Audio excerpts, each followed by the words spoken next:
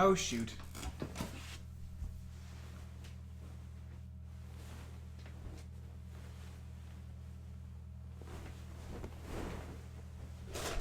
Alright, we good.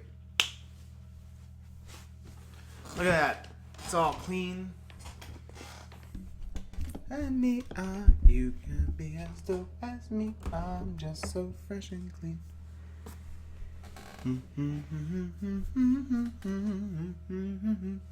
Hey there, guys. So this is Tom of MTG Radio, and today is a good day because today we get to play some Commander. Specifically, I think we're going to look at more spell decks.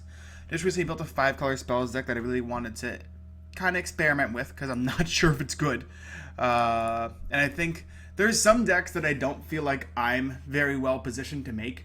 One of them is like very, very spell heavy decks. I'm not sure if this deck is good. It seems like it relies a lot on getting to 4 or 5 mana, and I'm just a little bit worried about that. That being said, it also looks like it could be super fun, so I'm definitely playing this deck. It features Chromat. I definitely, like, of the 5-color generals, one of my favorites. And then some really cute cards like Curious Homunculus or Baral. And then I have a 5-color big spells deck, or 5-color X spells deck, which I forgot existed. It's like somewhere down here. Let me fix that deck first, actually, so that it exists before we start A, B, C, D, E. Oh, did I already fix it? No, I didn't fix it yet. Come on. Oh, is it up here or something stupid? Yeah, here we go. There's a 5-color X spell deck that we're going to also augment. There we go. Sweet. But we're going to be playing this regular 5-color spells deck first. Not focus on X spells, because they're very different builds in what they're attempting to do, which is important. I have a lot of 5-color decks. We got 5-color +1/+1 counters, 5-color spirits, then 5-color spells, which is going to be the most important. Howdy, Kyle. Good to see you. Certainly a happy Tuesday. And I'm just going to pop up a room now so that we can kind of wait for people to join in the few 5-color spells. Format is Commander, featuring a free-for-all game with all players lying watchers and 1 win in 40 minutes. Just going to open this game up before we start. Howdy, Scorched. Clown Features. Good to see you. And yeah, so this is the 5-color spells deck. I mean, it features some fun ones like Pyromancer Goggles. I think the most fun things are going to be like Sphinx Bone Wand. There's definitely some cards we're missing. I don't know what they are yet, but I'm sure you'll tell me, which is being very useful. Cloven Casting is also going to be really fun. I don't know if we have enough multicolored spells for it, though, which could be an issue, but seems like too much fun not to play, so we're definitely playing it.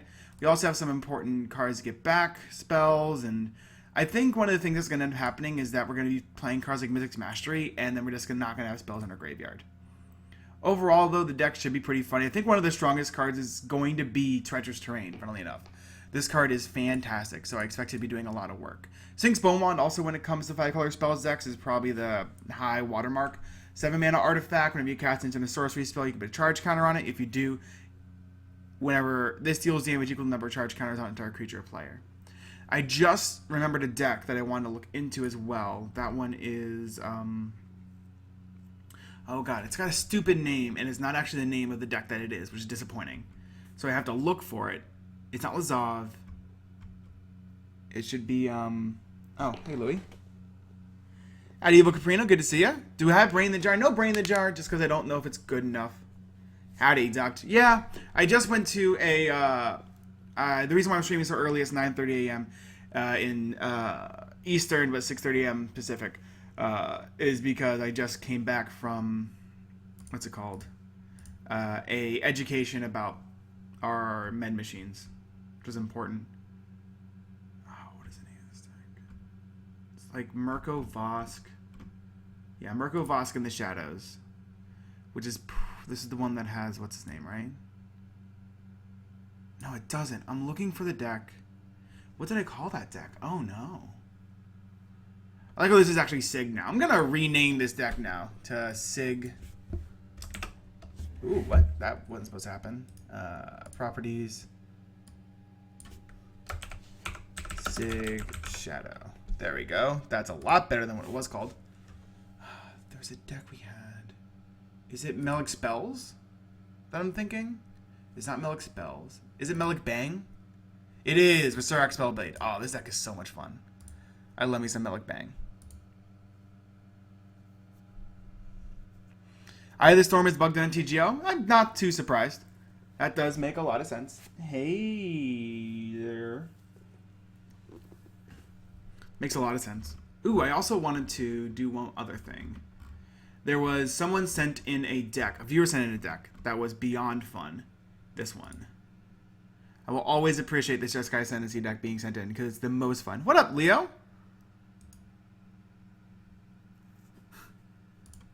That is certainly true. So I'm going to make a copy of this deck instead of killing it. Actually, that makes a lot more sense.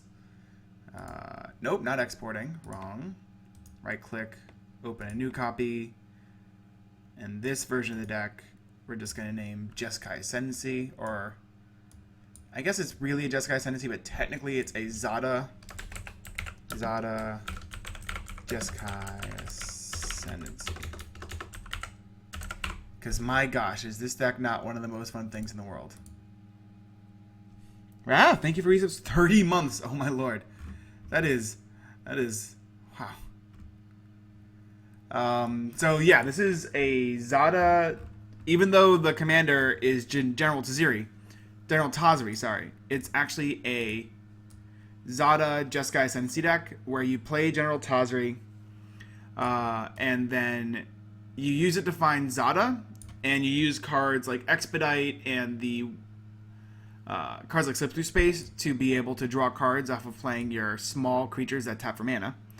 And then you eventually either tutor for Jeskai Ascendancy or play Jeskai Ascendancy, and then you just go off, making way too much mana. This is probably one of my favorite decks I've ever been sent.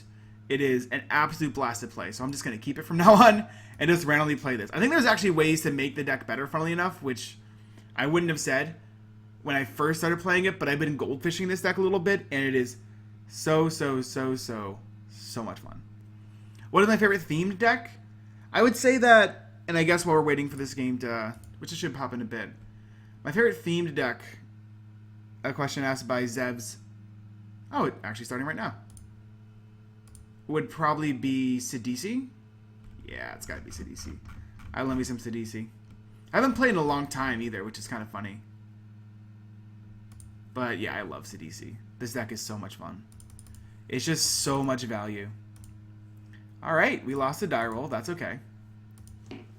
Gonna wish our opponents a good old hello and good luck. And we can't keep this hand. Turns out, when I said a spells based deck, I just didn't put lands in it actually. This is a manaless spells deck. Not at all. Wish our opponents hello and good luck because we're not savages. And we're going to start this game off. We are playing Chromat. That's a 5 mana 5/5. Ooh, this hand is much better. We have all of our colors besides white, which is good. So this is an easy keep for us. We also have some of the most impactful cards in our deck. So, although we don't have any ways to draw cards, and we should probably need another blue source, we should be good to go. We have all the green we need to be able to get us extra mana, which is important. Hey, Akvar, good to see you. Good to see you, Shadowmind. So we're playing Chromat, white, blue, black, red, green for a 5/5. He has 5 different abilities. White, black, target creature blocking or blocked by Chromat gets destroyed. Blue, red to give him flying. Black, green to regenerate him. Red, white to give +1/+1. And blue, green to temporal bring it back onto the top of the library. Our top left player is playing Bosch, Iron Golem. 8 mana, 6/7 with Trample. They did Mulligan. 2/6. 3 and a red to sack an artifact to deal damage equal to that sacrifice artifact for a mana cost of target creature or player. Our middle player is playing Marinar. They accidentally skip through their first turn. Happens. 3 double black for a 2/3 rat creature. For 2/3 rat rogue. Which is actually very interesting because it gives itself fear and you can prowl cards off of this. But you rarely attack with Marinar. 5 mana 2/3 gives all rats fear. And then you can sack a rat to put X1 black rats onto the battlefield for X number of rats you control. That's right. The original pack rat. Our top right player is playing Nin the Pain Artist. Ooh, Sacred Fountain. Never mind, we found our white mana. Nin the Pain Artist is a blue-red 1/1. That for X blue-red can tap to deal X damage to our creature. That creature's controller draws X cards. There's a couple cards you really look to watch out for from Nin the Pain Artist. Number 1 card is, well, the classic, Stuffy Doll. Stuffy Doll is really good with Nin the Pain Artist because it allows you to draw cards and deal damage to opponents, and it's indestructible. So there's a lot of fun cards you see in Nin that you don't see in other builds. Most of the time, though, it's just a blue-red deck. As Kylo Metters mentions in the chat, isn't Marinar usually a Relentless Rat stack? Yes, Marinar is usually a Relentless Rat stack. That does not mean that it's bad. We may just like wait for our opponent to play Nin and then just destroy that Swiftfoot Boots because we have a Bayou. Or we may wait to cast Gutter Snipe. We'll figure it out. We'll leave up the mana. Usually I utilize a key known as F8 as long as the lands are tapped and we can't activate the ability for 0 less. We just get to audio the turn. It's really useful because sometimes you just don't want to wait for a year in between turns. But we're going to leave up this Rakdos Charm, which can destroy artifacts or exile graveyards or have each creature do 1 damage to its controller. Rakdos Charm, I think, is... I'm going to say this again, and it's disappointing that I keep saying this, but I think this is very true for Rakdos Charm. Rakdos Charm is severely underrated. This card ends games all the time. Just all the time. Your opponent will be like, haha, I Genesis Wave for 40, and you'll be like, okay, that's 43 creatures. I Rakdos Charm, you take 43 damage, I take 3. And they're like, oh, so I lose then? And you're like, yeah, so you lose now. Really love Rakdos Charm. You're playing red-black. I think it's a stalwart part of every single deck playing red-black. And you really should play it because it does everything you want a card to do when you're playing those colors. Punishes your opponents for graveyard recursion. Punishes your opponents for playing extra creatures. And then in a pinch, can destroy really important artifacts like the now heavily played Paradox Engine. Which, funnily enough, I haven't run into yet in MTGO. So that makes me happy. Good question. Our commander right now is Chromat. Oh shoot. Evil beat me to it.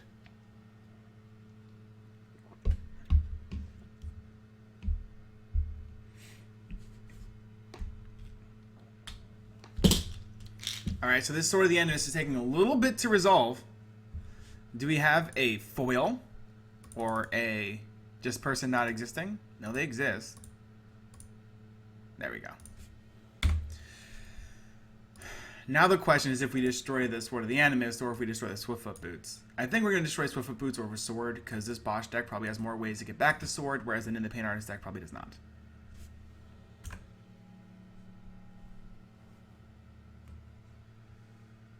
Ooh, interesting. Akvar brings up a point. Right now Command Tower is bugged. So if you play your commander and then... Are we going to have the chance... This is going to be very interesting. We could just run out Gutter Snipe here and then wait to get extra value off the Rakdos Charm. Or we could kill the Nin. The thing is, or we could prevent the equip on Swiftfoot Boots. Here's the thing. I don't think that's going to be too terrible for our opponent to have the Nin with Hexproof.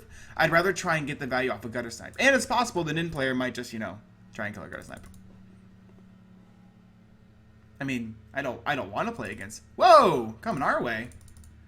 Alright, we are playing 5 colors. And we are hitting our mana, which is nice. We'll play Gutter Snipe and pass. Very simple card. 2 in a red, 2/2. Whenever you cast into a sorcery spell, this deals 2 damage to each opponent. Yeah. So yeah, apparently Command Tower will only tap 4 colors in your commander's cost. So, for a card like Bosch Iron Golem, their Command Tower only taps for generic mana. Or for a commander like Alesha, it only taps for red, not red, white, and black like it should, which is disappointing. So, there's that. One of those not that fun bugs. Ooh, Extra Planar Lens. That's very good for a top red player. Extra Planar Lens, a 3-mana artifact from Mirrodin, basically enters the battlefield and exiles a land in the battlefield. Then each land with that same name taps for double mana. Whenever people play Extra Planar Lens, they usually try and run snow-covered basics because a snow-covered mountain's name is snow-covered mountain, but you can still run any amount of them in your deck because it's a basic card. So when you run snow-covered mountains and you run Extra Planar Lens, only your mountains will tap for double. Now, our Nin player who's running generic mountains as well, their mountains will also tap for double. Also, yeah, we have a new charm target indeed. There's also these new little shields, these handy-dandy shields, which are pretty cool on players when they get dealt damage. So you'll notice that I've been dealt 1 damage from the Paint Artist. Ooh, a Goblin Festival! This is a 2-mana enchantment. It deals 1 damage to our creature or player. Flip a coin. If you lose a flip, choose one of your opponents. That player gains control of Goblin Festival. So this card's actually pretty cool. The thing about it that I find the most hilarious is that it really incentivizes you. You can use it really appropriately. The best way to use Goblin Festival is on Magic the Gathering Online, holding control to retain priority. You can technically use Goblin Festival as much as you want. So that's the cool part about Goblin Festival. It also invalidates cards like Curious Homunculus. Curiously. I'm just going to play this. I think we're just going to play Overgrown Tomb. There's nothing else we would be casting this turn, so there's no reason for us to augment our mana. I'm also going to leave back this Gutter Snipe. Now, we could look to Rakdos Charm this now. I think I'm more just going to wait for an In the Paid Artist player to tap out. They are representing double blue, and I believe this person when they show double blue. So, we could also attack them for 2, which would be fun. This is an interesting situation, because this player also mulligan. If we get rid of this extra planar lens, they are probably out of the game. Which means this Rakdos Charm could legitimately eliminate a player from the game, but is it worth it? Right now. And would our Nin player just counter it? I'm pretty sure our Nin player is going to be very protective of this extra planar lens, so I'm going to wait for them to tap out, because I believe them when they show counterspell mana right now. Because it looks like their deck is heavily based around doubling their mana. Especially when you play a card like Goblin Festival. You don't play a card like Goblin Festival just because you're like, oh, I can use it once or twice. You play a card like Goblin Festival because you can use it 15 times in a single turn. And of course, in the future, we could also just hold this until we can just like Merciless Eviction to exile all artifacts, which seems pretty good as well. So what we may do on turn 5 is look to cast something like Rakdos Charm, targeting our opponent's Swiftfoot Boots, bait out the counterspell, and then look to Eviction for red for artifacts afterwards, which could be very good. So, we'll see how it works. Kazul, Tyrant of the Cliffs, hitting the field. 5 mana, 5/4. Whenever a creature an opponent controls attacks, if you're the defending player, you get to make a 3/3 red ogre unless they pay 3. As they say, it's all ogre now. Or one of my favorite flavor text was on the card like Orc or Org, O-R-G-G, something. I think like a 6 and a red, 6/6. Used to be the gold standard for creature sizes. It was something like Assault and Battery included. Maybe that was Hill Giant. I don't know. It was something stupid, but it was pretty fun. This isn't Lucky Charms. It's not all charms. It's actually more of just a generic blue-red spells deck where I just really wanted to... We played against a mono-blue deck that was basically mono-blue spells, which seemed really fun, and I kind of wanted to pour it over into red-blue into multicolor spells, so that's why we're playing this deck specifically. All right, let's see what our Nim deck does. Just a Highland Lake.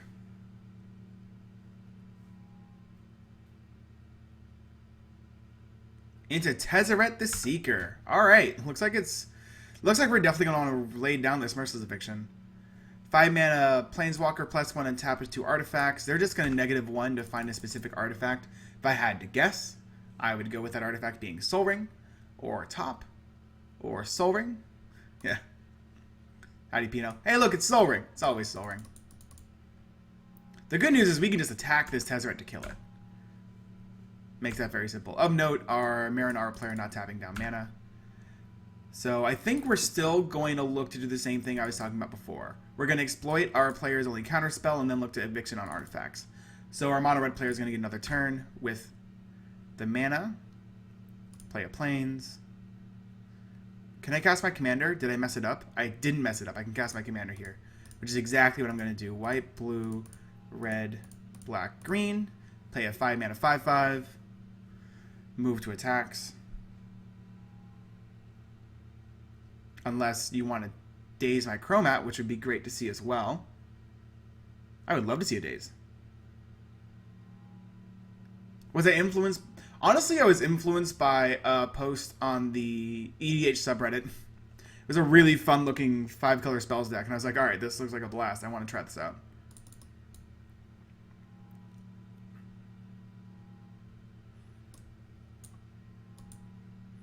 Play Chromat. We're just going to attack our Gutter Snipe into Tezzeret here, put him down to 1, and then I would assume our Kazul player will also attack into Tezzeret. That's my best guess. But I'd be down for a daze. If that gets a daze out of this player's hand, I'm so happy. Now, the one downside is that when we do look to Merciless Eviction, it's... yeah, let's just go like this. Attack Tezzeret, and pass.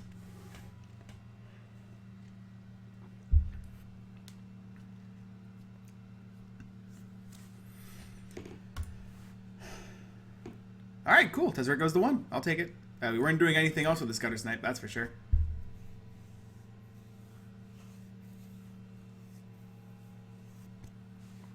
Keep comes down for our Bosch player. I would be very surprised if we don't see this Kazul Titan Eclipse equipped. Very, very, very surprised. I'm excited. This is definitely a card I'm trying out. It's going to be really hard to use with this Goblin Festival, so that's disappointing, but basically you tap it to cast instant and sorcery spells. You get a colorless. Then if there are 3 or more instants, you flip it into this 3/4 prowess. Ooh, Deathrender. Deathrender is a 4-mana artifact. Equipped creature gets +2/+2. You equip it for 2. Then whenever the equipped creature dies, you may put a creature card from your hand onto the battlefield and attach Deathrender to it. This is definitely one of those cards that came out in Lorwyn that when it first came out, a lot of people were like, oh, that could be really useful. And then it wasn't. I don't think people were very interested in the full effects of Deathrender. I know that I was never enchanted by what Deathrender does either, so. Did I end up playing that 5-color Jeskai Sensei deck again after comboing off with it on turn 5? Yeah. That is my new go-to Goldfish deck. Zada Hedron Grinder was my go-to Goldfish deck because it's just so much fun to Goldfish. But now that 5-color Jeskai deck is 100% my favorite deck to Goldfish. It's just an absolute blast to play. Alright. Kazul is either attacking us or attacking the Tezzeret. We'll find out together. We'll find out together. Overabundance is not working well? Oh, shoot. I love that card. One of the decks I wanted to play was Green-Red Wart. Mother. So they equipped up Sword of the Animus to Kazul. They're going to find it basic, put it into play tapped. Of note, Sword of the Animus is legendary. I have definitely seen people try and make a copy of it on their battlefield because it's so much fun. They're attacking us. I don't understand this. I'm going to block.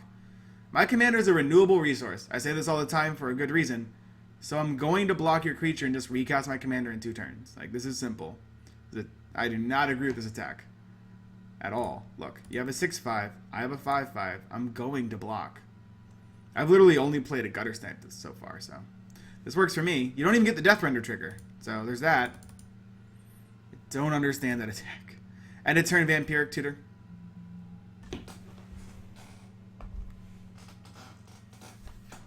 Hey, Tiger. Thank you for resubscribing, man. That's awesome. 7 months.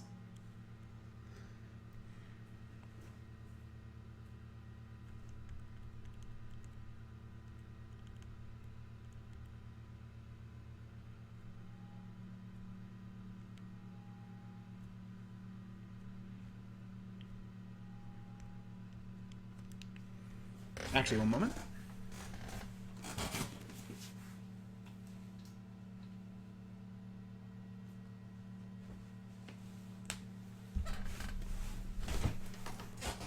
Oh, that's right.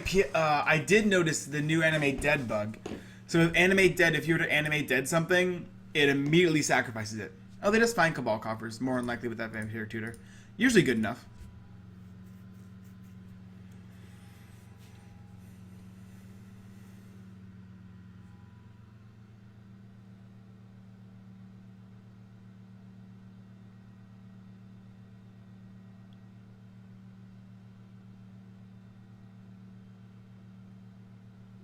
They have 6 mana here. I don't know why they didn't think we wouldn't block. I'm confused by that. Yeah, like...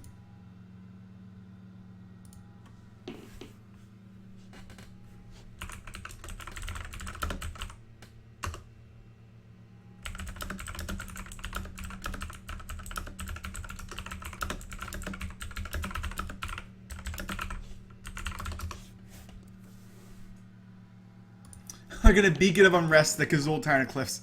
Alright.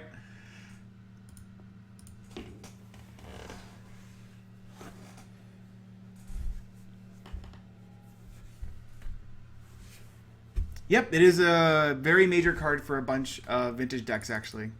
So it's pretty disappointing that it's not working appropriately. Alright, Tezzeret's going to untap the Soul Ring for some extra mana. Just one of the reasons to kill the Tezzeret there.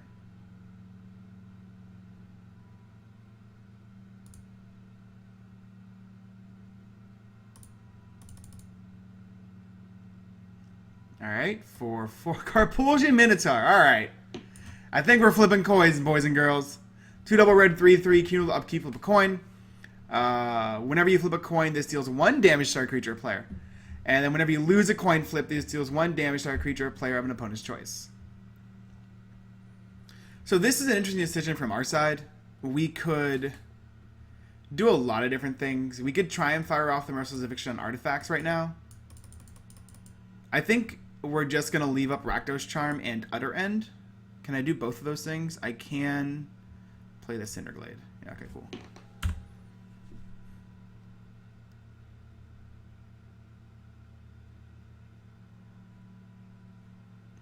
I don't know how Necromancy works. But I mean, I have a couple of decks that have the card in it, so we can definitely test it out after this game. That is definitely a pretty big MTGO bug, though. Our top right player just conceded?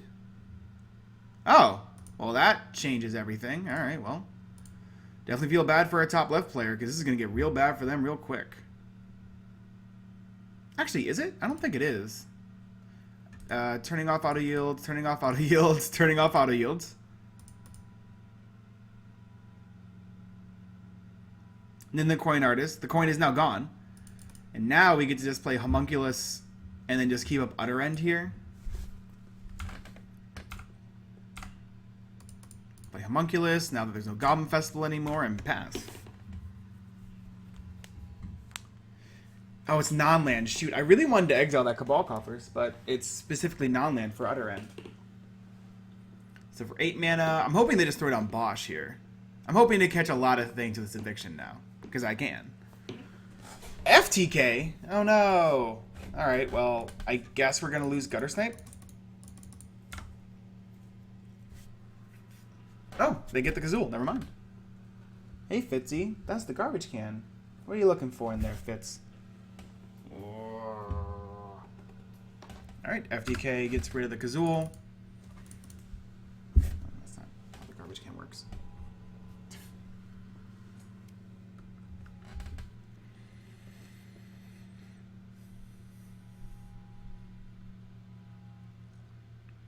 Alright. So we're just going to equip both the Death Render and the Sword of the Animus to the Flame Tongue Kabu here. Which is fine.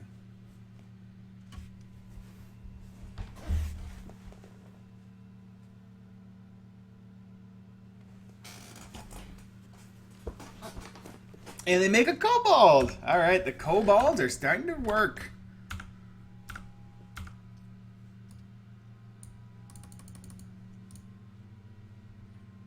Alright, let's see what our rat deck is going for. So far, we've only seen Beacon of Arrest and a Vampire Tutor out of them, so...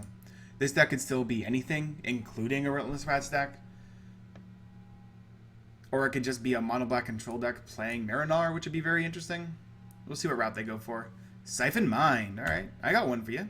Take this Plains. Couldn't care less about that one.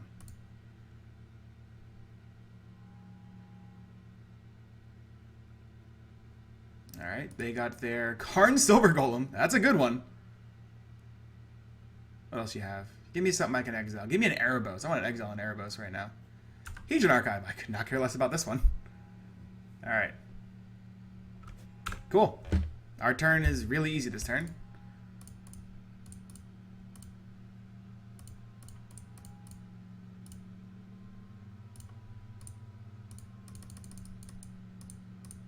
It's going to exile all artifacts, including our opponent's Hedron Archive they just played. We're going to get attacked for 7. I understand this, but the amount of value in this play is undeniable. The exile hit on this is also huge. Alright. Now I have a Bring to Light as well, which is going to be pretty good. Attack our top right player for 2. And pass. Hey, Komodo. Yeah, we're gonna... I don't think I've finished building my Baral deck yet. Baral for them all. No, I haven't. It's down here somewhere then. Ooh, I haven't even started it. Uh-oh. I guess we'll have to build one. I thought he already started it. Alright, that's fine. I wonder what we Bring to Light in this deck. I have no idea. It's probably like Jace's Sanctum is the card we find with Bring to Light. We'll have to find it. We'll have to figure it out together. The card we find with Bring to Light might literally just be like a large card draw spell. Like a Concentrate. I'm not sure. So 6 mana for our Bosch deck. They're down to 1 card in hand. They have exactly card in their graveyard, because that's the other thing about eviction is that it doesn't let you scrap master either. Oh, yeah, that's right. We should bring the Light Siege Rhino into play. Oh, we can't grab enchantments, of course. Blade of Selves. Uh-oh. That's a good card. And they can equip the Flame Tongue Kabu, so this is bad news, Bears. Looks like we do have something to Rakdos Charm here. Blade of Selves, 2 mana. Oh, they didn't attack. That's wonderful. 2 mana equipment. Equip creature as Myriad and equips for 4. Which means whenever it attacks, you put another copy into play attacking new people. And so FTK gets really good. No, this is actually 5-color spells. Howdy, Hepty.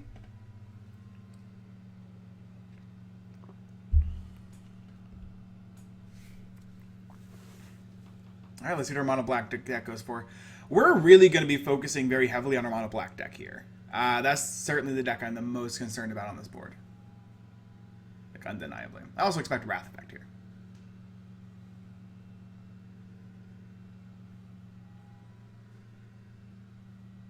Oh, Marinar comes down. Okay. Welcome to the battlefield, Marinar. What's your goal? Are we going to see our first Relentless Rats? Ichor Rats. Okay, so we are a tribal rat deck. That's fine. It's good with me.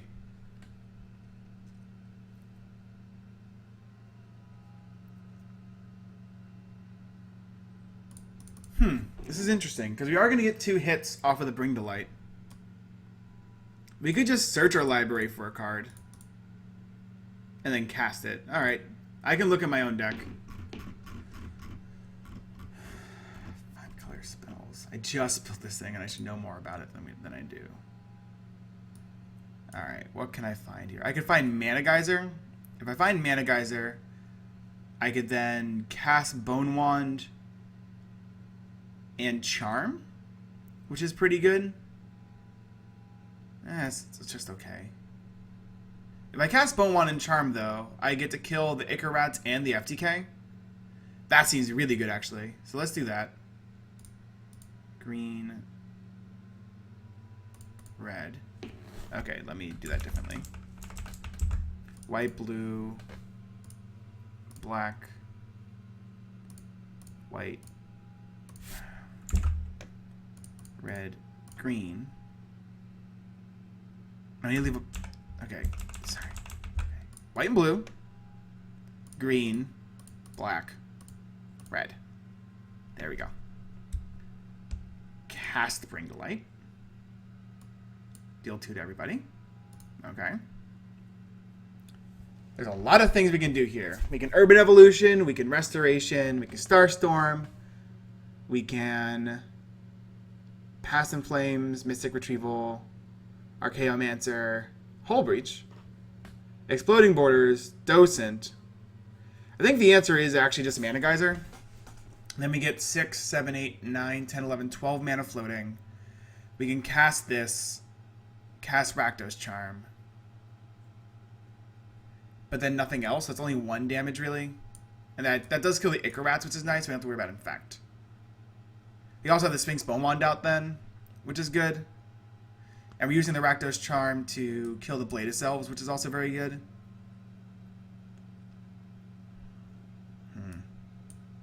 Is that good enough?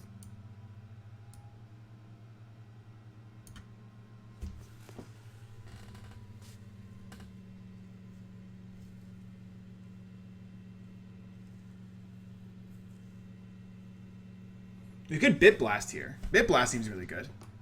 We can Bit Blast, killing the Marinar, and then just get something else. Yeah, let's do that. I would certainly like to kill the Marinar here, which will help us cascade. Cascading into Archaeomancer. Seems good. Gonna cast the Archaeomancer. Bring back Eviction. Okay. That worked out better than I thought it would. And now that's gone. And I can attack our top right player here. See if they'll trade. Cool. That was fun.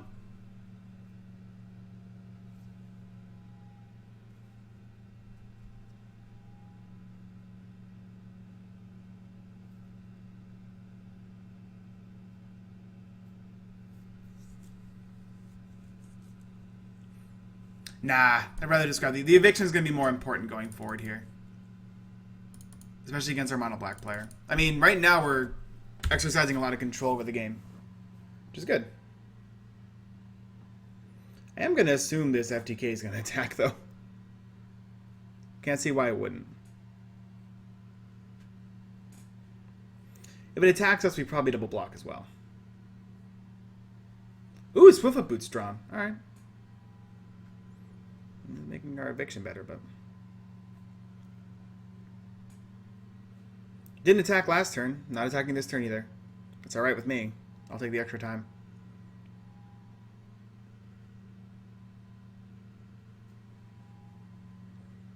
Alright, 5 mana floating again.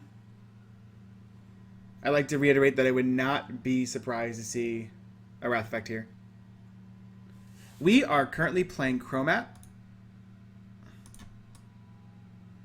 Our top left player is playing Bosch Iron Golem, and our top right player is playing Marinar. Batterskull, you say? They have the 3 mana to return it to their hand, too. Alright, alright, alright. I see you.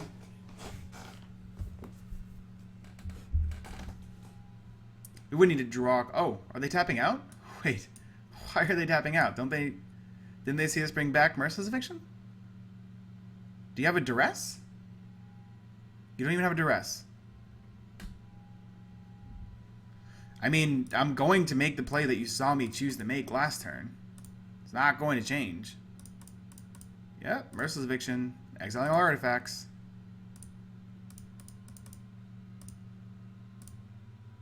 This is still the right play. Was before, is now. This is destroying our Bosch player, by the way. Alright. Cool. Works for me. Attacks? Yeah, let's send this Archaeomancer nowhere. And pass. Interesting. You got to eat a Batterskull for free. That's nice. And this Homunculus is going to flip, which is going to be really useful because I want this thing to flip soon. That way we can demand and find, if we draw a land, a blue land specifically. Yeah. We might, I don't know, this is going to be weird. We might, can we demand for Exploding Borders? We can, good. So what we'll probably do next turn, as long as our Homunculus is still in play, we'll look to demand for Exploding Borders, cast Exploding Borders, to get ourselves another blue land, and then look to go from there. Earthquake for 1. That's pretty good here, actually. That gets rid of our Homunculus, which was certainly helping. It also kills all the rats. Rats. Foiled again. This Gutter Snipe, though, has dealt so much damage.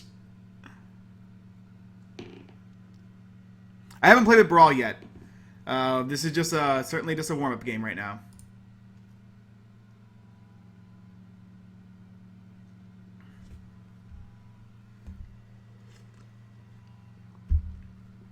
Kobold during combat, also known as showing off. Alright, back to our mono black player. They still have a Cabal Coffers out. They are playing Tribal Rats, which is good. But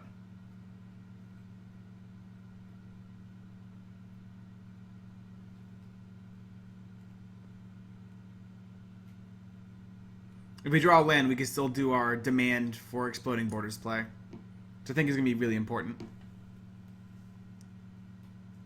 Midnight Scavengers. Oh yeah, they're playing the, what's it called? The Graph-Rat's Chittering Host. Nice. Enters the battlefield, you return a creature card with cost 3 or less to your hand. This is going to tell a lot about what their game plan is, actually. They're going to return the Acre Rats, or they're going to return the Swarm Rats. Good. I was worried about that, actually. Swarm Rats returned.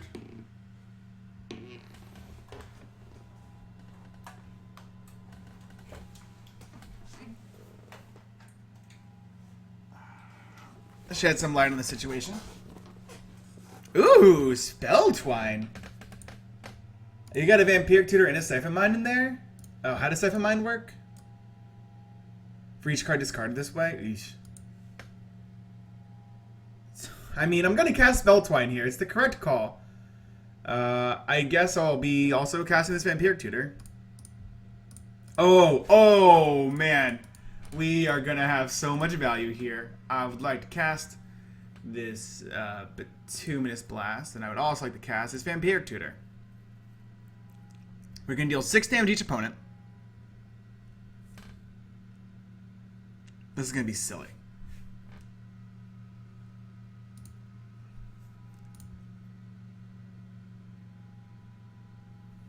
First, we're going to cast a Bit Blast targeting these Swarmer Rats, which is going to trigger Cascade. And then we're going to cast the Vampiric Tutor. Oh, no, it's going to go under regardless. Oh, well, we'll Cascade first. Oh, Cultivate! Wonderful! This deals a total of 6 damage, everybody, which is pretty good. I would like to grab an island and a forest. Island into play, please. Alright. Now we get the Vamp Tutor. Putting Mana Geyser on top. Deal 4 damage. Play the forest. Pass.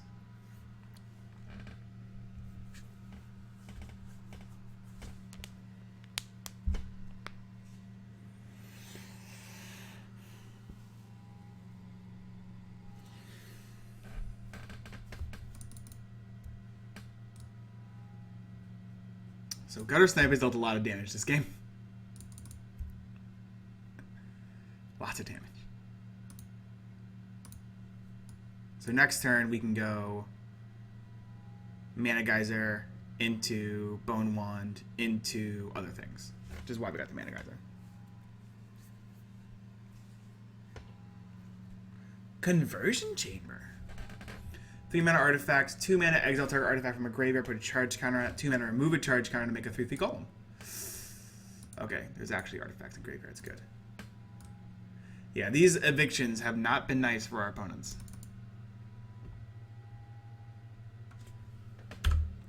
Oh yeah, why are we holding up mana? That's a good point.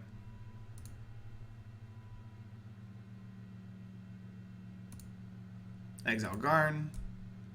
Huh. Totally forgot this card existed. It's cool though.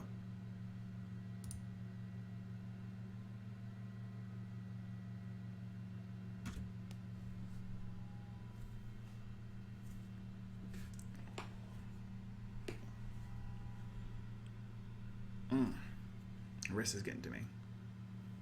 Alright. You ready for the huge card that's going to change everything? The Exsanguinate to rule them all.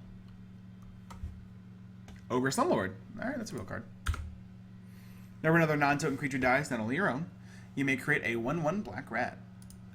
Also, it just gives all rats Death Touch.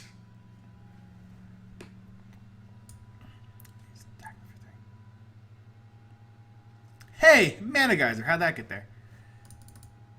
What do we get to cast after this? I guess we can Retrieval the Geyser, cast the Geyser. Retrieval the Geyser, cast the Geyser. Okay. Is that going to be lethal? We're going to find out together. I'm going to have red mana for Rakdos Charm anyways. What am I talking about?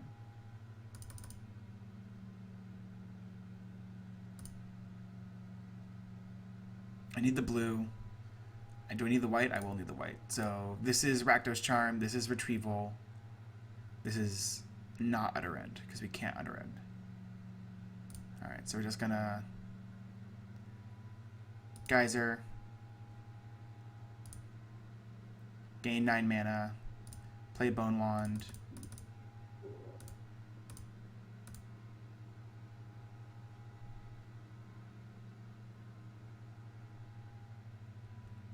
you know, we didn't have as much mana as I thought we were going to. Because this player didn't tap out all the way. That's why. So we can now... We could charm their graveyard if we wanted to. Seems kind of bad. Deal each player's creature deals 1. That puts them to 8, 6, 5. Oh, actually, do we have enough to do all this? Make a retrieval. We could deal them 2, 3, 4, 5, 6, 7, 8, 9. We can put in a 1. pretty easily here. Is that good enough for what we'd be trying to do?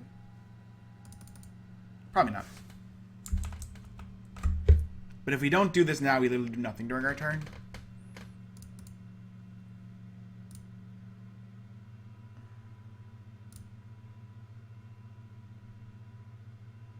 We also wouldn't be able to cast anything afterwards anyways.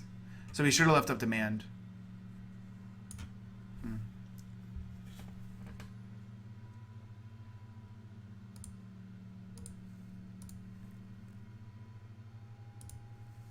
Let's give me back, bring the light.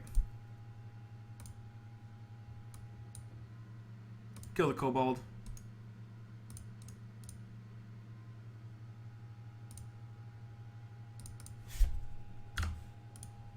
And pass.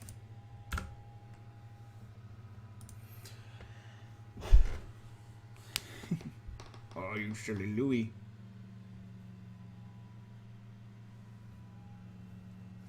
Yes, MGGO still has double graveyard value. It also has actual commander damage, which is nice.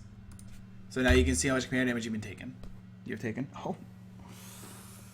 Oh, Louis. I've always liked the golems from New Phyrexia. They look super, super metal. Slash biomance metal. I don't know, it's just really cool. They got a lot of heart. They're golems. They got a lot of heart.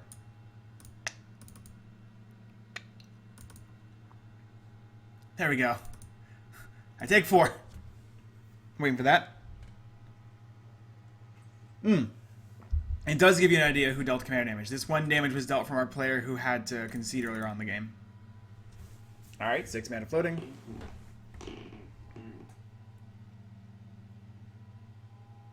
9 mana. In Garrick's Wake. Okie dokie. So they're probably dead. That's 5. Yeah, they're dead.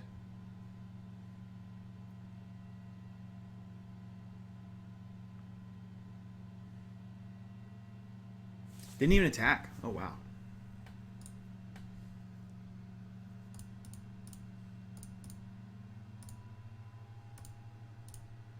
Cast Bring to Light. Deal them 2. Oh, I should have dealt them 2, them 3, actually. Oh, well. We'll cast... I can just kill them a lot of different ways here. But let's go with... All Sun's Dawn seems pretty good, because I don't get anything back that's white.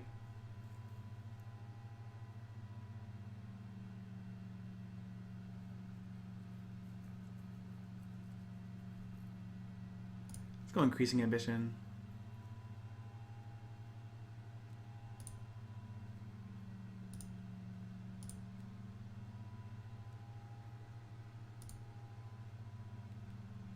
I want a copy of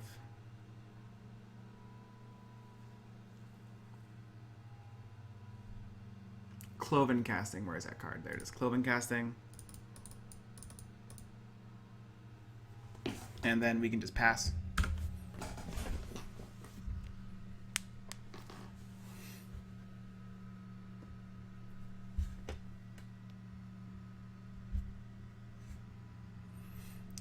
So they're going to cast Bosch. We're going to kill Bosch and kill our top right player. And then we should just win the game from there. Like, I don't see how we lose.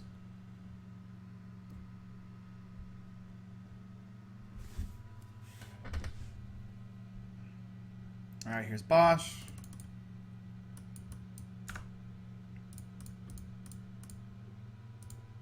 Destroying Bosch. Dealing that 4 damage. Bosch is dead. Goes back to us. Fumarole. Free turn to cast Cloven Casting. Pass. Cloven Casting is a 7 mana enchantment. Whenever you cast a multicolored instant or sorcery spell, you can pay 1. If you do, card that spell, choose 2 targets. Doing well. They're dead to Rakdos Charm. We actually lost 2 damage there. We should have dealt them 2 damage, and then in the end it helped us because we got to kill Bosch that way. Ooh, Cathodian. Yeah, the game is beyond over here. They make a kobold. Tap out. Bivouac.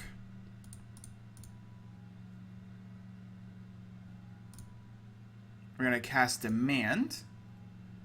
And then copy it.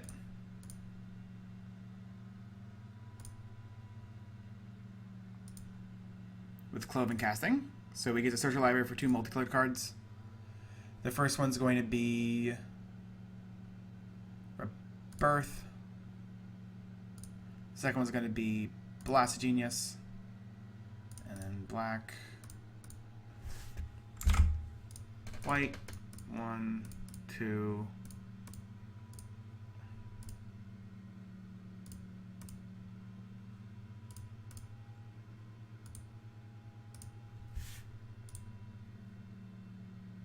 Exile basically all their non-land permanents. Pass it back. Oh, hey, Lou. And that's going to be the game. Like, we've managed to exile all of their artifacts without exiling a single card from their graveyard. Which I think is pretty sexy, if you ask me. Howdy, $5. Hey, Lewis. That's right. This is exactly where cats go. Good point. I forgot. Totally forgot that's how cats work. Nope. Blast upstairs. Kill the dragon. Make a copy for fun. Also targeting our opponent. Discard this Vengeful Rebirth. Win. There we go. Simple as pie. Howdy, Dine. There we go. This is our 5-color spells deck. I mean, it's not going to be that good every single time. We definitely got some help because our opponents weren't playing decks that were very heavily creature-based. And we also drew Merciless Eviction, which was able to get rid of the artifact threat pretty early. And our Is-It player ended up quitting early as well because they had to attend to something in real life, which is always a good excuse. So. Oh, Louie, I love you so much.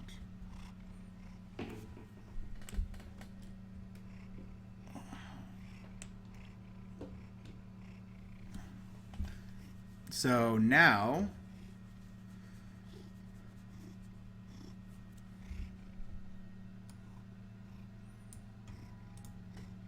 So I have some bad news. I lied. I don't have a Baral deck right now. I totally forgot to build it. So, I mean, what I'm going to do is you're going to need to give me 15 minutes. And we're going to do some conversion. No, Lewis, that's the mic. Don't rub your face on the mic.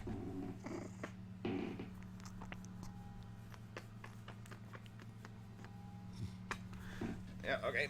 Lewis, go this way. There we go. Goodbye, Lewis. All right. Obviously, you want to see me instead of a cat. Come on. Cats. Who needs cats?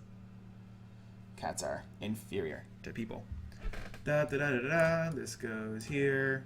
This goes here. That goes there. This goes there.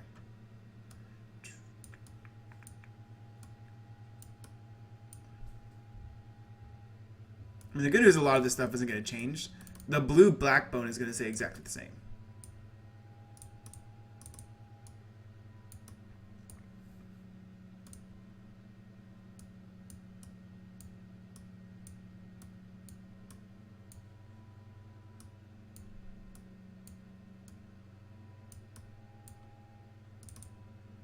Hey, look. We started building our Baral deck. Aren't we the best? Lewis, that's a trash can. You don't knock over trash cans, they have trash in them.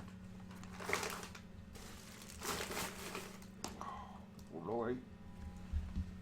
Okay. Step 1. All the blue cards from the other deck. Step 2.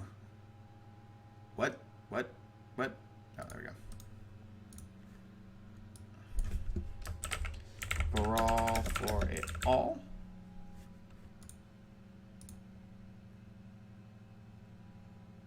So you're going to notice this deck is going to be a lot different than the Baral decks because I don't like playing counterspells too much. Pretty simple that way. We'll play Gauntlet. We're going to play Cage Sun.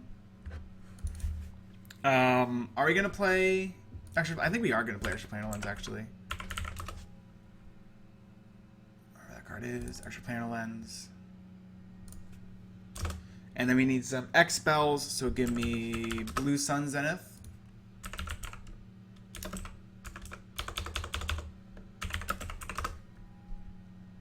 Blue Sun and Talran seems good. Give me Spelljack. Where's my Spelljack? Oh, it's probably one word, isn't it? Yep, one word. Give me, not Prescient Chimera. What's the name of that thing? It's, Mischievous Quanar. Give me Willbender. Because it is always Willbender. The good-looking Willbender. Give me, I'm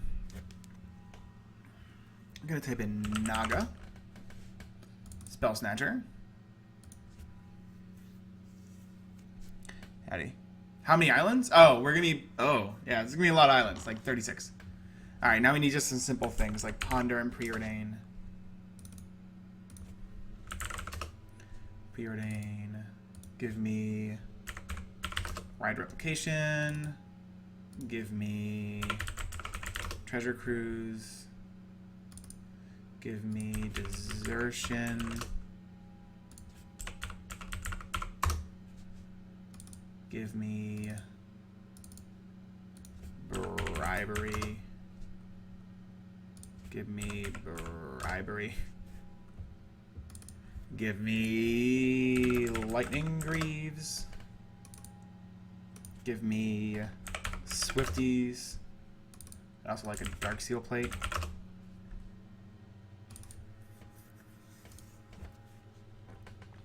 I'm gonna grab a Sea Beyond. I'm gonna grab a Mystical Tutor. I'm gonna grab a something Theft. That's Theft. That's Theft. Is it not? What? Ooh, Baby J sounds like fun.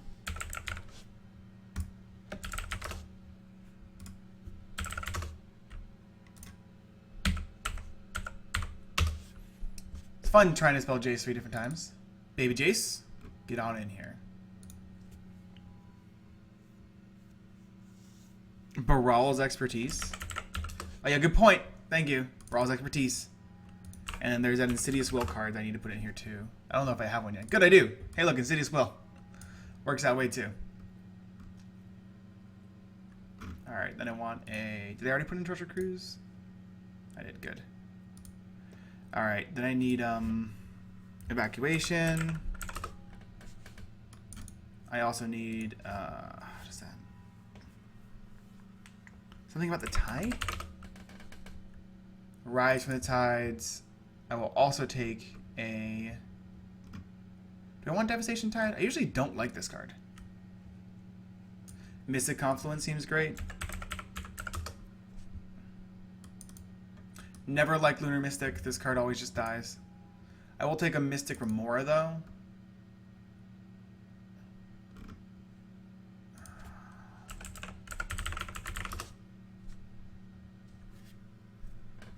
Don't want Archmage, don't want Commandeer. I do want Nimbus of Frost.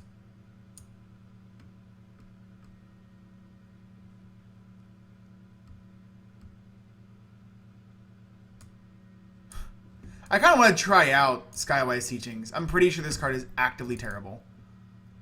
As is Quiet Contemplation. But we're going to try them out because they seem like a lot of fun.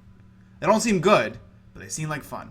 I want to establish that I understand these cards aren't good, but they seem like fun. I'll grab a Cryptic.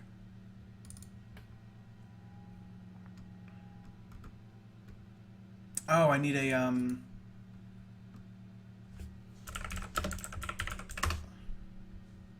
What is this card called? Oh! That seems like fun. I'll play Aether Snatch. That sounds like a blast. Not going to commandeer. Blatant Thievery. There it is. I'll play a Confiscation Coup.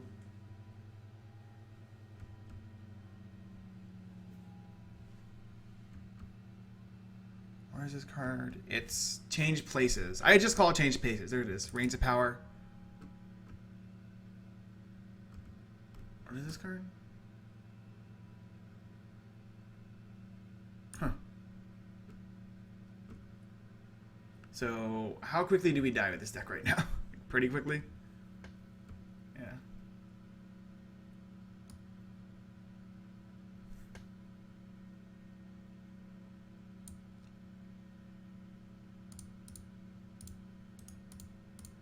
So I'm worried about two things. I'm worried about closing out the game. I'm worried about our opponents immediately killing us. Two things I'm worried about. So you need to be able to finish out the game, and we need to also not die immediately. So we're going to play some big guys like Pearl Lake Ancient, which also works in this deck because it has prowess.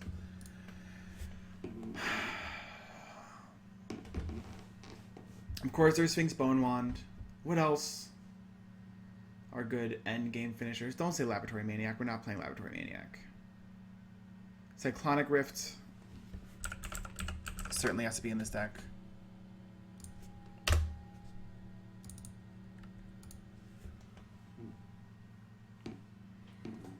Ooh, Gear Hulk sounds amazing. Should have been in that other Fun Play deck. Do I not own this Gear Hulk? Oh, I probably don't own it because it was super expensive. Did it? I bet you it dropped in price, didn't it?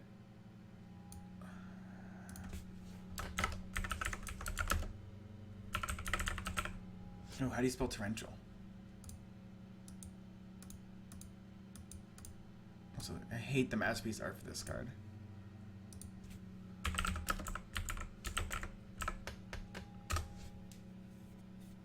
Oh, it's still $15. How about no? Yeah, not playing $15 for Torrential Gear Hulk. We're definitely not playing Palancron. Guarantee you that one.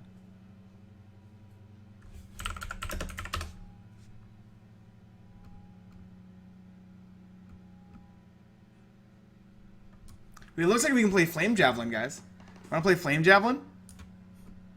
We can easily play Flame Javelin. Part of me thinks this could easily be a Gush deck.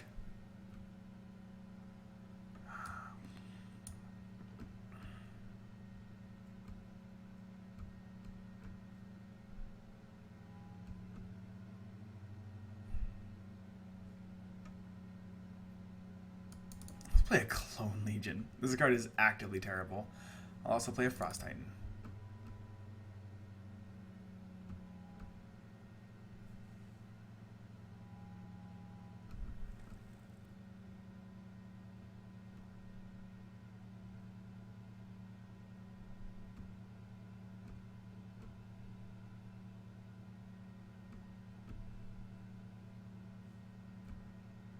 Anything else I really want to play in this deck? Bassa doesn't seem too bad.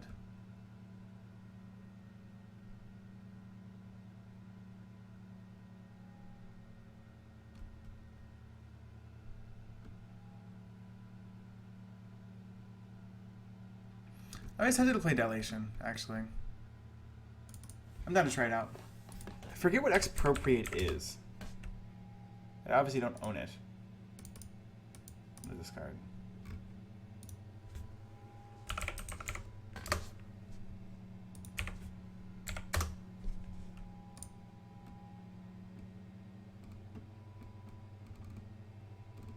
I know it's from the new set, I just forget what it does. Slash what it is. Slash everything about it. Ooh, Curse of Swine.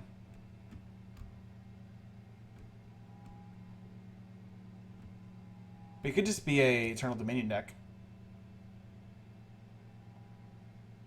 Good to see you, Komodo.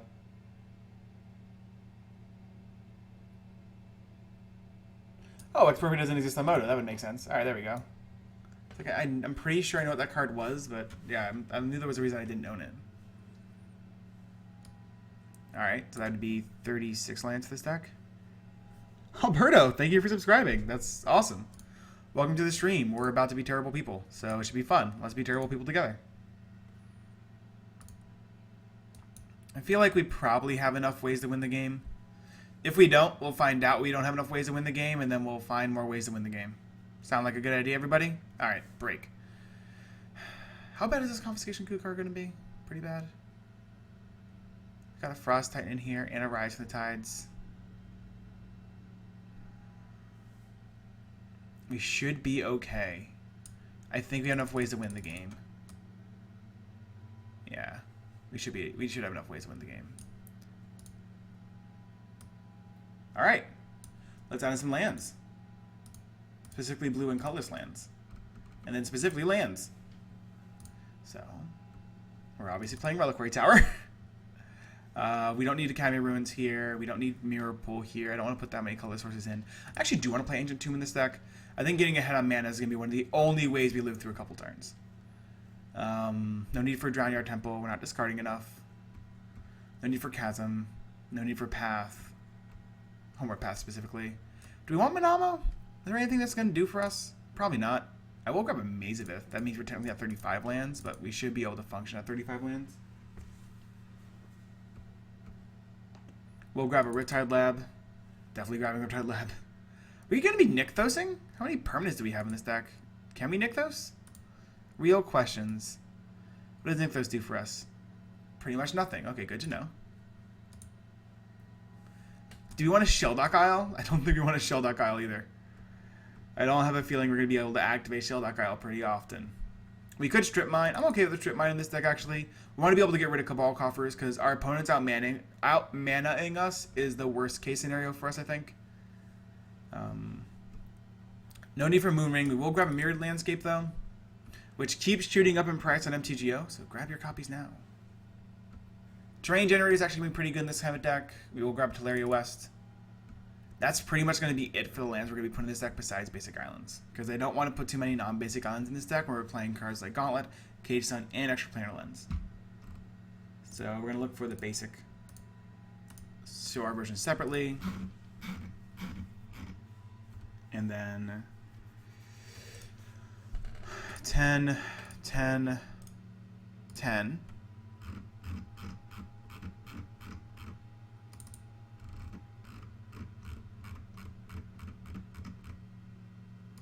That's 36 lands. Yeah, Miller's already in here, yeah. No, I am definitely not a capsize kind of guy. A capsize kind of guy, I guarantee it. That is a no-go from me. This is weird. This is one of the only times I'm going to say this. I kind of want a card that shuffles our graveyard back into our library. I feel like that's going to be important. I don't know why, but I feel like that's going to be something we need to do. Well, I know why, but this feels like something we're going to need to be able to do.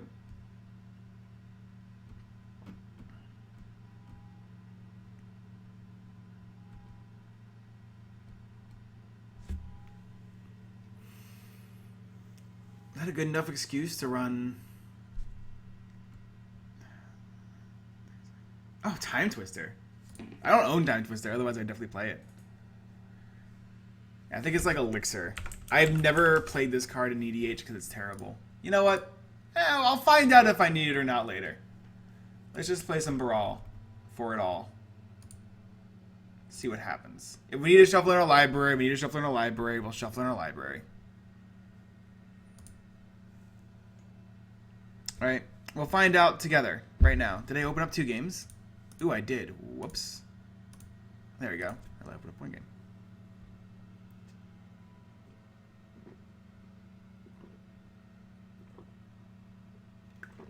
Alright, let's see what our first build of this deck, how it works.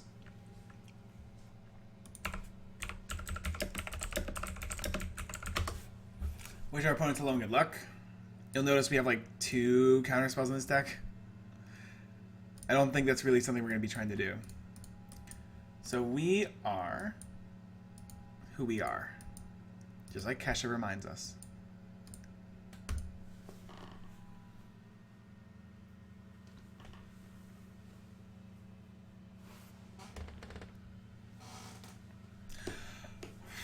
Okay, this could be an issue. This is a terrible hand. An absolutely positively terrible hand. It is all the things we need, but none of the things we need. It's a weird way to put it, but...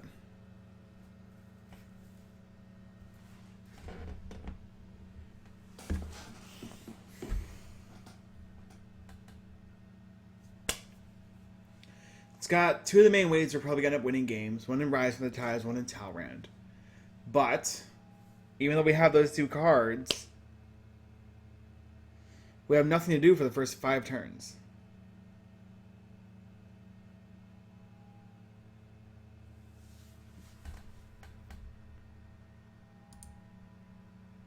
This is better. The reason we're running Baral, even though we're not playing many counterspells, is simply because he makes all of our instant and sorceries cost 1 less to cast. That's why we're playing this commander. Simple as pie. Well, simple as that, really. Alright, we're playing against some other pretty cool commanders, though. Our top left player is playing Drownu Lichlord, 3 blue black for a 3/3 zombie wizard.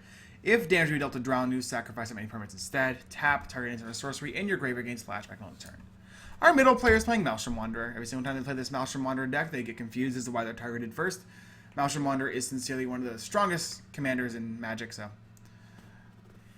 5 blue, red, green for a 7/5 elemental. Gives all your creatures haste, and it's got double cascades. When you cast a spell, you get to just reveal cards from the top of your library until you reveal a non-land card that costs less than it. You get to cast it for free. So when you cast Maelstrom Wanderer, not only do you get a 7/5 haste, you also get 2 extra spells that cost 8 or less. Our top right player is playing Sidri Galvanic Genius. White, blue, black for a 2/2 human artificer. For a single blue, target non-creature. Ooh, Melita Charlatan. That should be fun. Target non-creature artifact becomes an artifact creature with power toughness each equal to its CMC till end of turn. For white, black, you can give an artifact creature Death Touch and Lifelink. We almost played a garbage Drowning deck last week, I think. Fitz, what are you doing, big boy? Fitzy. Fitzy.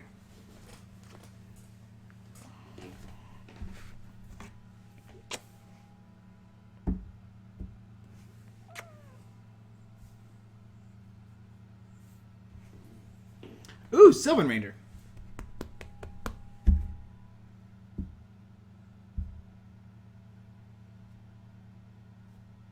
That's usually how it goes on, bub, yeah. Usually our middle player plays Maelstrom Wanderer, wonders why he gets targeted when he plays Maelstrom Wanderer, gets reminded of playing Maelstrom Wanderer, then decides to not play Maelstrom Wanderer, then plays Maelstrom Wanderer again. So we'll find it out. Treasure Mage comes down. 3 mana, 2/2. Also, it's now red. They're going to be able to find an artifact that costs 6 or greater here. Off of an Ancient Tomb as well. So the card you watch out for the most, actually, in this deck is Caltrops, funnily enough. Caltrops, 3 mana artifact. Whenever a creature attacks, it deals 1 damage to our creature player. It's actually pretty scary in this deck. Alright, we're going to cast our commander here. Blooped. We blooped. Y'all got blooped. Okay, Vampiric Tutor being cast by a Drownu player. You can see my face fall when I thought our top left player was going to be countering our Baral, chief of it all.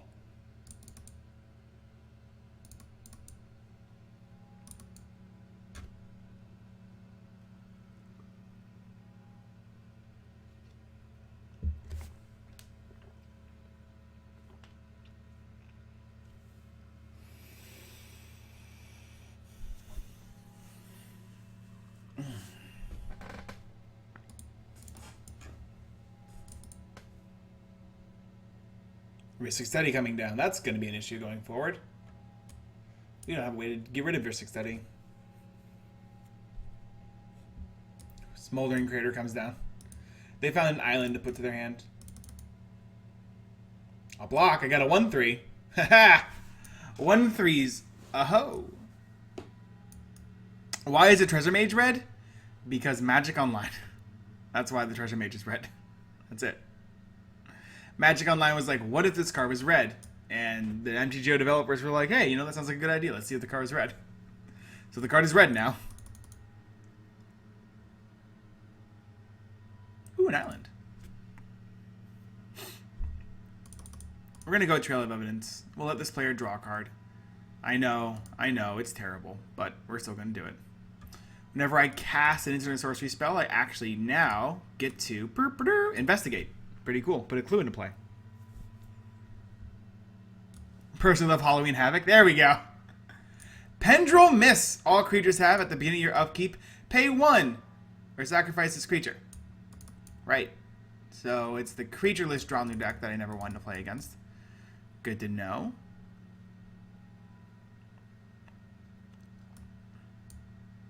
Probably will pay 1. To be honest.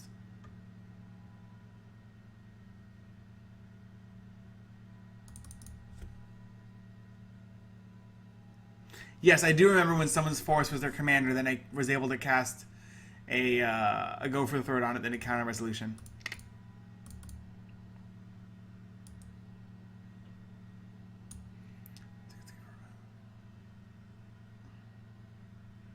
Ooh, Everflowing Chalice kicked twice. I know what I'm doing next turn.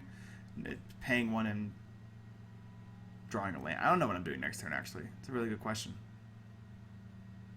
I think we are definitely playing for Baral. Ooh, an island. Good. We are the best at magic.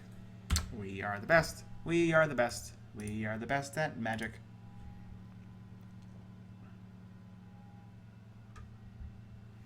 Why don't you play this in Garza's? Yeah, this is a card I didn't know existed, and I dislike exists. I dislike that it exists. I'm expecting the back to basics to come down from the Dranu player, and then for this player to concede.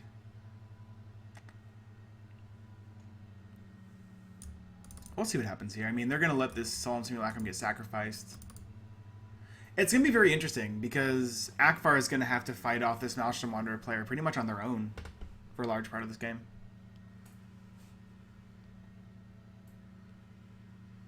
Mage Right Stone.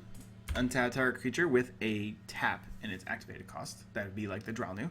Time and Twister! Alright, our hand got much different. Ooh, I like this terrain generator, though. That's nice. Alright, I don't know. I like our hand now. Howdy, nobody. Good to see you.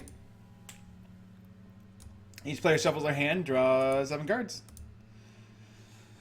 I don't know how much I like that with the Maelstrom Wanderer deck there, but we'll figure it out together, I guess.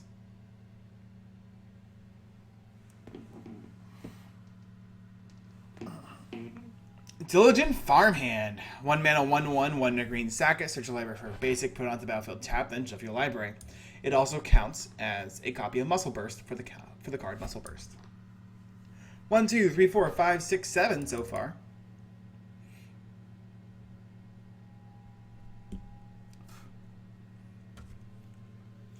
Good morning, eggs are good. 1, 2, 1, 2, 3. Can I play Terrain Generator? I can play Generator, I can play Swiftfoot Boots, and I can pay for Swiftfoot Boots. In that case, I'm probably better off playing Landscape, playing Swiftfoot Boots, and equipping. Yeah, that's what we're going to do.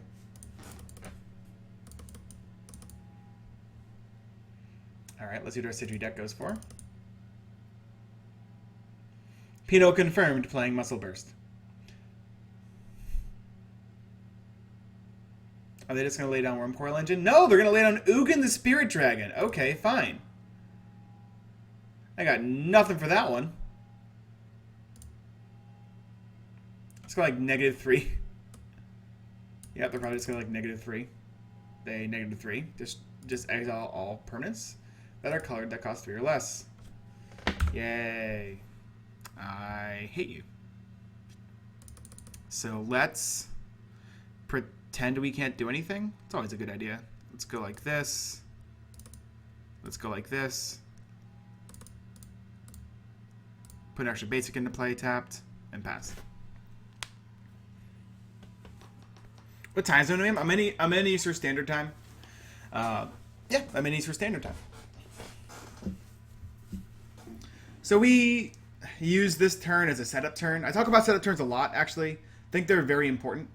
So we just use this turn to increase our mana using Terrain Generator, playing Swiftfoot Boots, and just passing. We're not under any threat. We're at 40.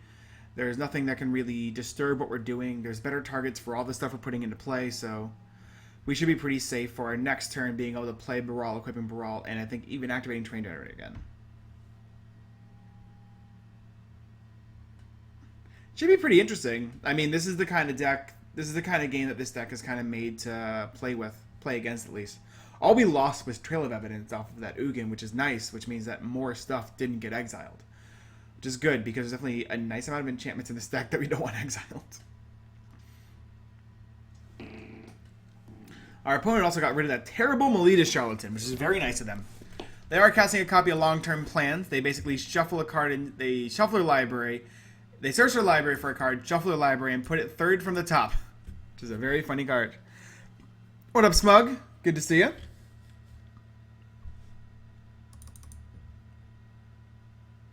Ooh, not just casting their general from the Maelstrom Wanderer player. They're going to play Sarkin Unbroken. Aw, yeah, baby. They can draw a card, then add 1 mana of any color to your mana pool for +1. -2, create a 4/4 red dragon. -8, search your library for any number of dragons and put them on the battlefield. Then, shuffle. That is sexy. They're probably going to lose their Tyler's Tracker here. Yeah. So, by the way, Ugin's +2, deal 3 damage to our creature or player. I don't think we're going to be seeing this Tyler's Tracker that much longer. Small guess.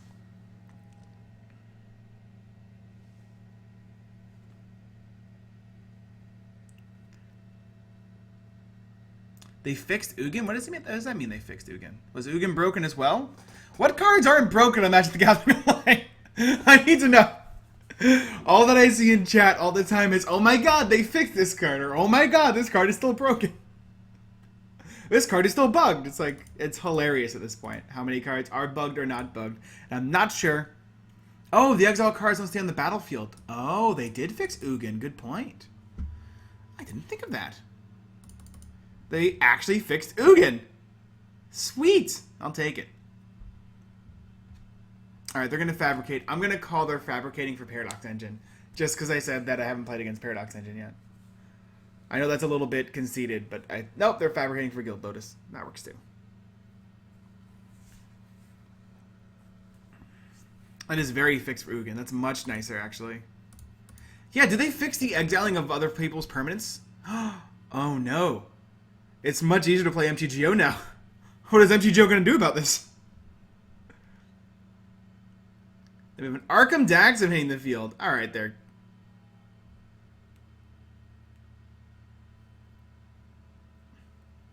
Frantic search and response. Arkham Daxam, 3 and a blue for a 2/2. Tap it. Target artifact creature's controller sacrifices it. That player may search their library for a non-creature artifact card, put it onto the battlefield, then shuffle their library.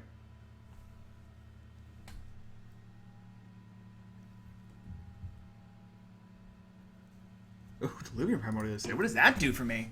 Seems like Primordial does a nice amount of stuff. We get to fabricate. We can't immediately equip Swiftfoot Boots. We have 7 mana here, so we could cast our commander for 4. And then do nothing. That's an option. Always an option. We can just Bribery from our Maelstrom Wanderer player's deck and find a way to kill Ugin, which seems like a good idea. And probably wait. I think they're playing Woodfall Primus. This is like the best answer for us here. Hey, I'm going to borrow the cards in your deck real quick. Alright, where's Woodfall Primus? Whoa. Okay. Let's look at this. I thought this was a Primal Surge deck. This is a Primal Surge deck. We could... Oh, man. Oh, boys and girls. Alright. Well, did you know this deck seems to be disgusting? What is this card?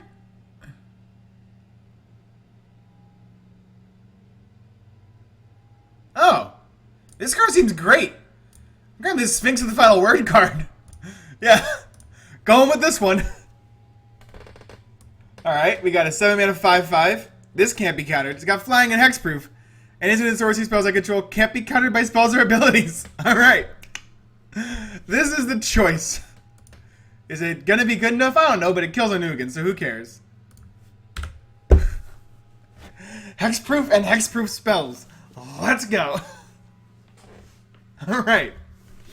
Good job, Bribery. Sometimes people just don't appreciate you enough.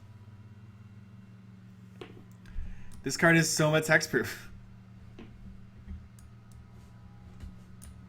Ooh, look, a Thought Vessel.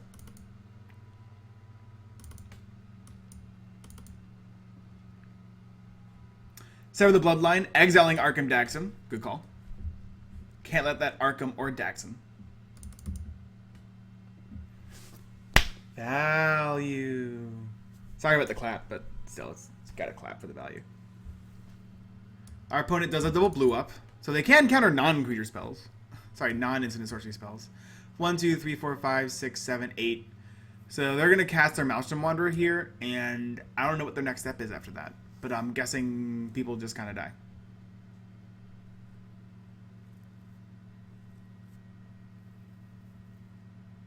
Alright, let's see how quickly we die. Ooh, Soul New Phyrexia. Okay, this Sever is going to be really useful. Mind Dilate. Oh my lord. These are insane hits. There are much worse things you can find in that deck than Mind Dilation and Soul New Phyrexia. Are you joking? Alright. 7-mana enchantment is even in our deck. Whenever an opponent casts his or her first spell each turn, that player exiles a top card of their library. If it's a non-land card, you may cast it at the biggest mana cost. Alright, and apparently we're taking this damage.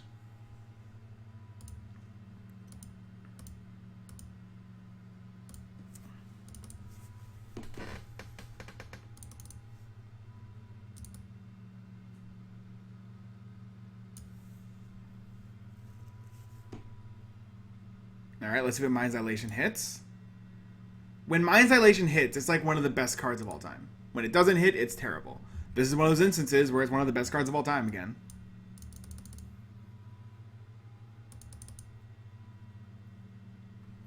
Treasure Mage hit from our top right player in response after the Solemn Simulacrum. They find an Ethereal Home Sculptor.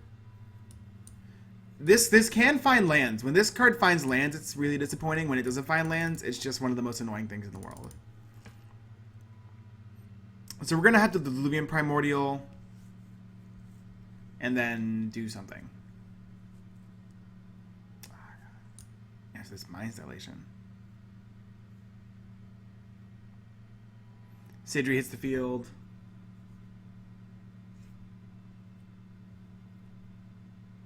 And a Caltrops. Alright. Here's a Frost Titan. Which isn't too bad. I can just tap this down, eat the Sarkhan. Or I can play the Primordial, find ourselves a exile the Soul New Phyrexia, and then bash them for 10. Do we die? We probably die when we do that. That's a problem. We can play Frost Titan, tap down the Maelstrom Wanderer, attack, tap down the Treasure Mage, eat this, hit them for 5. I think that's probably our best call. I hope they don't hit something insane off of Mind's Dilation. There's some good stuff they could hit here. They hit an island, good. Alright, Frost Titan hits. Frost Titan hits. Taps down the Wanderer.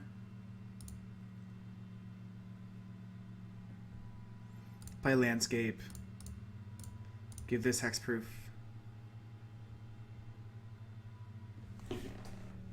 Go to attacks.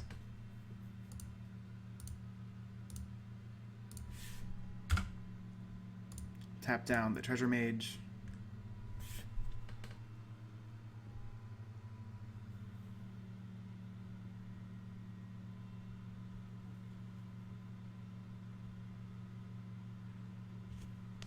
Yes, we are playing Jason Sanctum, and I think even Arcane Melee. I'm not too sure. Let me double check. I think this version isn't playing Arcane Melee. It is playing Arcane Melee. Never mind.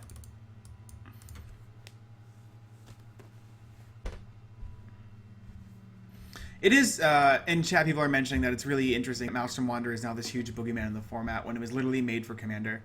And it was literally made for Commander. That's why this is a legendary creature. There's a lot of stuff about it that's made for Commander. That being said, it didn't need the creatures you control of haste. At the very least, it didn't need that. None of that was necessary.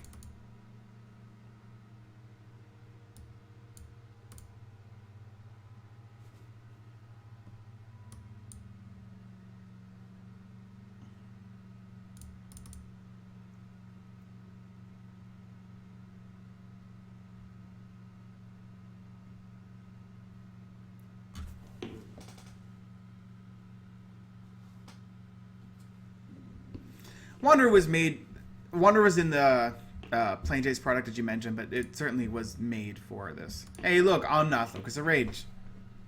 Hopefully this gets countered. That'd be nice. It is. It's dissolved.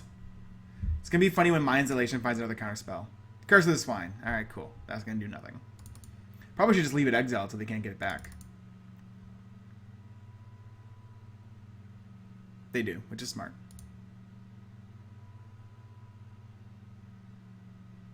Alright. That's no on Locus of Rage for you. Play a land. Evolutionary Leap. Resolves.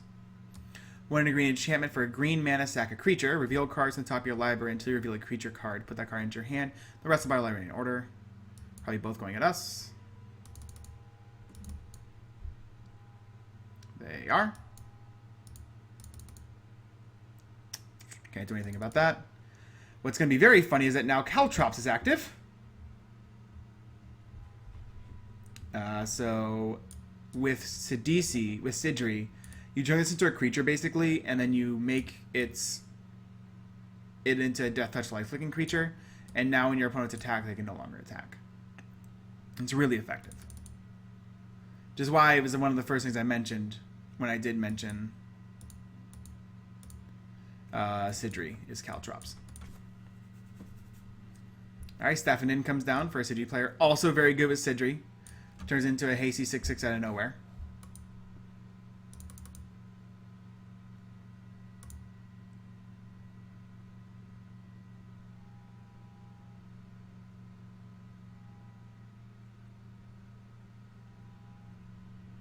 And a Master Transmuter. Alright, we're having fun now.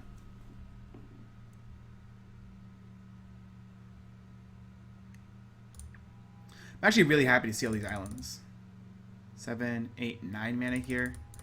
We could just cast our commander, attack, keep this tap down, which seems kind of okay. 7, 8, 9, 10, 11. I do want to like Diluvian Primordial into Metallurgic Summonings sometime in the future. That seems really good. That seems really, really good. But I can also cast our commander and terrain generator out the island, I think, which is also quality. Let's see what our opponent gets off of. Then there's also like the huge disincentive of casting your commander because of the Mind's Dilation. So it's kind of like, is it even worth it to cast our commander here? And does our allies, which is everybody else, need us to just start attacking this player ruthlessly, which is also an option.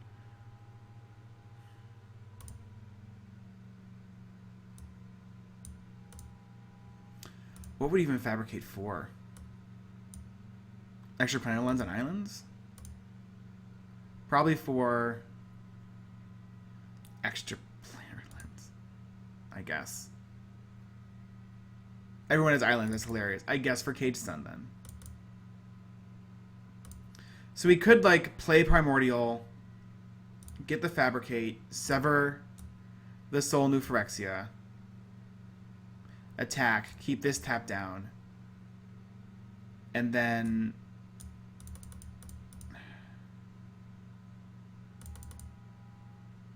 find a Cage Sun.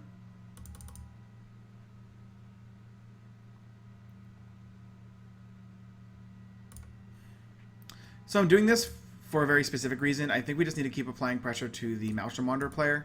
Otherwise, they just take over the game very quickly. And also, they're only attacking us, so that works too.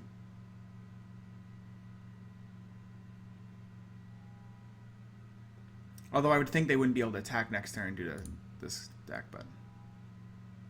We can also, like, Time Twister, just so we can draw a bunch of cards, which is an interesting option too. I'm very tempted to Time Twister here, I'm gonna be honest.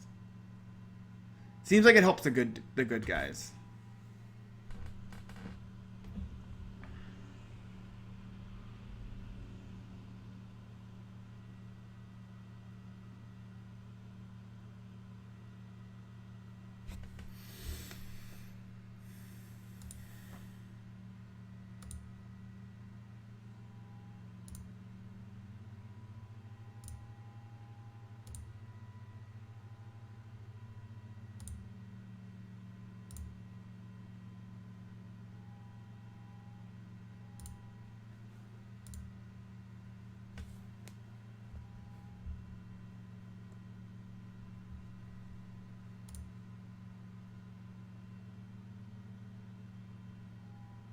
Could also get Soul Ring and get rid of the Mirrored Landscape.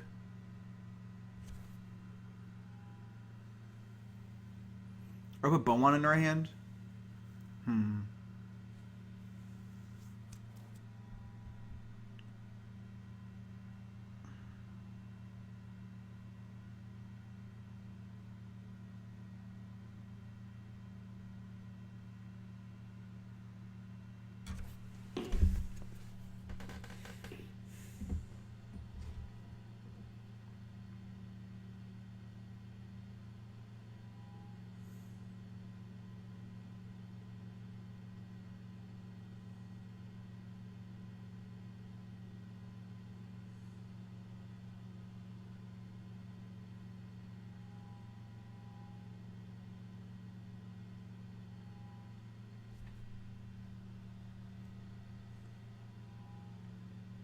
I'm trying to think how this game progresses where we win. I think one of the ways we win is a accumulation of card advantage. That's one of the ways we win. Then Kate's Son helps because it gives us basically infinite blue mana, and it also makes our creatures bigger. Those are both great. We're not getting Gauntlet of Power, Greaves. If we get Soul Ring, we get a better mana advantage now, which is decent. And it's also one of the ways we win against a draw new player and our top right player as well. So getting Soul Ring lets us pop Landscape, which lets us have a lot of mana next turn, which could be good if we're intending to use Summoning, but we'd have to draw a non-land to do that. Howdy, Runnin'.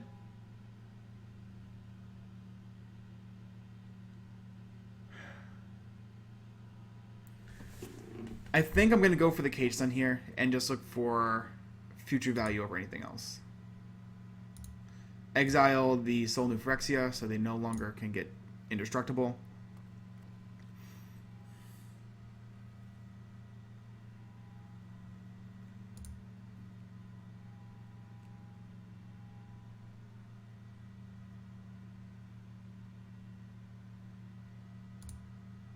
Continue to attack with both of these creatures,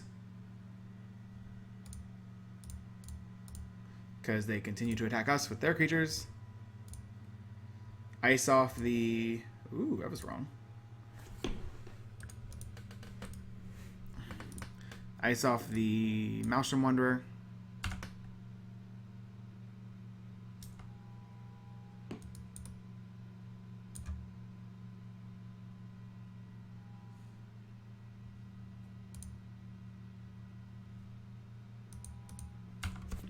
Get deal 11.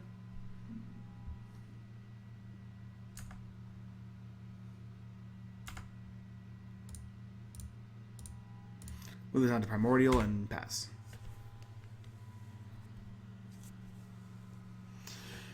We are playing against Sidri. They already have Outstaffinen and Caltrops, which are two of the best cards in that deck, so we'll see how this progresses. Oh, I should be tapping down the Terrain Generator because we can't do anything. Blue Sun's Zenith for 2. Our middle player is going to get a copy of Swiftfoot Boots here.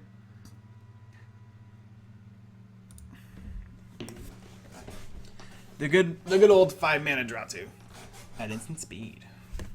You could play Jason's Ingenuity for something like that. We put the boots onto the Primordial because I don't want anyone making a copy of our Primordial.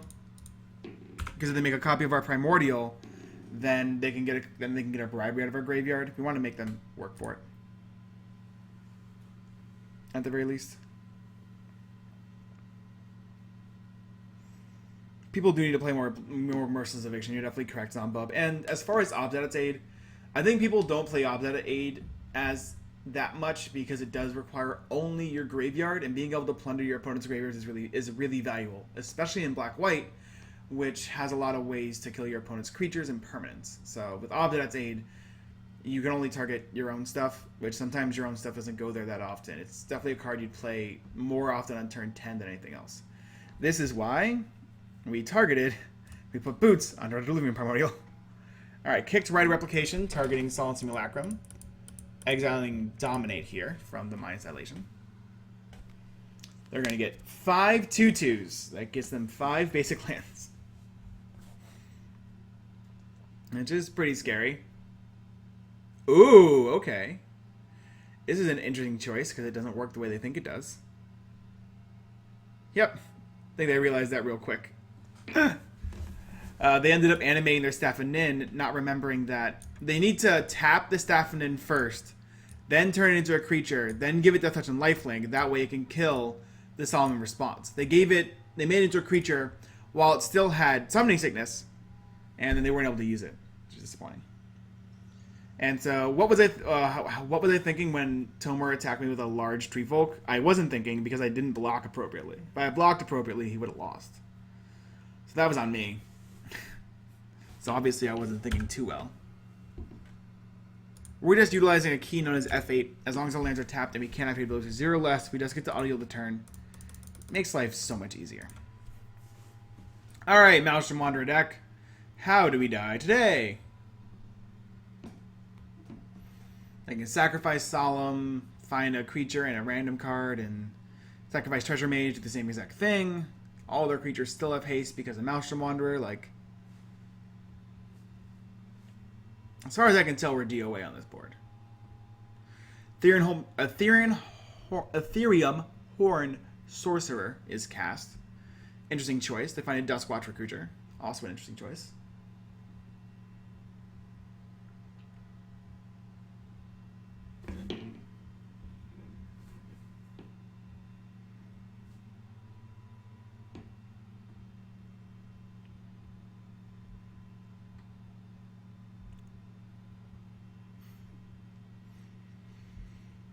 Here's a Sakura Tribe-Elder. Alright, so not being attacked for that much this turn. That's nice. And Swifty's going onto Maelstrom Wanderer, which is a very good idea. That's not a good attack. Yeah, sack that Sakura Tribe-Elder. I'm guessing it's all coming our way.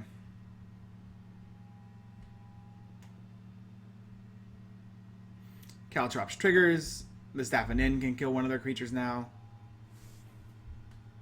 Yep, all coming our way still. We'll block here because this dies. We'll take 6. Can't do anything about that one. Probably use Staff and Inn to kill the Duskwatch Recruiter here. They're going to kill their own Treasure Mage. It's fine too. They're going to sacrifice it in response to Evolutionary Leap. Let's see what they find. They find a copy of Conclave Naturalist. That's pretty good on this board. So what are we looking for with our deck right now? We're looking for any instant sorcery spell, basically. Simple as that. Transmuter puts a Wormcoil Engine into play. Alright.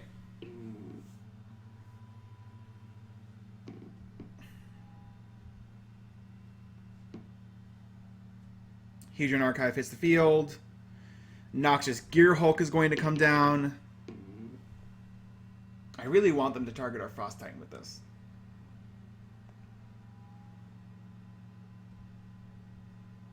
Like, I really want that to happen. Ooh, they're going to kill the Sidri. That's a really smart heads-up play. Noxious Gear Hulk hits the field. 6 mana, 5/4 Menace. When it enters the battlefield, you can destroy another target creature. If a creature is destroyed this way, you gain life equal to its toughness.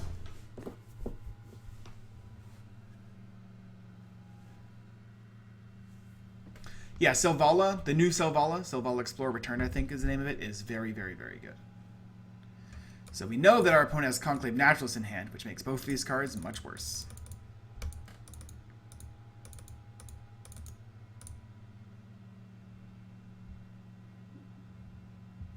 Yeah, they changed a lot of things. I don't really know how we're supposed to set up this next turn. Sidri returns, which is fine. She can't really do much because she has no blue mana. Here's Solemn returning to the battlefield.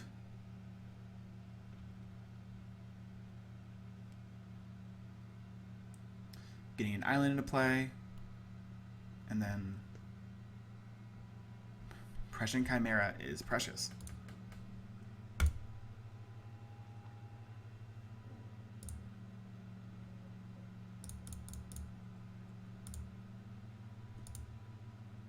Alright, Mind's Dilation, what do you find from us?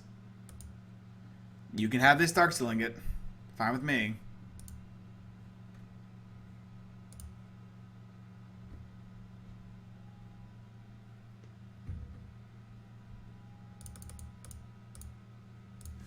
I don't want to play too hard into a Wrath here, so I'm not going to cast my Commander. In fact, it probably would have been better us to cast the Commander there.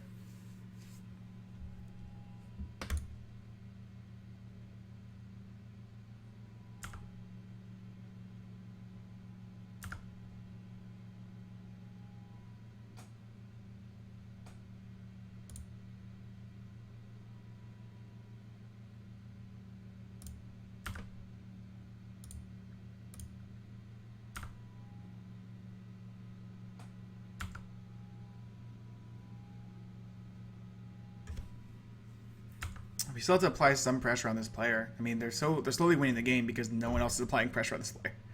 Oh, did I? Yeah, I stupidly left them up for lethal. I stupidly missed lethal on this player. I could attack with Lumen Primordial and Sphinx, and they would have taken 10 damage from these Solemn Simulacrums. That's on me. I should have better evaluated how much mana I had. But so here's where I'm at right now, just so you can kind of understand why I'm thinking so much in these turns. Our top right player is about to start going off, like 100%. And our top left player is also building up resources very quickly for their Drownu deck, which just loves lands. So we're actually in a weird situation where it's incorrect for us to be attacking. Yeah, it's just very weird. It's very, very, very weird. I don't know what the correct answer is. That's the problem. I just don't know what it is. They find a copy of Dismember. Dismember to remember.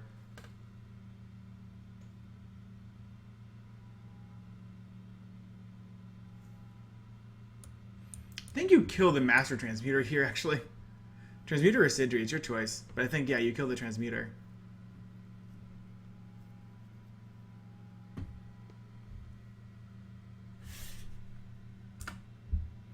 Alright, there goes Transmuter. It's good for us as well. Here comes Top, which means they're never going to hit off a Mind's Dilation for this player again. They're also not dead, which is an issue as well.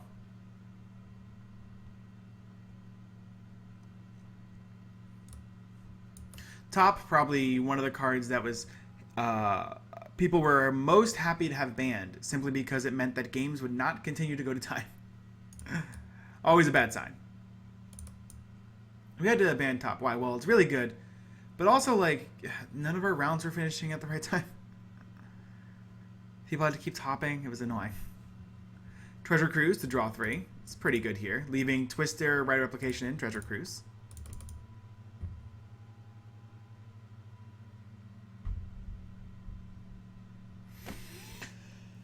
Huh. Yeah.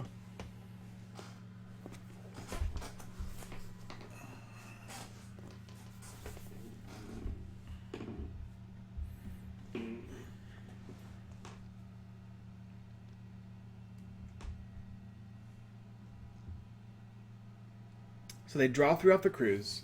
They're still very apprehensive about casting their commander, which makes sense because they currently can't give a Shrouder haste. Shrouder hexproof. Which if you don't give Drownu Shrouder hexproof, you're legitimately asking to lose the game. You're just basically saying, hey guys, how about you try to kill me in the worst feeling way possible? But yeah, I feel like we're going to be losing this game simply because our Maelstrom Wanderer player is certainly targeting us over other people because we're attacking them back, and then that makes us attack them back because if we don't attack them back, then we lose as well. And our other blue deck's just building up so much resources that it's not going to matter when it comes back to our turn, which is disappointing for sure. But I don't know how to stop that cycle because I don't even think if we tell Pino, hey, we're no longer going to attack you, that's even true. Like, we do have to continually attack this player, otherwise we lose the game. It's so odd how this is going to work. I think what's going to end up happening is either a Sidri player or a Drownu player is going to end up winning the game. I can't see Maelstrom Wanderer winning, and I can't see us winning right now. So, the way that we win this game is like, we play Cage Sun, and then we cast Blatant Thievery, and we grab like 2 blockers and Mind's Dilation, and then we flip really good off of Mind's Dilation. That's about it. I don't see what else we can do from there. Especially since our Drownu player isn't going to attack, going to leave Pino at 20, which is fine, because our Maelstrom Wanderer player is attacking us over everybody else. So it's kind of like, we're in this terrible rock and a hard place. Terrible, terrible rock and a hard place. Solemn's going to be sacrificed. Let's see what they find off the leap. Pelucranos. Okay. That's not that bad. Pelucranos can do a lot of really good work on this board.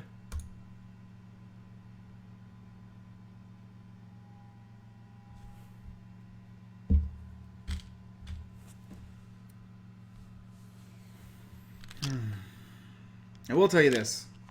After this game, I'm using the restroom and grabbing a beer. I know it's early, but literally the only thing I have to drink that isn't water right now in the house is either beer or a Diet Coke. And the beer I have tastes real good. Howdy, Humar. Ooh, we can steal our opponent's Mind Dilation and play our own. That just makes me want to play a standard or modern deck that plays like multiple Mind Dilations. Just like, what if I played your deck instead? Is that an option that we can do? Cool, we're going to do that option.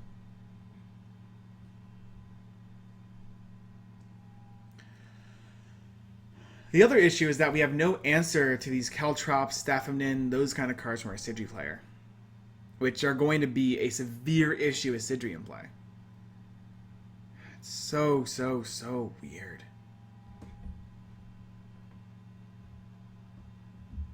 Riku? Ho ho ho. Howdy there, big boy. 5 mana 2/2. Whenever you cast Instant Sorcery spell, you may pay a blue and a red. If you do, copy that spell. You may then choose to target for the copies. Here's top. You know, topping. And then if you have a non-token creature on the battlefield, you can pay a blue and a green to make a copy of it. Of note, Riku not very good at legendary creatures. You're struggling to stay awake at work right now. Whenever I struggle to stay awake, especially when it comes to what's it called? Especially when it comes to driving, which certainly happens. I just usually sing a song really loud, out loud, which I'm guessing you can't do at work, which is disappointing for sure. So what I will try to do is not speak in a volume like this that would slowly lull you to sleep over time, because that's just mean to everybody. And Riku is very good with magic cards. That is that's a good point, Magic. You got anything else? Oh god, I really wanted to try and copy Pelucanos here. That'd be hilarious. Oh, he's got Conclave Naturalist. Copying Conclave Naturalist, though, that is a great play. You can get rid of the Caltrops and the Staff of Nin, which are the two scariest things on this board. They're going to get rid of Swiftfoot Boots. There goes the Caltrops.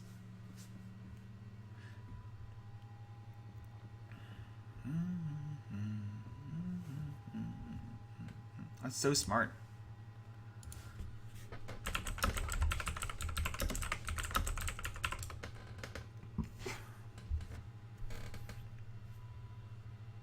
And the Staff and Nin both go away. Really well played by Pino here.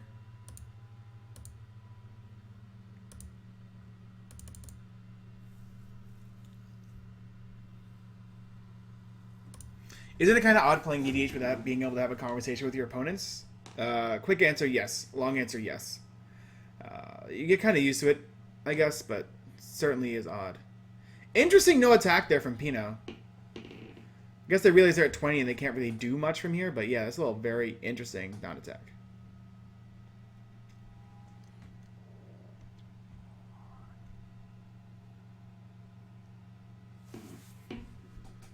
Oh, that makes sense to me. Twisted. So, two of the most problematic artifacts just left the battlefield from our Maelstrom Wanderer player, which is wonderful. Ooh, I gotta not F6 this turn, actually. That'd be pretty bad for us. Because we definitely need to pop this landscape so that we can have a hope at drawing, you know, a instant or sorcery spell. This also does leave us a much more open to casting Cage Stun. Even though our draw new player is representing a counterspell, I think it's just important. Usually, yeah.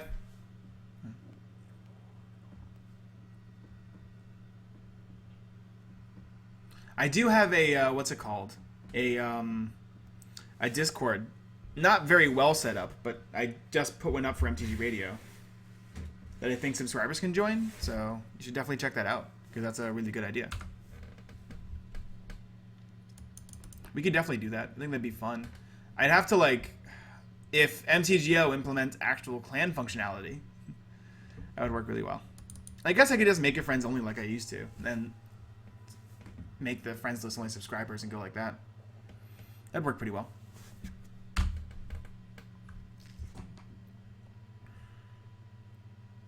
Where is this worm coil engine going?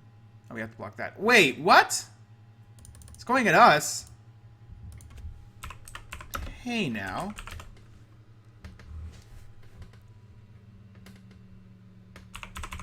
I'm at 12 somehow. Why am I at 12? I don't even know I'm at 12, but I'm apparently at 12. Gotta block this stupid Wormcoil Engine. And I will block here.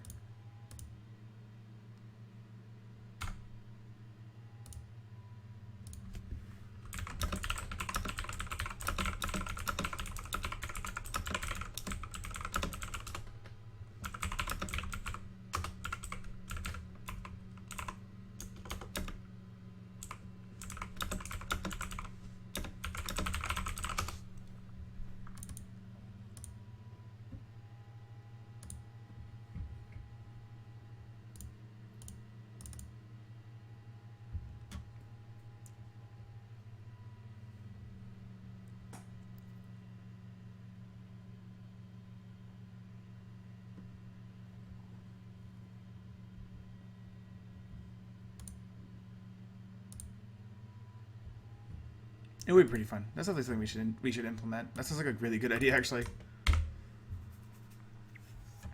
doesn't even kill the Wormcoil Engine. I guess I just want the 6 life.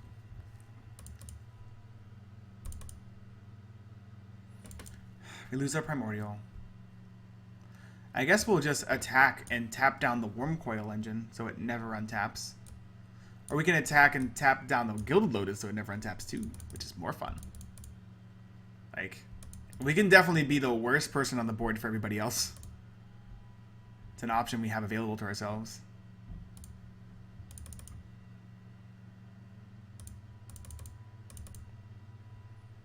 Unless they have a Wrath effect here.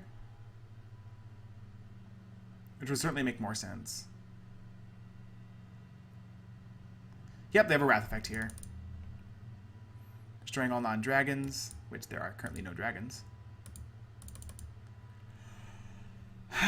Which, for the record, it's honestly never a good idea to Wrath a Maelstrom Wanderer deck. Never, ever, ever a good idea. But sometimes you have to. Eternal Witness revealed. We're all dead. Top left player casually draws 5 cards.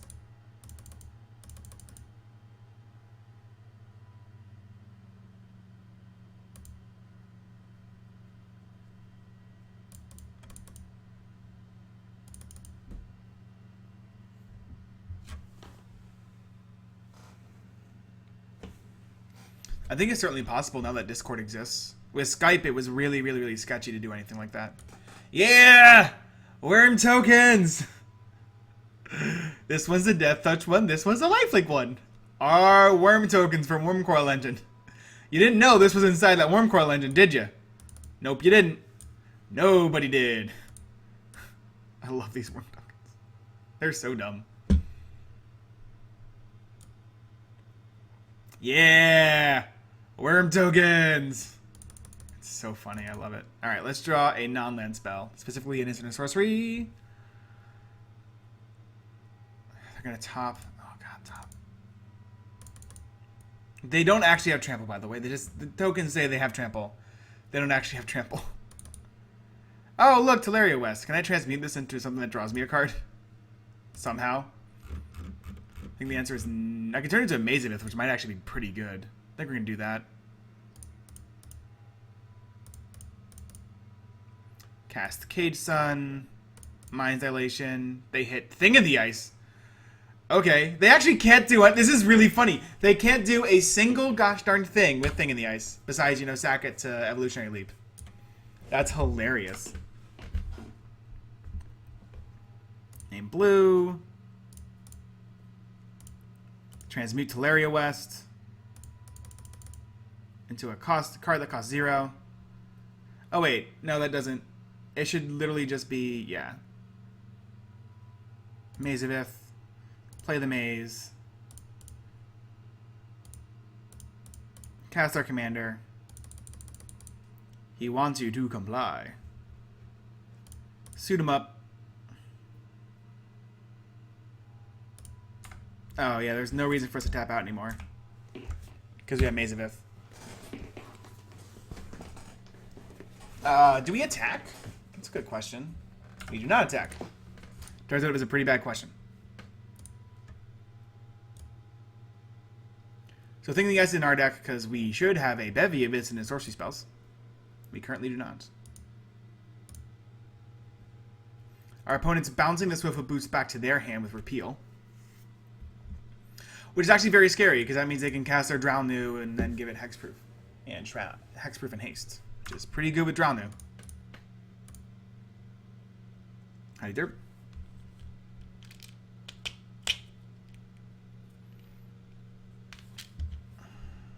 Shouldn't they have gotten a card? Oh, they exiled their Cabal coffers. Nice. I was going to say, Mind's Dilation, by the way, really good when your opponents play cards during your turn as well, because you just get more Mind's Dilation triggers. Oh, what's this going to be? This is not good. What is this? Rise of the Dark Realms. Exiling the Urborg part of Cabal coffers. Alright. Howdy.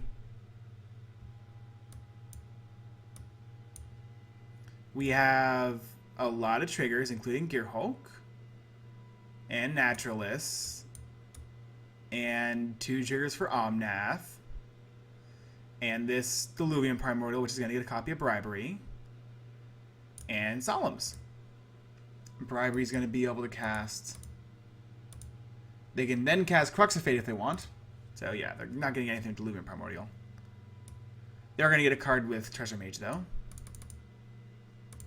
Rise of Dark Realms, 9 mana sorcery, put all creature cards from all graveyards onto the battlefield in your control. Noxious Gearhulk's going to eat a worm. Frost Titan's going to tap down a worm. Conclave Naturalist is... If I'm them, I'm destroying Mind's Dilation. They destroy Mind's Dilation. Gonna F6 through this.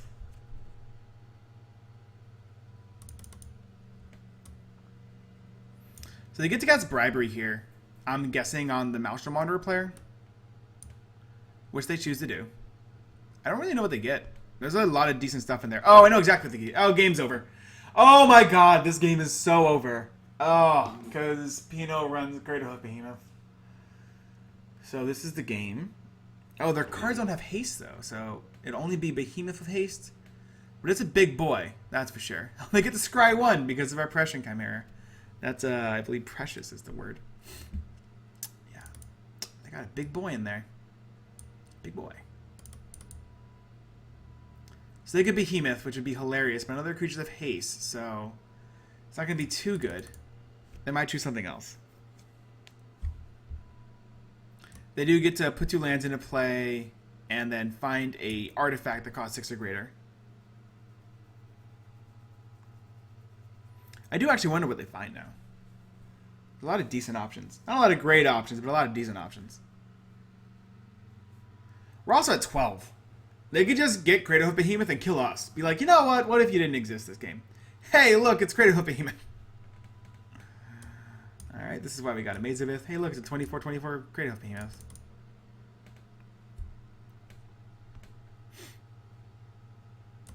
Urdbrass could be great if it was in this deck. It is not, currently.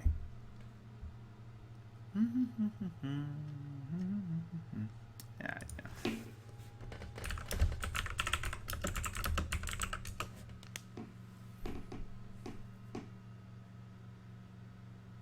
He does have boots, yeah. Somewhere. He has boots in his hand.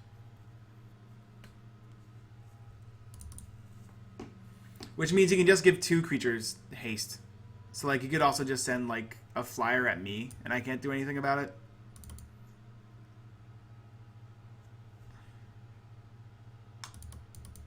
Rise of Dark Realms is a quality magic card. Remember when I said earlier that the Drownu player is probably going to win the game because they're able to generate resources without people interacting with them? The Drownu player is probably going to win the game because they're able to put resources out with anyone interacting with them. And then they get to play big spells. Because, I mean, we haven't cast many spells this game, I will tell you that. We do a lot more lands than I thought we would for a 35 land deck. 35 because I consider Maze of Ith a spell instead of a land. They're giving the Frost Titan Hexproof and Haste. Interesting choice. Oh, this works. Yeah, I can't save this player. If that's what they're attempting to do.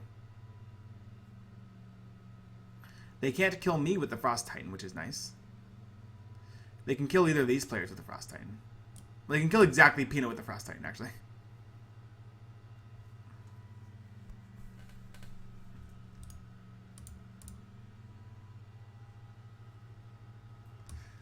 So they can only attack with this Cradle of Behemoth and this Frost Titan. That's it. I keep turning off the auto yields. I'll tell you that.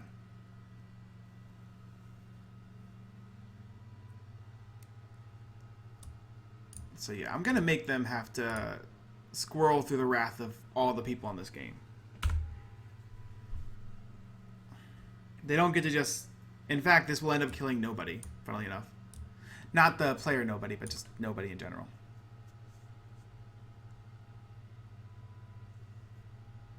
I guess you can block if you want to. I've got no blocks here.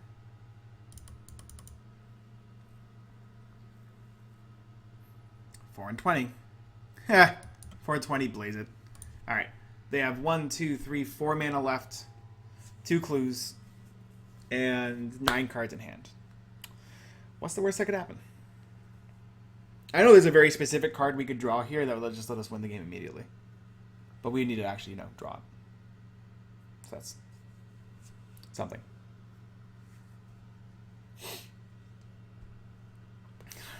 It's a really good play. I mean, you play that Rise of the Dark Realms every single time because we're shields down pretty much, even with 2 mana up. I mean, it's very unlikely that we have a counterspell. Especially what we've been showing. We would have had to have drawn a counterspell last turn, but it's very obvious we drew Teleria West, so they were safe that entire time.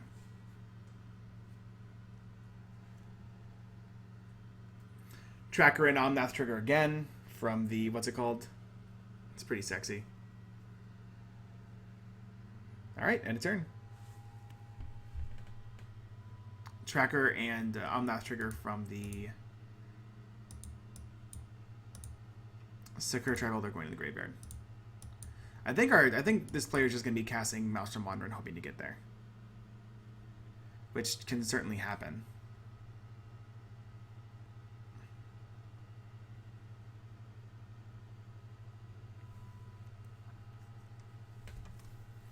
Alright, Wanderer. Time for your magic. Do you believe in magic? In a young girl's heart, the music is clear. Ever is not. It's magic.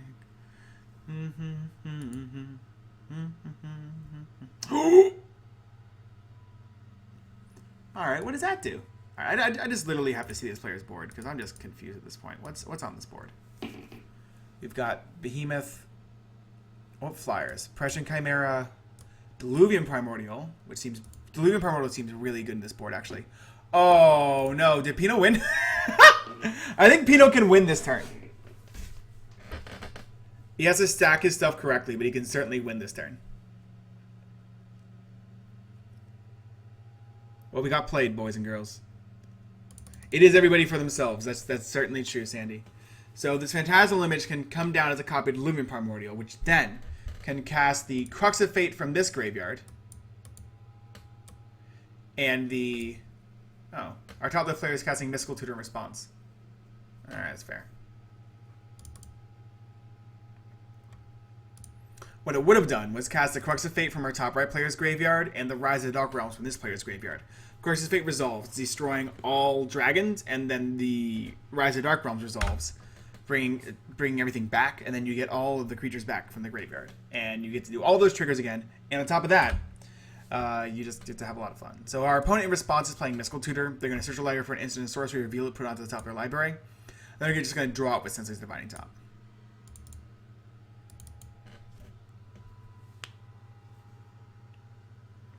Yeah, you cast Rise, then you cast the Wrath, you Wrath everything, then you cast the Rise, everything comes back, and you win.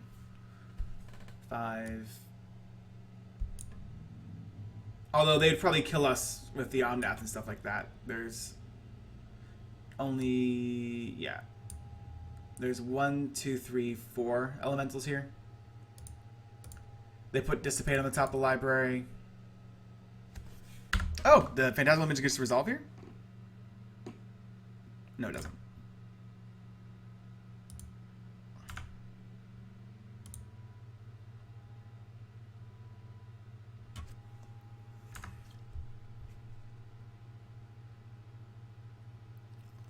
So they're going to dissipate the Phantasmal Image. Alright, so now it's up to us to find a way to copy this Diluvian Primordial during our turn. We need to draw a we need to draw something that isn't like what we've been drawing. Alright, our top left player is tapped out now, though. So if we draw, you know, a non-land spell, that should really help here.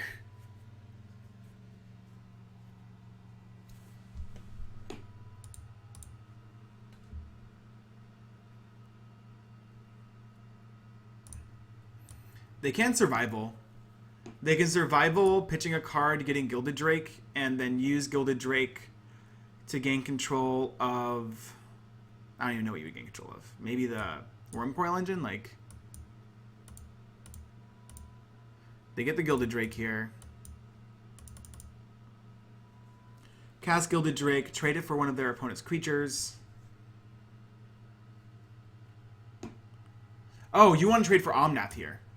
There we go. That's very smart. Trade for Omnath. Incredibly smart play there. Trade for Omnath. That way, if a Wrath is cast, no one dies. Very, very, very smart. We no longer die to Omnath.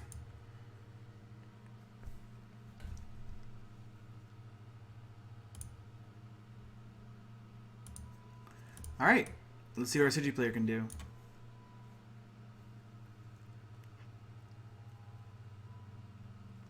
Wait, did Pino just concede? Oh, that's disappointing. Oh. Damnation.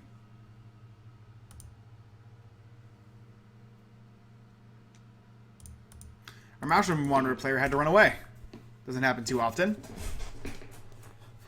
So this game just got a lot different. Hey, the worms are back.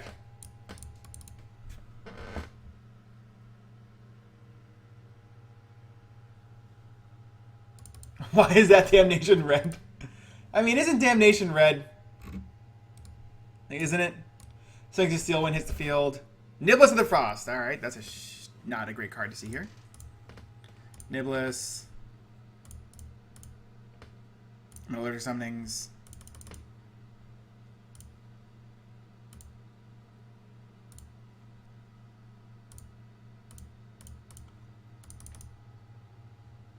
Cast our commander again. Suit up the Niblis. Pass. Your turn. We got nothing.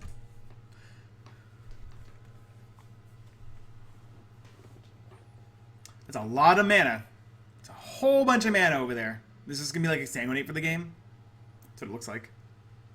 Yep, Exsanguinate for the game. God, this card is so much fun. Yep, nope, just didn't draw any of our instant and sorcery spells. Which seems like it'd be difficult. Right? That seems like it'd be difficult. How do we draw none of our... Alright, we have to figure something out here. Alright.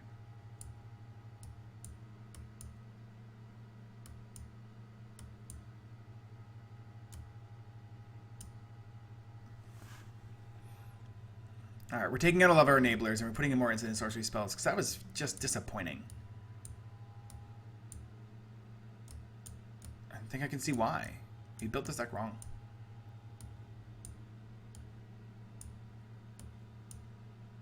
Okay, maybe we didn't. Like,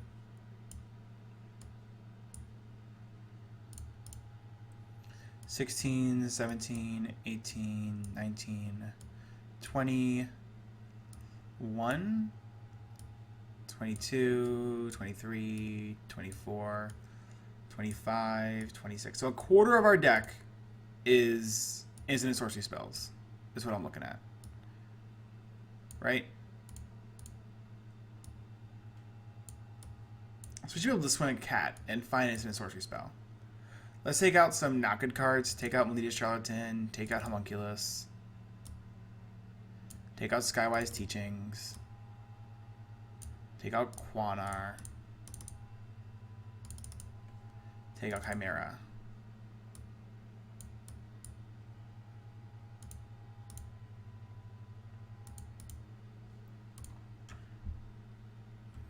Bring in Foth.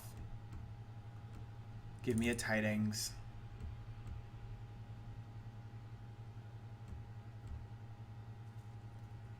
Give me a Spouts.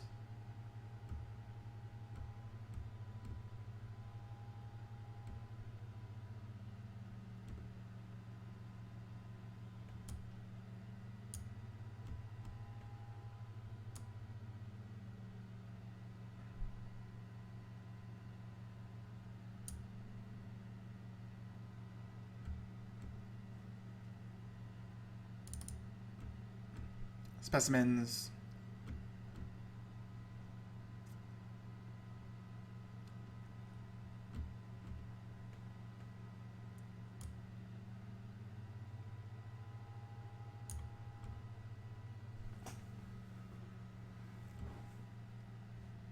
Play dry seems like fun.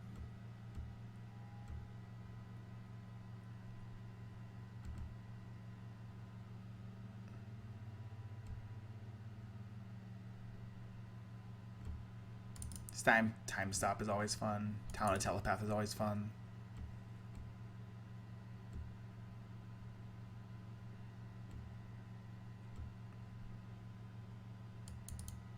Grab an Aetherize.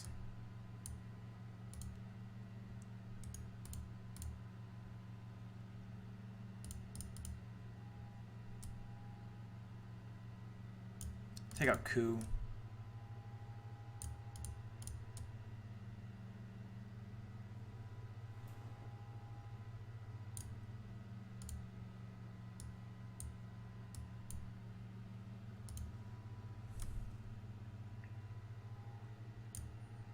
Take out Remora. Take out Willbender. There we go. A lot more Incident Sorcery Spell based. Should be a lot better that way. You cannot loot a card with Time Stop, that's true.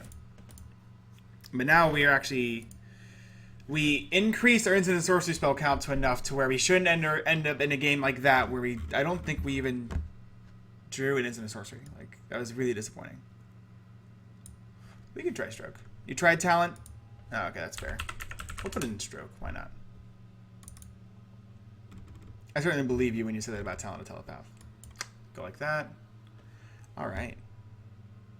Oh, the new Sphinx. I saw it in action, and honestly, didn't seem that great against most of the decks we'll be playing against. So I think we should be good. Alright, let's try this deck one more time.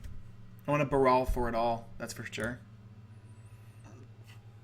And we do not play... Hey, Dingo Dante, what's up? We do not play Capsize, I'll tell you that right now. Yeah.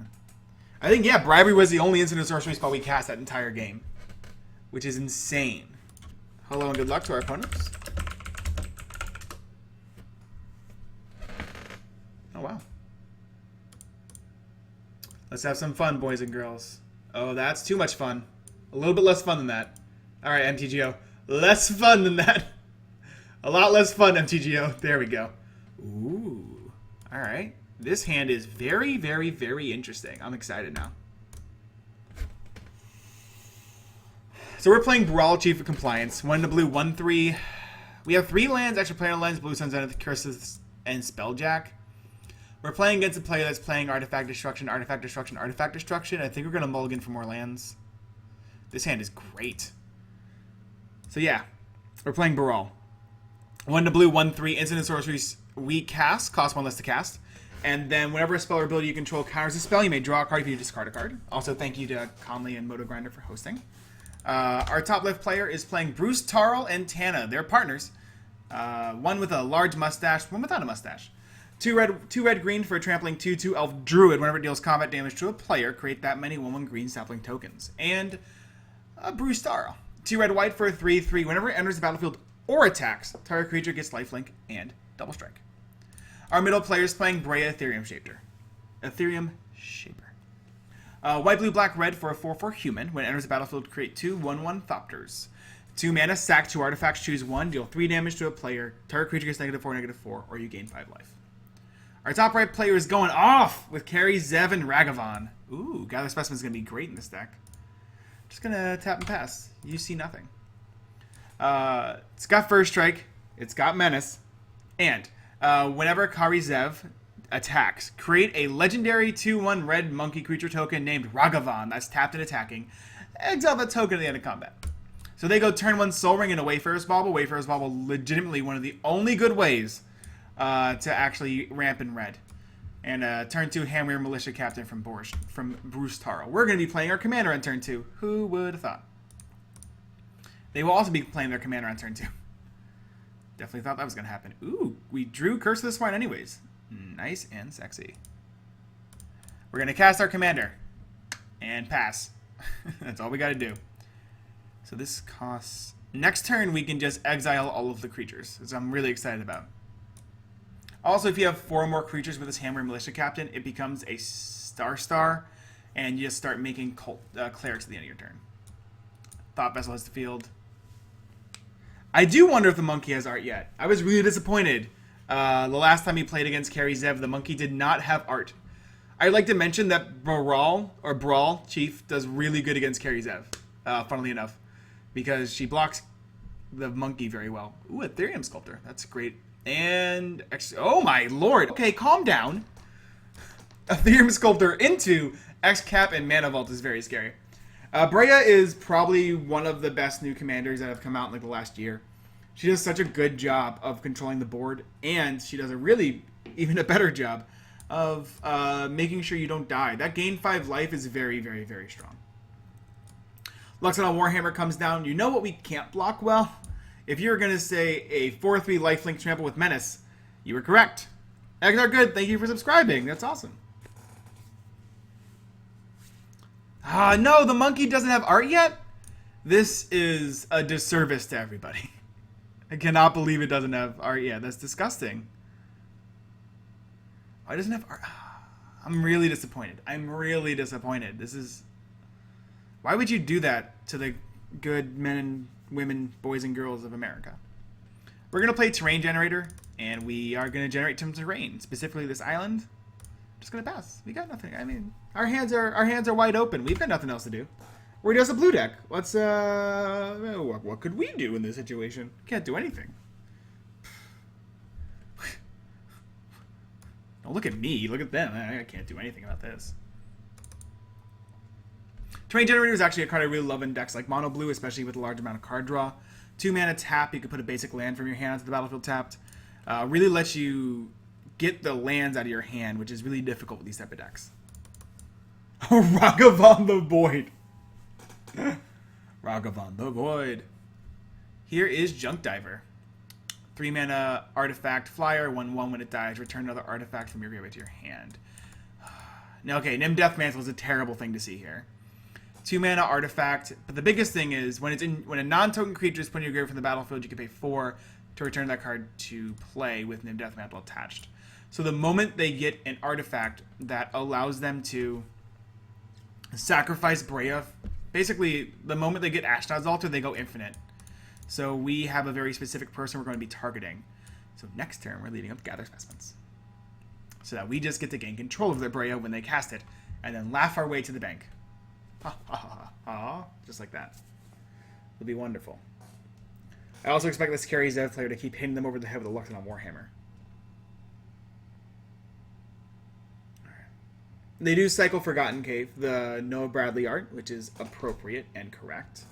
Tana came down for a Bruce Taro player, which is also pretty good, because if Tana hits, they're going to get a ton of Saprolings. Alright, anyways. Fire Diamond comes down for a Karazev player. And a Tomb of the Spirit Dragon. What? And a Perforos. Okay. This game's getting wild pretty quick.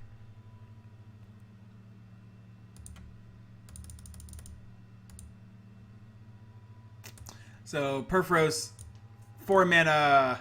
Basically, whenever a creature enters the battlefield, deals 2 damage to each opponent. This guy is silly. This god is silly. Alright, still sending the commander damage in at the Brea player, which I think is very smart. Wizards should fix card bugs, that's correct. They're at 48 already. Ooh, an island. We're going to play Ancient Tomb and pass. So we're leaving up both Gather Specimens and just a huge Blue Sun Zenith, as well as just putting extra lands into play.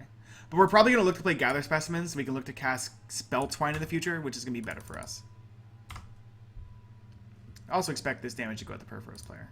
By Perforos, I mean Kari Zev player. which is where it's headed. Ooh, you also get to see one of Magic's new features. Burr, burr, burr. Burr, burr, burr, burr, burr. Hey, look at this. Commander damage. I'm surprised they didn't play their Bruce Tarl before attacks. I'm very surprised they didn't play their Bruce Tarl before attacks, giving them double strike and lifelink. Keldon Warlord. Oh, yeah. That's a 4-mana 4/4. That's now a 4-mana 5/5. Its power encompasses for each equal to the number of non-wall creatures you control. If I gather specimens of the monkey, would it get exiled? I believe it's the same token, so yeah. If the monkey had art, I would certainly steal it. I'll tell you that right now. Temple of Enlightenment being played. They'll get to scry 1. This gather specimens may be so good it might cause someone to concede. Which is why we play it. Turning off our auto yields. Come on, go for it. Oh, Trinket Mage is annoying for us, actually, because it means they're not casting their commander. Which is also fine, because we can just, you know, draw 4 cards at the end of turn. Pretty good option for us. Keldon Warlord, what is this, 1997? Seems like yes, the answer is it is 1997 currently. The revealed card is Soul Ring. Soul Ring hits the field. As does Dispeller's Capsule. Can't do anything about that. 2 and a white, sacrifice it, destroy target artifact or enchantment. Are they improvising? Oh, they're destroying the Kari Zev here. Alright, that makes sense. It looked like they were improvising. I was like, what? They have no cards in hand. How are they doing that? And then they're probably just going to pass. They can attack for 1 if they wanted to. They do not. Alright, so let's see what our Kari Zev player goes for here.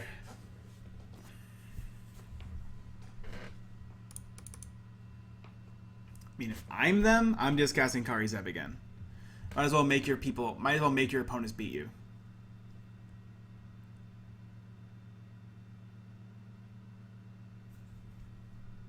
Yep, Kari Zev returns to the battlefield. We all get dealt 2 damage from Perforos. The clock continues to tick.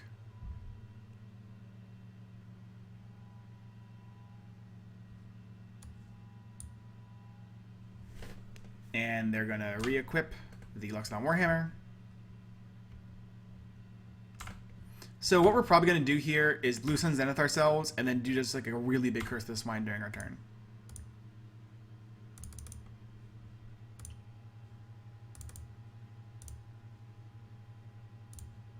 Draw 4.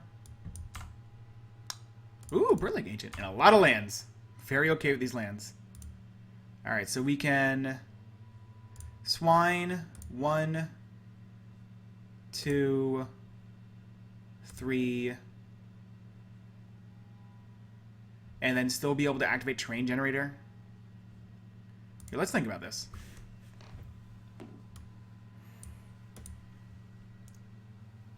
So we have 7 mana. We can play Cast Through Time and lose the game. It's an option we have available to ourselves. We can, for 4 mana, exile Militia Captain before it becomes this Cult Leader, the Junk Diver before it gets anything back, and the Kari Zev. Then what does that do? It leaves us 1, 2, 3 mana left, which we can't do anything with, so there's no reason to do that. We could also continue to leave up Gather Specimens and just leave up Pearl Lake Ancient as well, and just kind of pass here. Discarding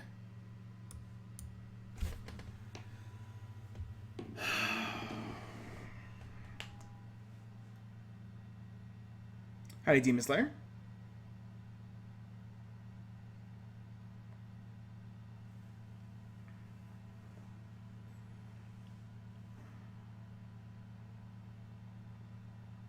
I think we pass, discard an island and Docent, leaving up Specimens and Pearl Lake Ancient.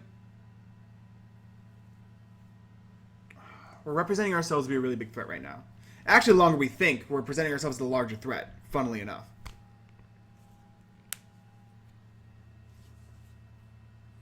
But the moment we pull that trigger, we're also dead. Let's just go like this. No attacks. Discard. Spell Twine's going to be good. Right? Should be good. Island. Docent. Henry flips.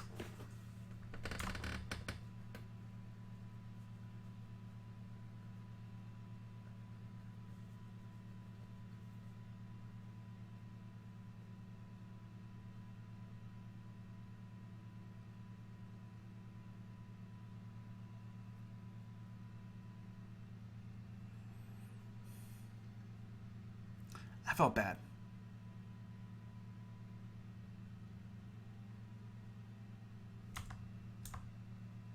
Alright, they're just attacking first. Again, not playing before Baral, which is interesting.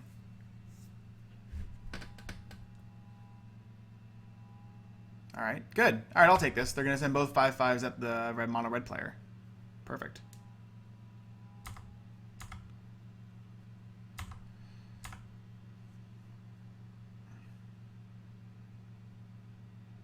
Oh, hey, there's Greater Good. Alright, so now everyone knows we don't have a counterspell.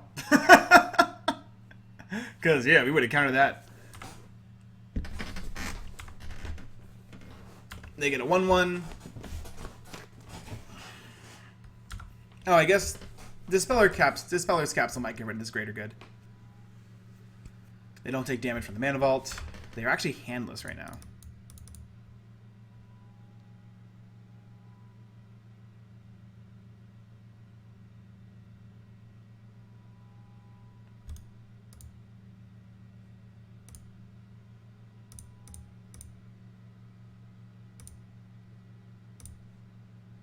We're going to cast Gather Specimens. If a creature enters the battlefield under an opponent's control this turn, they enter the battlefield under our control instead, including this Brea. We now get 2 1/1 Thopters, which is real nice. Are they going to Dispeller Capsule with Brea in response? They are. Sure, I'll take the Thopters. Blockers sound great. Hey, look, we have blockers now. Oh, that was wonderful. Good job, us. Now we have something for Spell Twine, which doesn't make much sense, but at least there's something there. Next turn we can, I don't know, I guess we cast through time or just leave up Prolink Ancient. Yeah, a lot of options.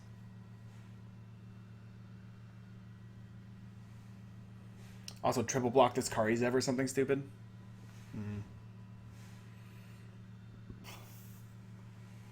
As Exargood mentions, caster time and extra turn cards are really fun.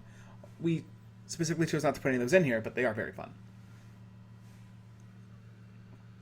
Anger. The thing I'm the most worried about right now from this mono red deck is any like big beefy dragon. We're talking Thundermaw Hellkite would be terrible, but a lot of different things would be really bad for us. This Karizev is probably attacking us or attacking the Bruce Taro player now.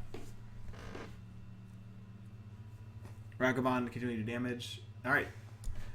Karizev has started targeting the Bruce Taro player.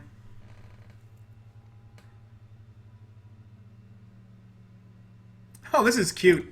They're just going to triple block it with the Saprolings and the Cultist. I guess that does make a lot of sense. Like, there's no reason to sacrifice a lot to block this Karizev. Cat Murderer asking, why is Tomer so bad? Tomer isn't bad. Nor is he a bad player, nor is he a bad person. Just... that doesn't work out that well. Gonna pump up his creatures with Perforos. And then pass. Alright. This Baral has been on the field for a long time. That is very surprising. Before damage, our opponent sacrifices their Keldon Warlord to Greater Good, because it's currently a 5/5 and will no longer be a 5/5 after this block.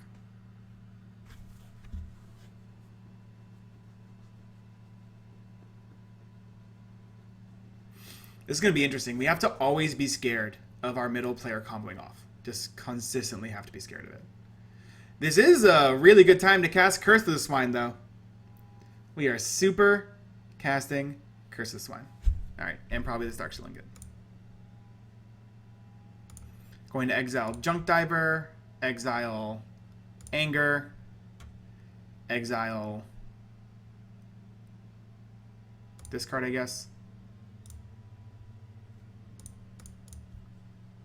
Let me do some math. That's 4 mana. I can play this ingot first. I can play this ingot first. Play the ingot.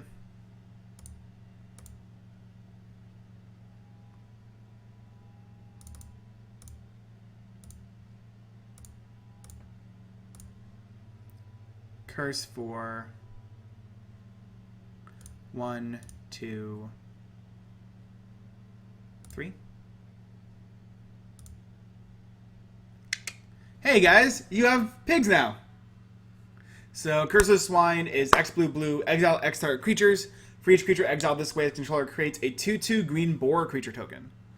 So we're exiling Junk Diver so that our middle player can no longer go off with any sort of Junk Diver combos.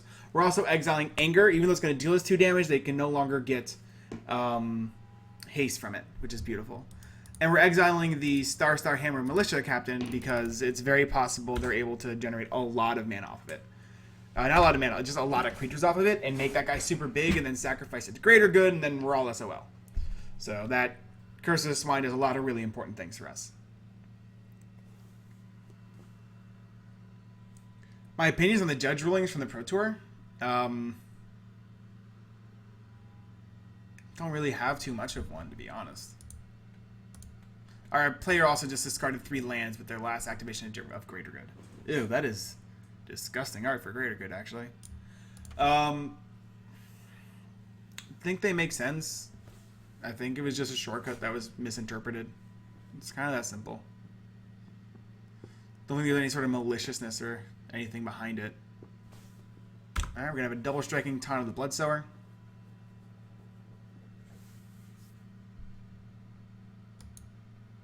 Head net R per first player.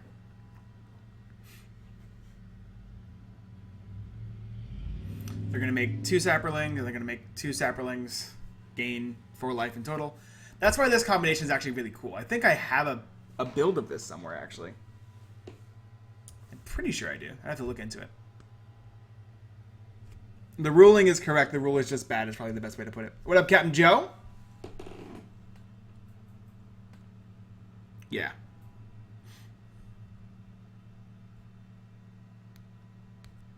All right, let's see what our Brea player draws. They probably are just going to be casting Brea here.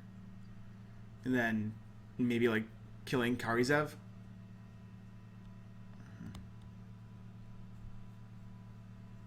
I am a big fan of the partner mechanic as well, Stormblast. A big mechanic. I guess because this is going to go to YouTube.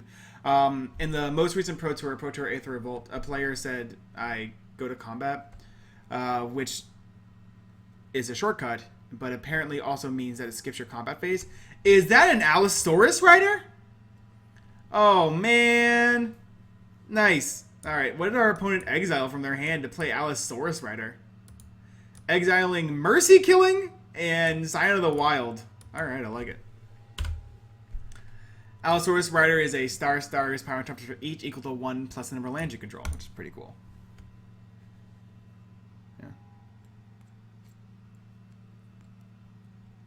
Yeah, so basically because they said those words, they weren't able to crew before combat. Looks like we're probably just going to have a return of Brea, which makes a lot of sense here. No! Salvaging Station! Alright.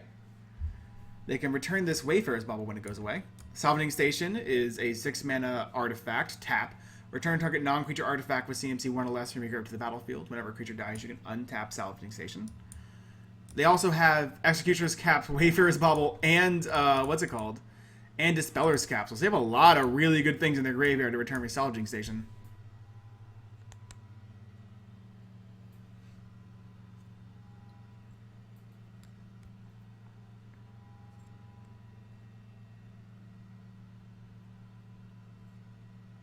Yeah. It also seems like the correct answer is just being really, really, really explicit what you're doing. Like, hey, I'm going in my declare combats. I'm going into my before attacker step. I'm going into my beginning of combat step before I declare attackers. I will now crew my vehicle. Okay, cool. I am now going to attack. Like, it seems like it's really easy to sidestep any issues by just, declaring your intent appropriately. which you're supposed to do in professional play at all times. Like, if you're gonna let someone discard their cards because they said I cast Esper Charm, and then you ask them who they're targeting, they target themselves, and they have to discard 2 cards. Like, if your opponent doesn't say they go to declare attackers, like, come on.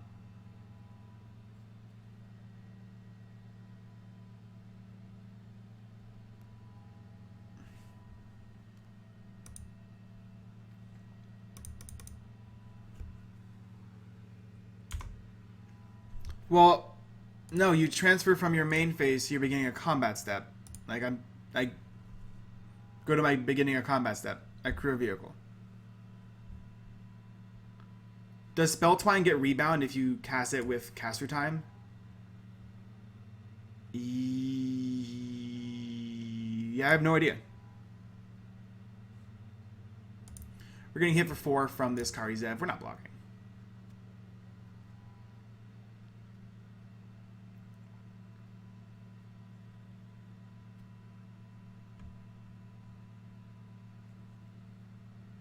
They're going to start pump it up. Pumping up. It's still doing a lot of damage. But I'm still not triple blocking this card. Has anyone discarded instant sorcery spell yet? Like,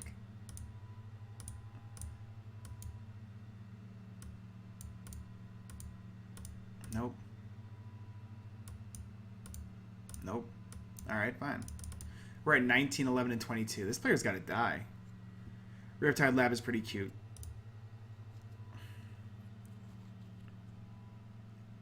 Do we pull the trigger on caster time?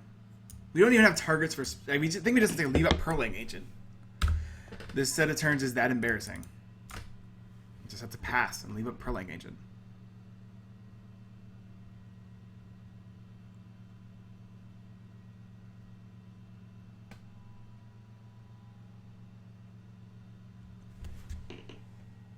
Gotcha. Resolution of the card exiles it. That's what I thought. It didn't make sense for it to go under Spell Twine. For Spell Twine to go under caster time anyways. Too much time going on. Too many I and E endings. Alright, let's see the Momentous Charge that kills everybody, like Xenagos. Xenagos is the Momentous Charge that kills everybody. Xenagos, 5 mana, 6/5. They're going to give this +X, and then double strike and lifelink, so at least he doesn't have trample. Oh no, they give this +X. That's interesting. Alright. I'm surprised they didn't just make this into a 14/14 double striking lifelinker. Oh, it's all going to the right place.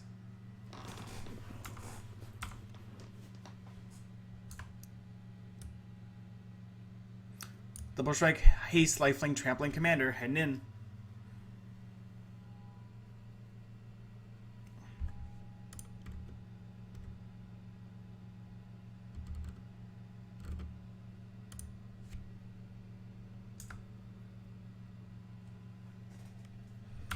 Damage goes through. No blocks at all. They go to 24. We have a lot of Saplings in play. And they've taken 14 damage. 14 from Tana, 3 from Brustaro.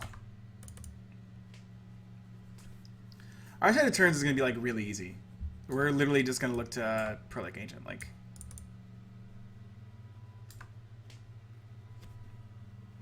we're hoping there's like a Wrath effect from this Brea player. And then we just get to put an extra land to play. Because right now we don't actually have a way to kill the Naya player. Oh, thanks for stopping by, Zakvar. Alright, Salvaging Station is going to return Wayfarer's Bauble. Salvaging Station and Executioner's Cap is as good as I think it is, right? It is certainly as good as I think it is. Why aren't we just doing that all the time?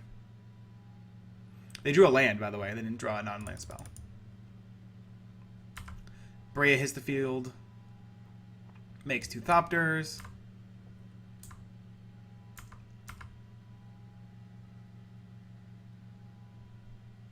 They have 4 mana remaining. They can certainly do a lot with 4 mana. They can eat both commanders. They can eat the Kari Zev.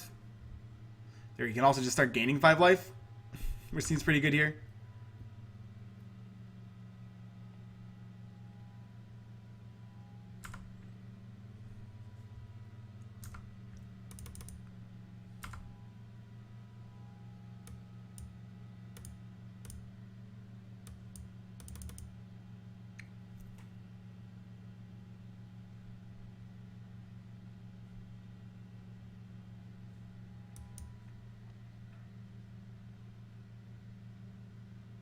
Oh, they have 3 mana through Mana Vault. What am I talking about?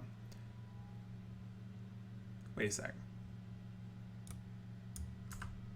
Ooh, they actually messed up their own combo here. I don't think they expected to, but they did.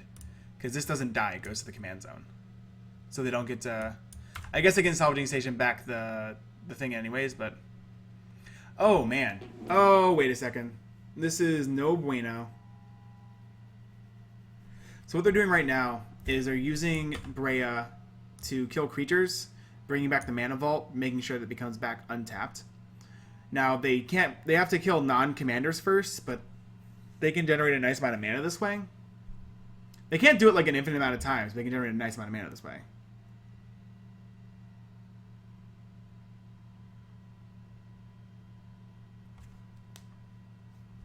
So they're going to destroy the Akari Zev here, which also won't untap the Salvaging Station.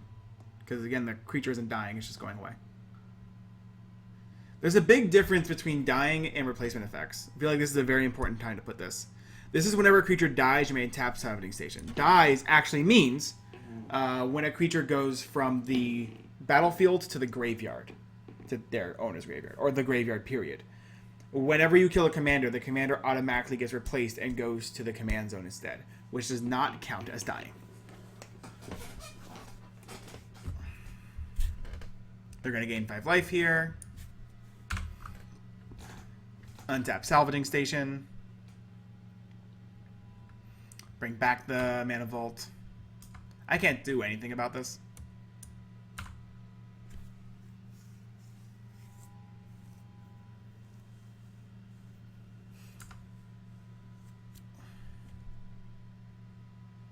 They bring back the Sculptor. I don't see why they would bring back the Sculptor here. Now they're out of mana. That was very weird. That seems not great in the end. They went back up to 20, which is nice, but that seemed pretty not great. Same thing does apply to Skullclamp commanders as well. Anything that says dies on it doesn't work with commanders. Pretty much, period.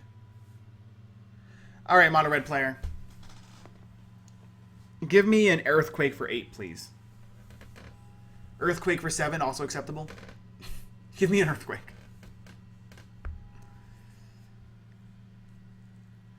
They shouldn't have won. They didn't have infinite mana there. They had a lot of mana, but they didn't have infinite. Because they don't have infinite permanence. Like, they have to sacrifice 2, and then if they kill... Like, they don't have infinite in that situation. They have a lot of really good things, but they don't have infinite.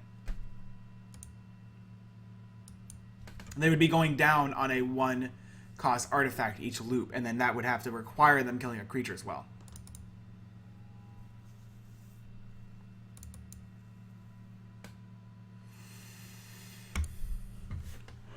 Alright, mono red player. Show us what you got. I'm excited for the Vandal Blast. Burnished Heart, not what I expected to see here. We go down to 17. Sacrifice Burnished Heart, also not what I expected to see here. Untap Salvaging Station, get 2 extra mountains into play.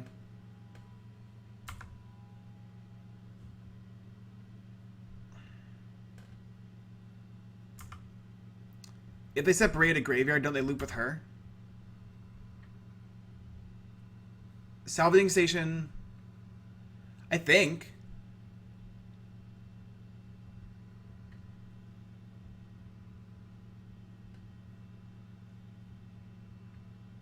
I think that would have worked. You got a point.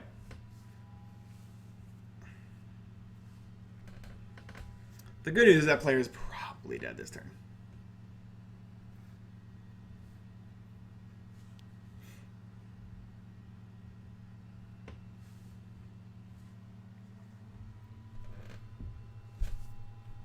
Sweet! They're going to destroy the Salvaging Station and make a gremlin. Well played. Gremlins also... Did Aether Volt just not come with art on the tokens? Something must be going weird here.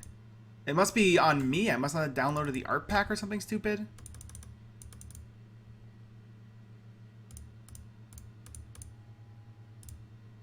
Play Pearl-like Ancient. Can't be countered. It's got flash. Go to my turn. Hey, look, an island.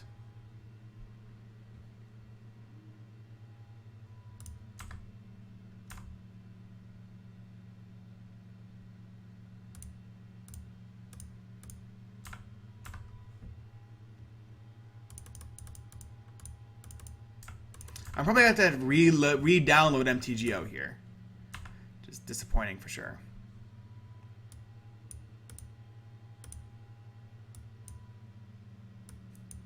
I can now cast 2 X spells in both graveyards. Oh, there we go.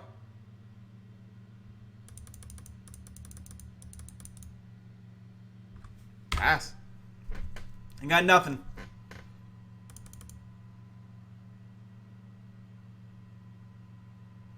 There's 10 saplings in play. I can't see this ending well.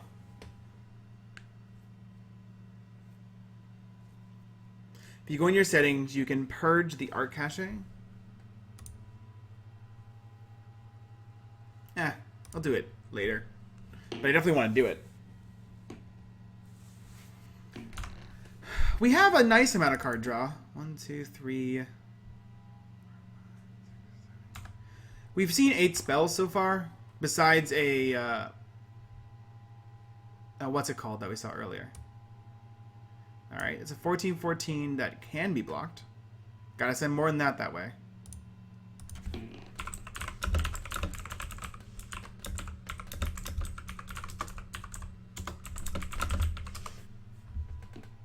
They didn't send it all for some reason. They certainly should have. They certainly should have. The fact they didn't send it all is real bad. This doesn't even have trample. They're just still at 14. You don't even gain life. What was that play? I'm very confused by everything that happened that turn.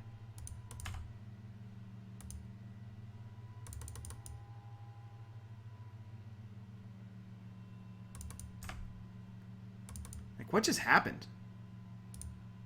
I don't know. It's alright. People can make pretty interesting plays every once in a while. They just wanted to draw 14, I guess. Losing 3 lands. But I don't see why you wouldn't throw all the saplings too. There's like no downside.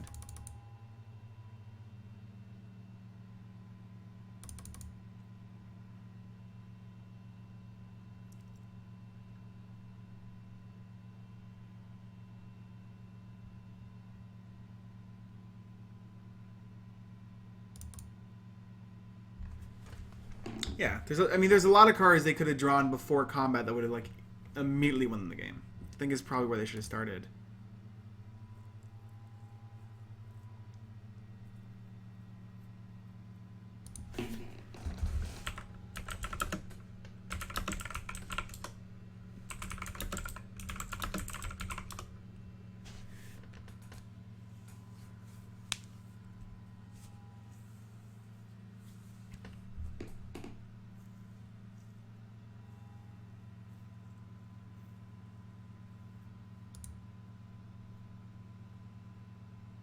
Do I have any modern decks? I do have a couple of modern decks, actually. I have a Battle of Wits deck. I have an Impact Tremors deck. I have a Mono Red Devotion deck. I have a Blue Red Spells deck, which is pretty fun. And a Villainous Wealth deck, which is an absolute blast.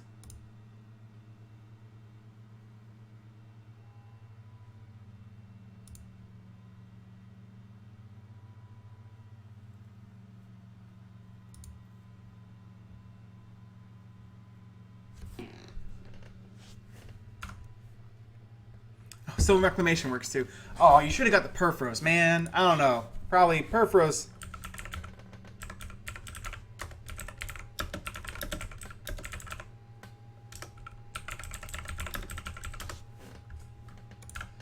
Alright. Well, this is better at least. Now we can cast 2 spells.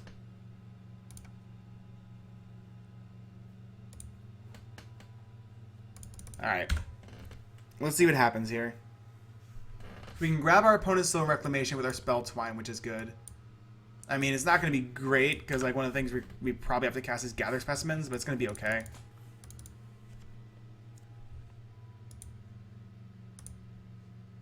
It's blue-red. There's Storm Chaser Mages and Izzet Charms. And look, this is blue-red.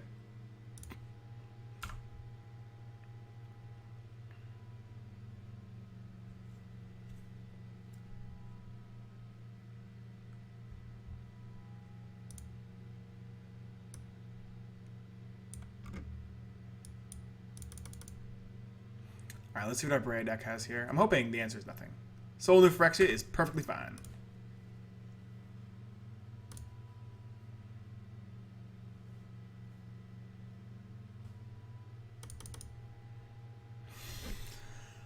This situation is so weird. We need to draw something productive, basically. They're killing the Tana Bloodsower with X-Cap.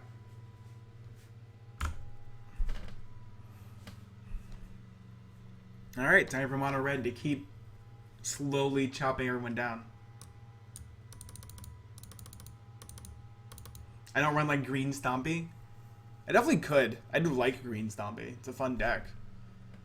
Just like Mono Green, Clonian Tuskers, and that's always a deck. Like, that's a deck I've built in real life that I actually do enjoy. Not as much in MTGO world. Hey, look, Kari Zev returns. Everyone takes 2. 13, 11, and 24, respectively.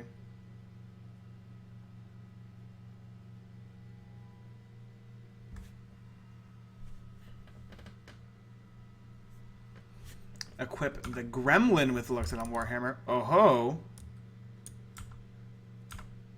That can get to be a 6-power creature with these mountains, so we can easily block a Perlink Ancient. It's not coming our way, though. You got a 5/2 at Lifelink and Trample going to our top left player. I'm just gonna take it. Just gonna take it.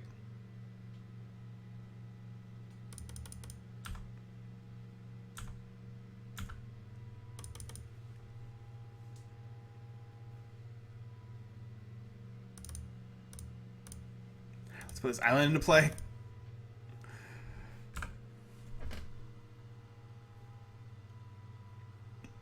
Oh. Okay. Real spells is interesting to see here. Didn't expect to see that. All right.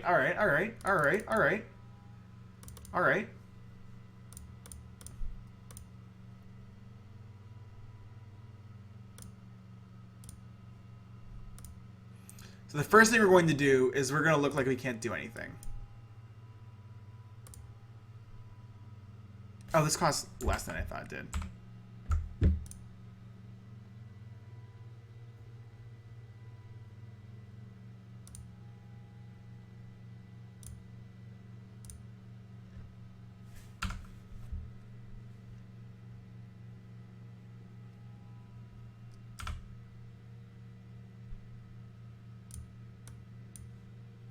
Exiling Perforos. Exiling either Xenagos or Greater Good here. I'm going to go with just exiling some gods.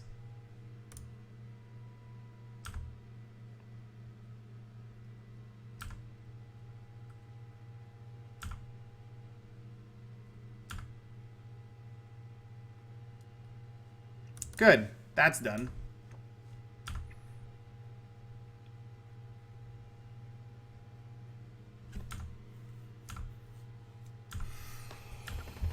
Pass. Sorry, Lewis. Forgot you were down there.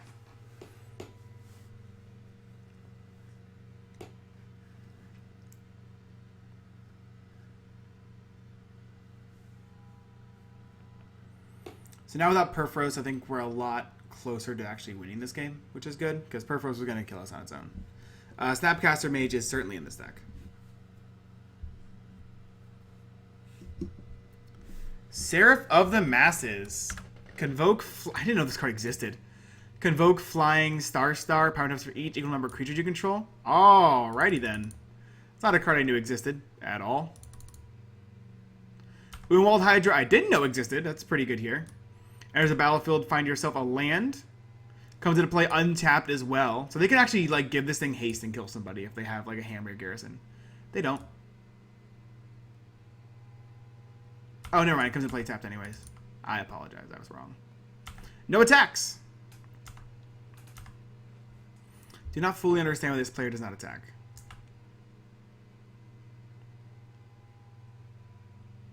Howdy, Vash.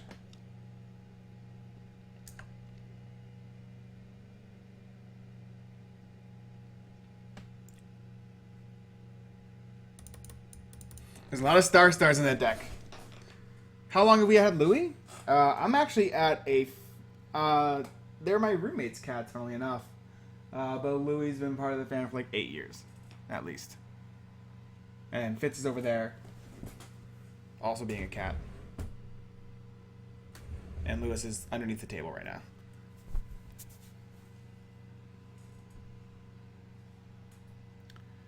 Hopefully the board just gets wrathed sometime soon. Hey, look, Breya returns. That's fine here. Alright, so we shouldn't be dead. It's always a good sign. And now we can look for something pretty good with this Mystical Tutor and cast it twice with Cast Through Time. Great. Great, great, great. Great. What would Write a Rep do? I could have a bunch of Perlite Ancients. I agree, that sounds like a bunch of fun. 1, 2, 3, 4, 5, 6, 7, 8, 9, 10, 11. We have 12 mana here. They're going to sack Inventor's Fair. Uh-oh, that could be bad. What are they going to find?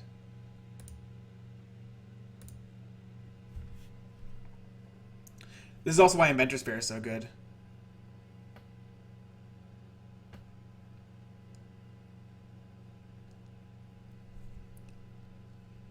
I love Borderlands 2, by the way. That game is so much fun. I've played it multiple times on my computer and then multiple times on my Xbox.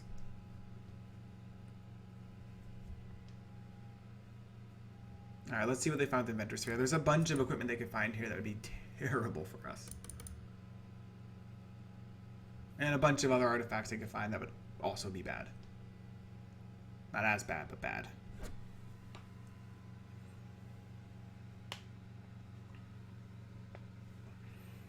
So we live till our next turn. It gets a tutor, caster time. What do we even tutor for is a really good question. I don't even know. Do we tutor for bribery? Look for a platinum angel? Do we tutor for desertion? Do we tutor for bribery? What do we do here?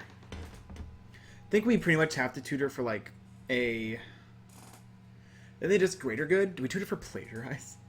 They find Staffinen. Okay, I don't mind Staffinen as much. Staffinen is fine. Yeah. You got a Staffinen, boyo.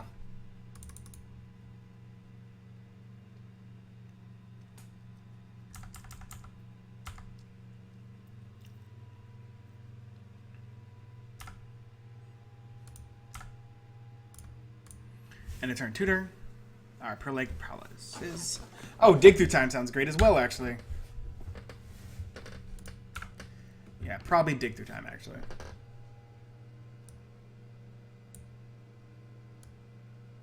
We can blatant thievery.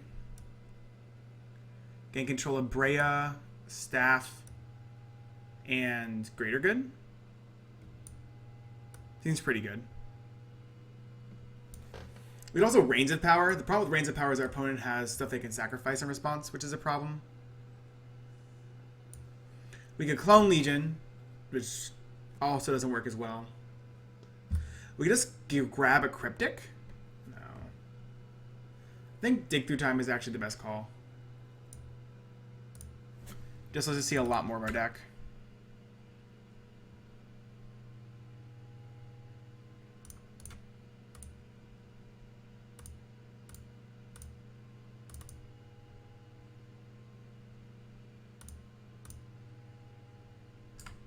Prowess Prolic Ancient. We're not playing Cast Through Time first because we're probably going to need to leave up mana after this. Because we are going to be a made man or woman. Well, made man. I'm a man. Alright. These are good cards.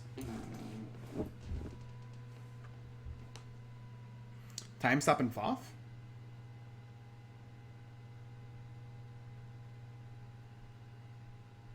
Just grab the thing in the ice and try and go off. That could be pretty fun too. Could we go off this turn with thing in the ice? We get thing in the ice for 2.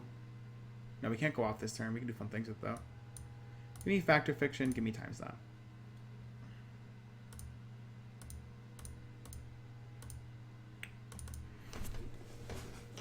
All right.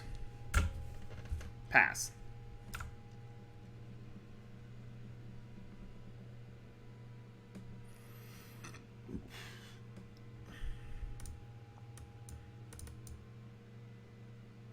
It's a 15-15. If they just play Bruce Tarl on the Seraph of the Masses, they kill them on a red player. Like, that's just something that happens. Sword of Vengeance, also pretty scary. So they could put that on the Hydra and get really close to killing this player too. Like, they could kill the Brea player. They're 1 mana away, actually, from killing the Brea player and the mono red player here. Although they could just equip this onto the Seraph of the Masses for 3. 1, 2. Oh, they can do both. They could certainly do both if they want to.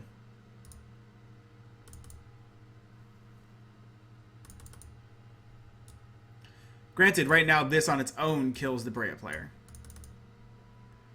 Then you can play Bruce Tarl, give this double strike, and why do they not play their commander?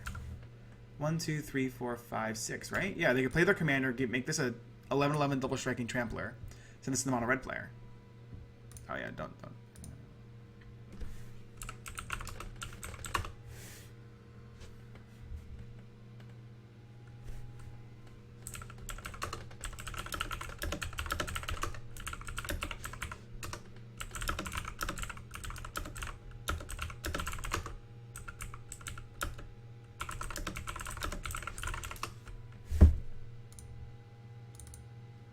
Why are you attacking me? This makes no gosh darn sense. I haven't countered a single spell.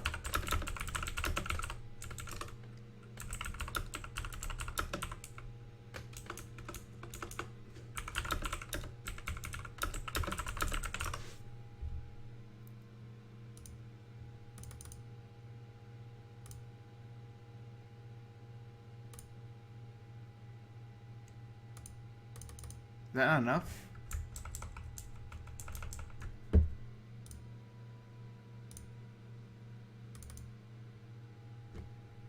What the heck is going on here?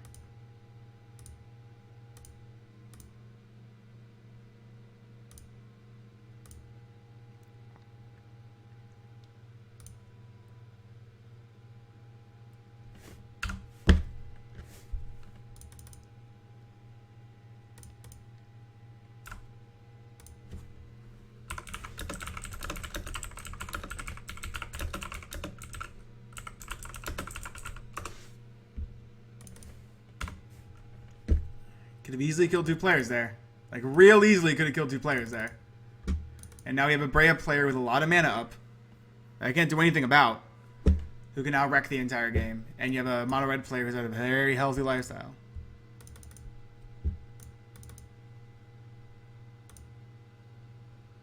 I don't know why you did this. I mean...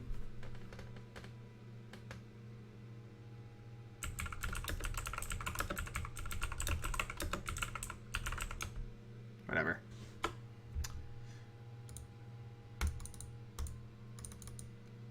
I don't really understand that play too much, but that's a me thing.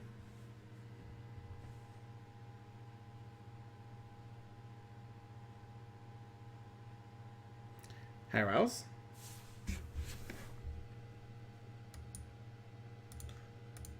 What did they return? They returned the 6 mana salvaging station hand. I also hope he gets punished for that play because I think it was a terrible. I really dislike that play. I don't think it was a good play at all. I mean, there's different stuff for everybody, but I don't think that's what you were trying to do. Killing a pig.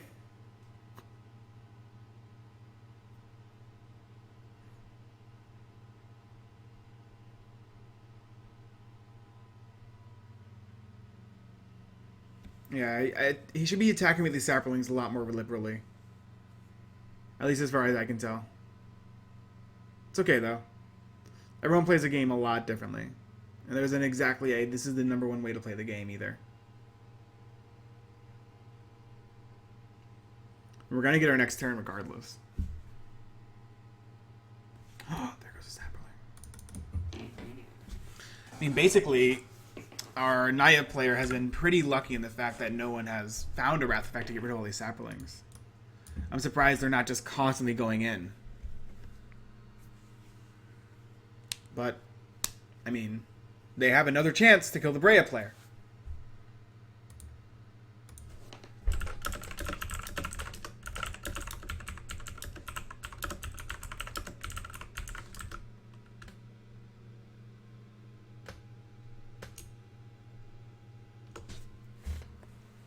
Can you decline to copy? If you cast Time Spell with Rebound, yeah, you can. Yeah, you may cast that card from exile, so you would just decline the copy. So what our mono red player has, they have a Vandal Blast. That does nothing to us.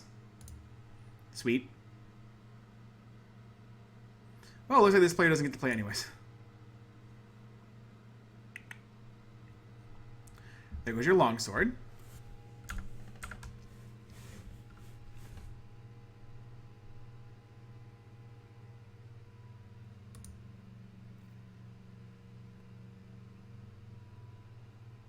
I like that our Baral's been out since turn 1. Since turn 2. This guy has not died. He's just been here the entire time. It's been really nice.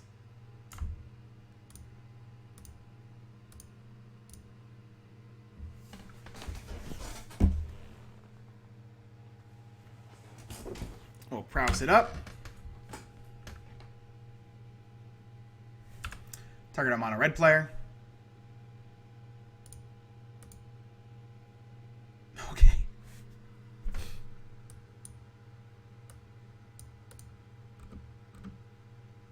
Cultivate from that graveyard.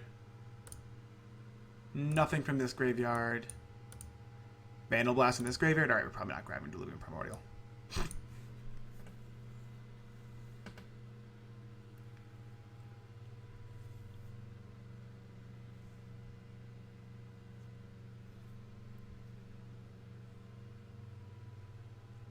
That is one very sad Brea player for sure.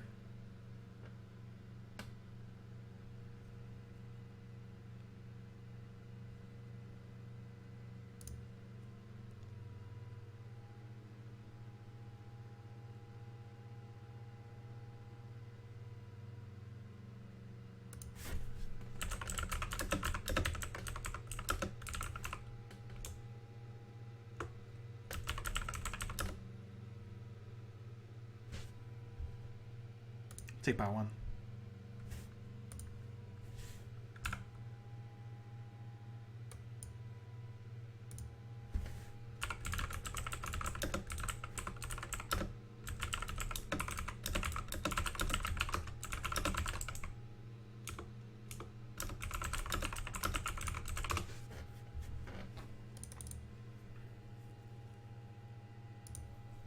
So we're in a pretty bad situation here. We can, I guess, like, write a replication to Seraph so that he has to sacrifice it so we don't just die to it immediately, which is nice.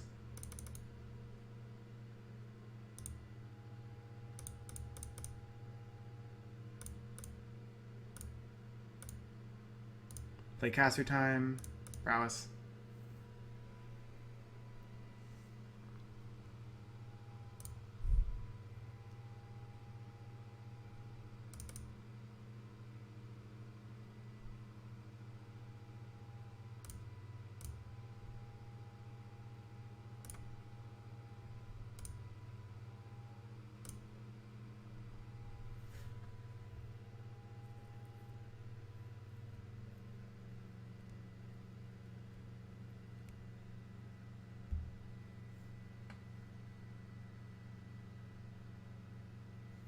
You can play a kicker cost when you cast an alternate cost.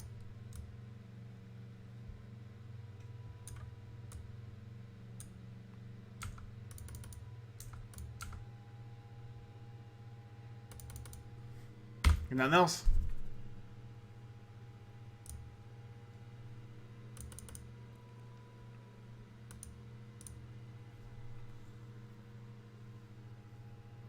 There's still a greater good in play, which we certainly should have exiled. I guess it's important to do it the other way that we did it, but yeah, we lose. That's what I've been waiting for this entire game. Let's win the gosh darn game.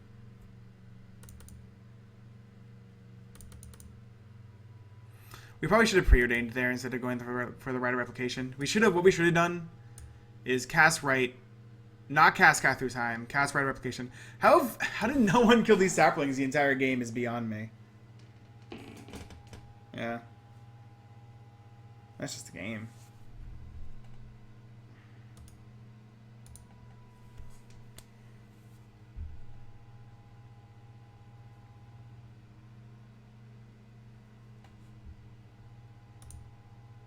How big are these? 12 12s? Alright, we can't do anything about that. Let me see what pre-dam would look like.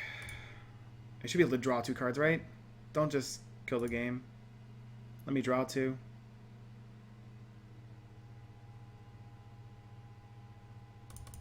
Come on. I want to see what the 2 cards were going to be. We must have played that wrong somewhere. We certainly must have. I don't know where, but we must have.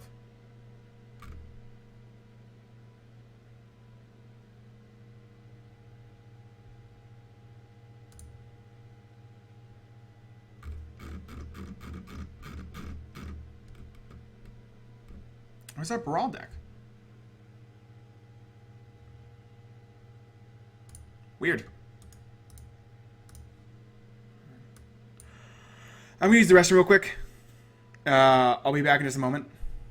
Docent Imperfection is playable in EDH. I am actually playing it in that deck. So I definitely think it's playable in EDH. Where's my Baral for the all deck? Where'd he go?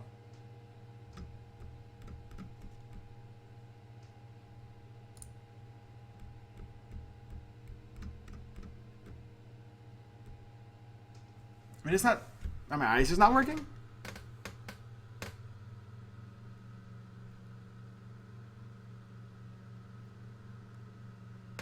Is it in Modern now? Where'd my deck go? It's right here. Baral for it all. And then Commander should be right here. Where'd my deck go?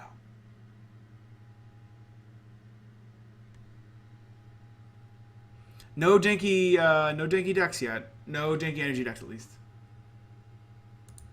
Huh. Crazy.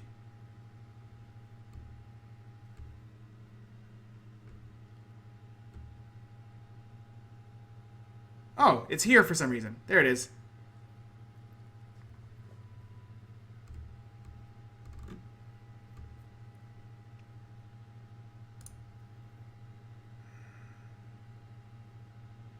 I know what deck I'm playing next.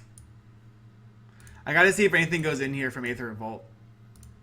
But this deck's gonna be a blast. I'll be right back. I'm gonna grab something to drink, and I'm gonna utilize the restroom. I'll see you in just a moment. But this deck is going to be so much fun. I love this deck so much. Basically, the goal of this deck is to cast Melik and kill your opponent. That's it.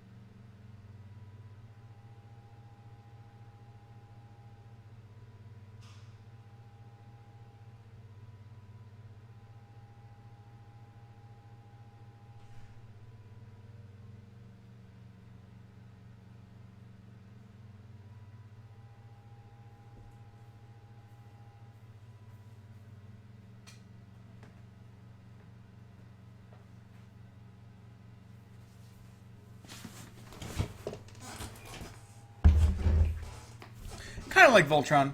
So this deck is... I call it Melik Bang. The idea is that you actually kill your opponents with Melik as a Paragon command, combat damage, which is pretty fun. Let's also... God, I haven't augmented this deck in so long. It's got to be at least this long.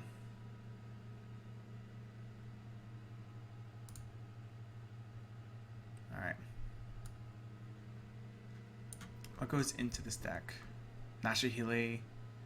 Not Goggles. Not Startled Awake. No Ancients. No need for Baral for it all. Not Burn from Within or Explosion. Expulsion, sorry. This could be interesting. Ignition could be alright. Don't think it's good enough, though. Neither Docent. No Playground. Visions could be decent, actually. I'm down for some Fevered Visions. Dark Dwellers probably doesn't do enough. Battlements is probably not good enough either. I do want to play some Jorian. No, I don't want to play some Jorian. This card's not good. Alright, I'll play Jorian. That's dumb. Sorry, the card is good. It's just not good enough for this one. Key to the City could be really good for this deck, actually. Ooh. I'm down for some Key to the City. I'll take Key to the City. Take out a land. Padim isn't good. Isn't what we're trying to do.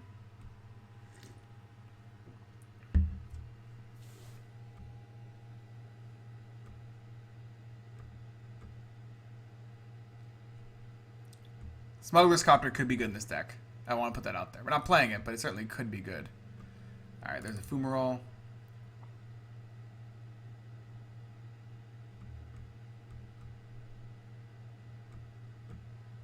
Alright.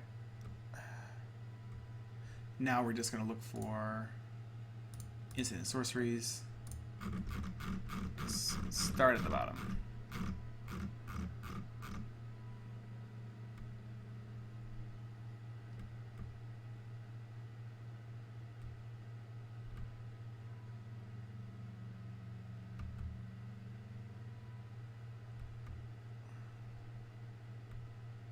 Expedites in, that's good. No build to smash, that's not what we're trying to do. Neither is Borrowed Hostility. Don't need Anticipate. Don't need Scour the Lab. Remember when Unsubstantiate was supposed to be the best card? I remember.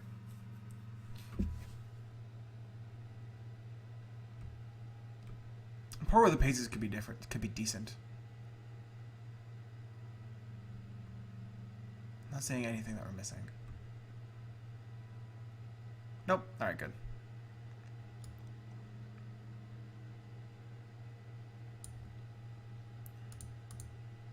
Alright, kill those. And then also I need to check out the treasure chests. See if there's anything from there that I'm missing before I get all the way through. Okay. Crom could be decent. Nope, looks like there was anything I'm missing. It'd be funny to play Grenzo in this deck, actually. But, no, it looks like we're good. Alright, cool. We added in that. We'll take out a mountain. Cool. Alright, now I might have to go in or out. That's nice. Alright. Let's have some fun.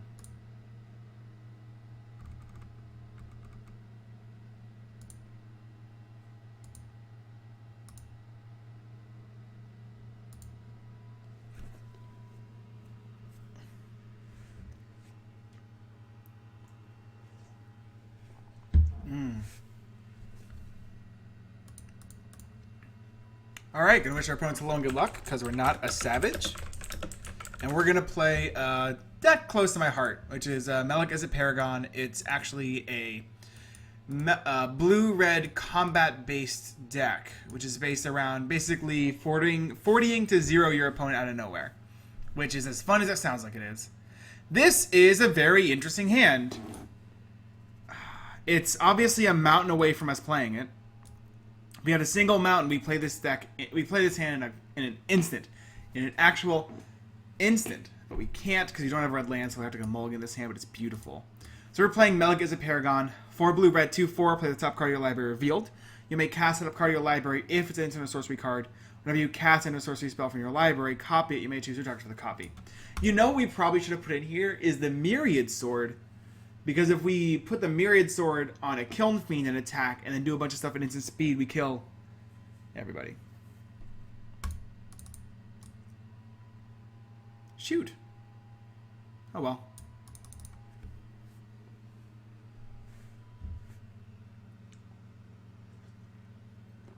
But yeah, we're gonna have to mulligan this hand. Okay. This hand is much worse. Gonna try again.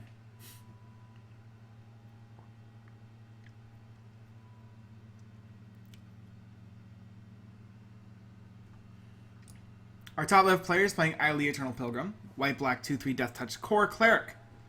Yep. Alright, going to 5. Alright. Not a land, it's got to go on the bottom. Funnily enough, we can win from here if we draw a red land. Then we can still win with this hand. Our top left player is playing Aili. She's a Death Touching 2/3. For 1, you can sacrifice another creature to gain life equal to its toughness. And then if you have 10 life more than your starting life total, you can pay 1 white, black, sack a creature, exile a non-land permanent. Yeah. Middle player is playing Roisin the Meanderer. 3 red-green hybrid for a 4/4 giant shaman. Tap, add quadruple color stream mana pool. But you can only spend this mana on costs that contain X. Our top right player is playing with Zovnir Mastermind, double blue, double black for a hexproof 3/3. Whenever a creature card is put into an opponent's graveyard from anywhere, you can have this become a copy of that card, except its name remains Zovnir Mastermind, and it keeps its ability, and it's also hexproof.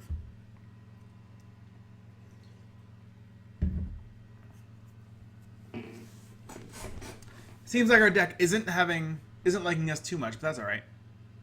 Again, we're a red land away from just dropping Fevered Visions and drawing out of it, so I'm not too worried. We do definitely want to draw a red land as well, but I'm not explicitly worried. Turn 1 Soul Ring from our Lazav player into Dimir Signet. Alright, that could be an issue. Could be a really big issue. This game just got a lot more difficult. So they have 1, 2, 3, 4, 5 mana next turn. Alright. That's normal. What can be bad about that? I don't understand.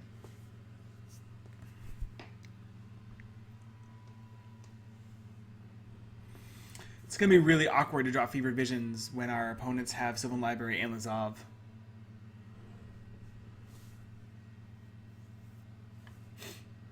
What's up, Tony? Good to see you. And yeah, Moto Shuffler strikes again.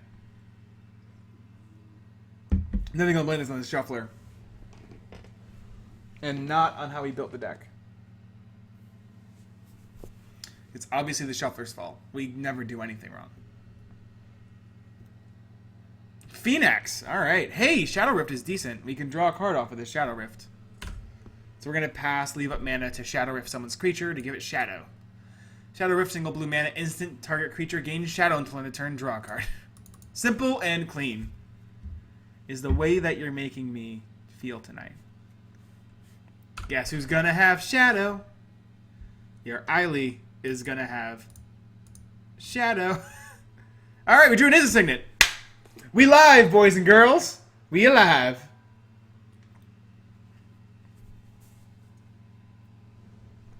Tempest Block was great. Simple and clean is the way that you're making me feel tonight. Alright, at least it didn't attack us. Alright, let's just tap out because we have nothing else we can do here.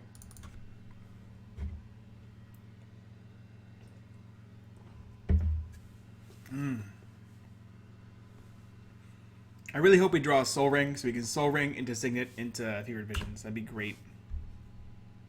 Do I think it's going to happen? No. But I would like it to happen. So let's try it that way. One of the things I would advise for people that play Commander is that you should be more aggressive with your Sylvan Libraries. You start at 40. Just draw 3 cards.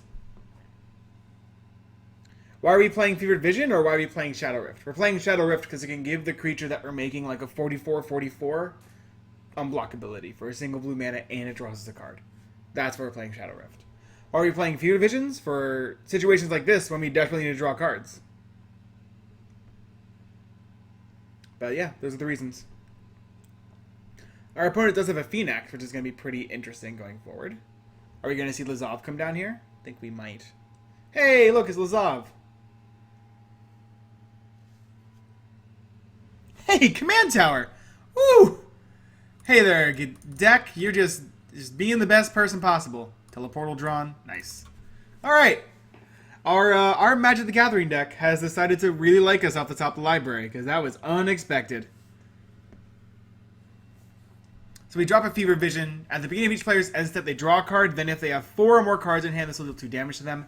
Here's the downside with Fever Visions. People like to kill you when you play Fever Vision, even though you're giving them cards, and even though it's Commander and they shouldn't care. So hopefully we don't get too priced out on it. Light Mind Field hits the field. 4-mana enchantment. Whenever 1 or more creatures attack, this deals damage to each of those creatures equal to number of attacking creatures. Which shouldn't be an issue for us.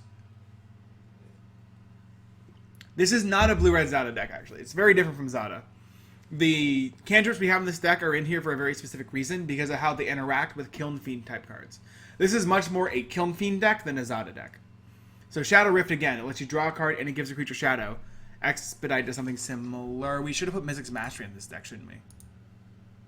It's already in here, never mind. Yeah, this is much more a Kiln Fiend deck than anything else.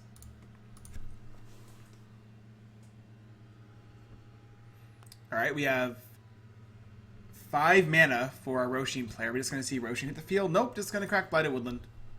That's fair. There's literally no pressure being applied to that player, so there's no reason to do anything else here. It's more like Shu Yun than Zada. I guess it makes sense. Alright, they didn't utilize Phoenix's ability there.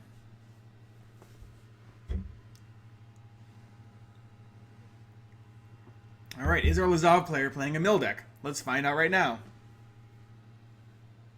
They are. There's a Consuming Aberration. And this guy gets big quick. 3 blue-red for a 4/4. Its power and for each equal to the number of cards in your opponent's graveyards. Whenever you cast a spell, you basically grind your opponents. So they reveal cards from top of their library until they reveal a land card and put those cards in their graveyard. Are we playing the blue-red Chimera? We certainly are. Alright, they draw a card and take 2 damage. So our turn's going to be pretty simple. Whew, Fumarole as well? Man, our Magic the Gathering deck is being incredibly nice to us right now. Like, every once in a while, people don't realize how nice a deck is being to you. I realize how nice this deck is being to me, and I am very happy about it. This is wonderful. This is so good for us.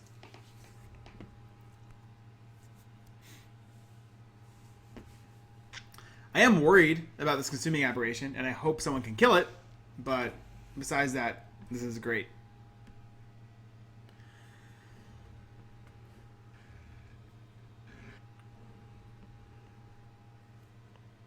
And we're playing the 0 mana, the 3 mana 03 that has +1/+0 for each instant sorcery in your graveyard, certainly. Howdy Sacrifice. That's a fun name. Howdy Sacrifice. Scoured Barons hits the field. Ileaf pulling themselves up to 39.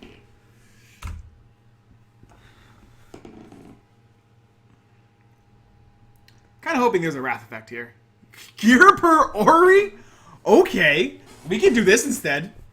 4 mana artifact. Each player can also now play additional lands in each of their turns. At the beginning of each player's upkeep, if they have no cards in hand, that player draws 3 cards. Alright. We're going for it, boys and girls. We're going for it. Whew. Alright.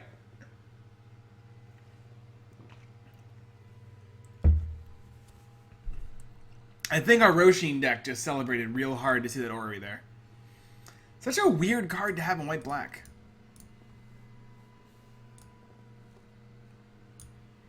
So we're not going to be able to take advantage of it immediately, but hopefully we draw a land, we're able to play this, and then like Shadow Rift it or something silly. What exactly are we going for? Great question. We're going for a Melik as a Paragon build. Oh yeah, this is actually really bad with Fever Visions in play. You never get the ability off of it. That's hilarious. I call this Melik as a Paragon Bang which is a fun way to talk about this deck. The idea is that you play a bunch of power doubling effects, and then you play your commander, and then you like just deal 21 damage. It's pretty simple that way. Hey, look, Zendikar Resurgent. That's going to be an issue. 7 mana enchantment. Whenever you tap a land for mana, add additional mana, and whenever you cast a creature spell, you draw a card. I can't do anything about that. We're trying to one-shot people. It's definitely much more of a shotgun deck than anything else. That's what I like about it. They're milling us. Why are you milling us? You can have your Lazav become a Kiln Fiend if you'd like. That'd be hilarious. So, if I'm a mill deck, I'm certainly focusing on a single player, not on multiples. They put Reverberate in our graveyard, which is going to be really good to get back with this Izzet Chronarch, so I'm happy they put this in there. Are they going to, like, kill somebody here? I wouldn't be surprised. Seems like they're going to kill somebody here. They're very excited about what's in their hand. It's going to give me a really good excuse to play this deck again. Considering we mulled to 5.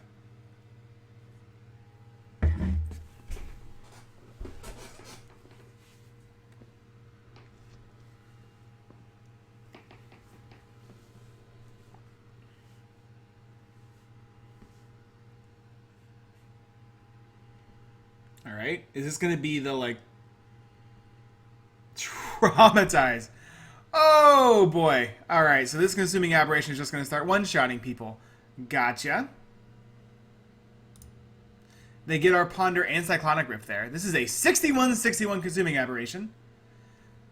Oh, man. That is a little bit nuts. They can have their Lazav become a Hexproof Teysa? Alright, sure. I'm going for that one. I like the Hexproof Teysa over a Sunscourge Regent. I mean, if I was choosing in this situation. Jesus Christ. Alright. It's a 61-61 Consuming Aberration. Casually and easily.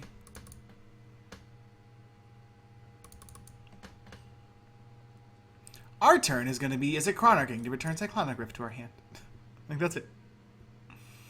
Alright. They didn't attack? I guess they want to mill people out, but still. Come on.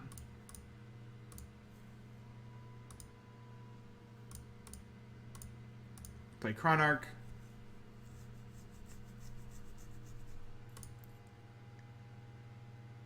Turn Rift. And pass.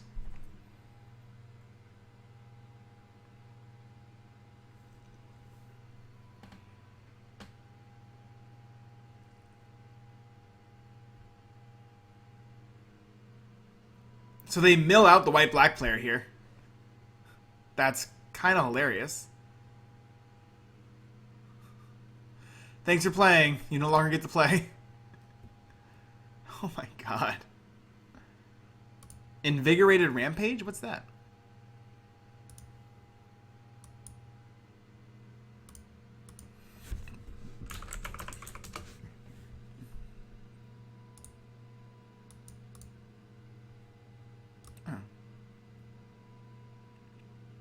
Oh, this is much better than Fist of the Anvil. Oh, gosh. We should certainly be playing this card. Oh, no. Our deck is built incorrectly. Upkeep. I'm going to Eye Blight any of the card that killed me. You deserve this. Alright, I'm down. Seems fair. Casual 100, 202 Consuming Aberration going away.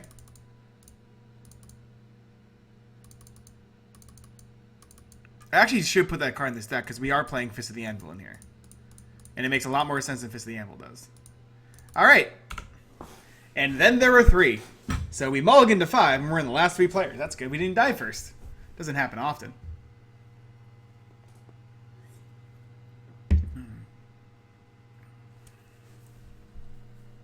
Oh god, don't break the game here. Okay, good.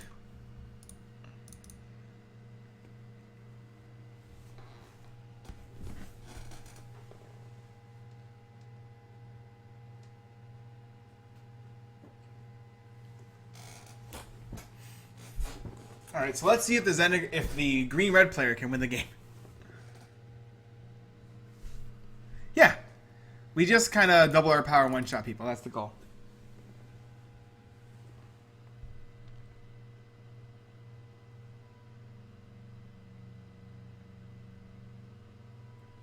Oh. Yeah, you did. Here's a Cade Sun, probably on red. If I were to guess. Yep. A lot of red mana being tapped here. 15, 18, 20 mana. What's this going to be? Only 2 greens, so it's not going to be like green. It's not going to be, you know, Genesis Wave. What else are we doing? Are we going to... What are we doing? I'm really concerned about this, actually. This is just going to be like a huge earthquake for 20. I guess for 19. He also milled the Eiley player on turn 6, yeah.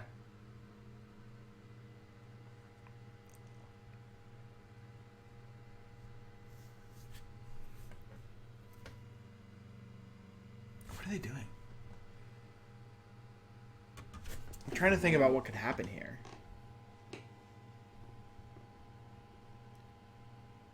Only thing that comes to mind is just very, very, very large wrath effects. This is going to be like a huge Comet Storm. Hitting Chronarch, my face, and the... Yeah.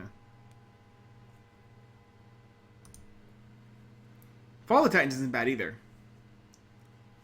They casually have 20 mana. Oh, this is not what we think it's going to be. It's got green in it. Oh, Titan's Revenge for 16. You get the Clash. If you win, return it to your hand. Are they going to copy it? Oh, shoot. Are they going to put this person to, like, 2? Alright, so let's Clash. Revealing Rugged Highlands. You do not get that card back now. Oh, wait, no. What do you reveal? Revealing Boundless Realms versus nothing. So they definitely get this Titan's Revenge back. Oh, versus my Overblaze. I will keep that on the top of my library. Thanks for asking.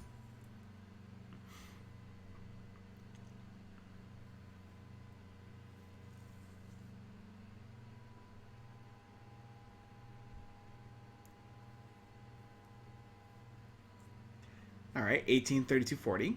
They have Titan's Revenge in their hand again because they won the Clash. And they're drawing Boundless Realms. No, they're not. They put that on the bottom. Oh, yeah.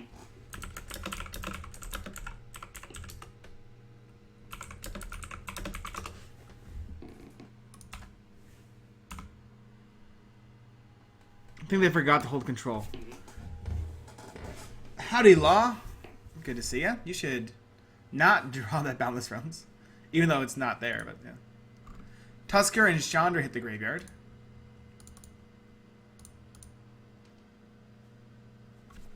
Ever think of doing something like a Kamigawa block deck? I know we have a 5-color Spirits deck, which is pretty interesting. I think we also have a Aname as 1 Kamigawa block deck.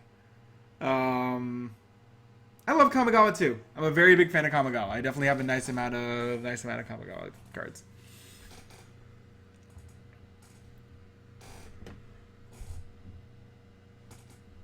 So I know what we're drawing. So what I'm probably going to do is just 1, 2, 3, 4, 5, 6. We can't overload Cyclonic Rift. I'm probably just going to be casting Jace's Sanctum this turn and just leaving up just the bounce on the Rift. Yeah, you're right in that I should have put Overblaze in the bottom of our library, by the way.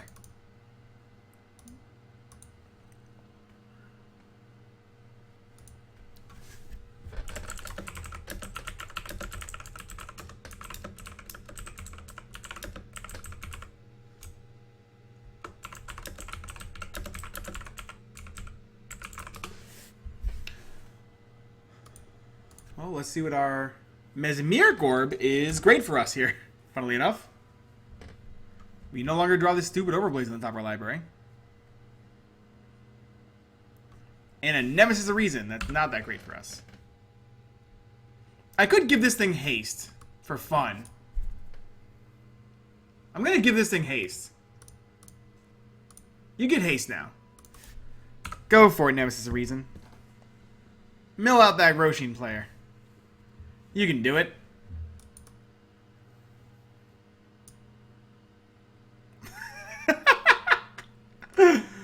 That's real fun.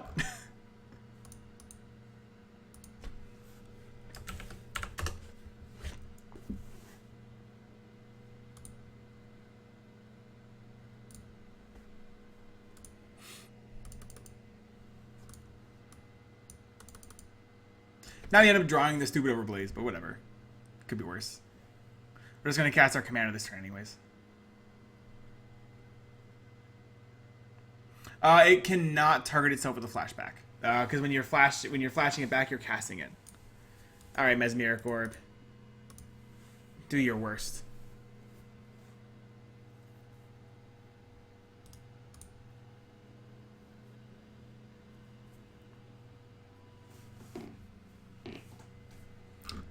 Electrode hits the graveyard.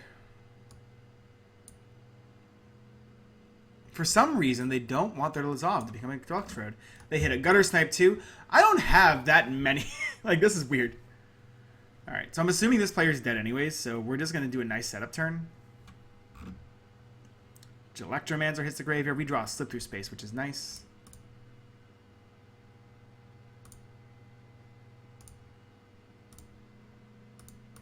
Cast our...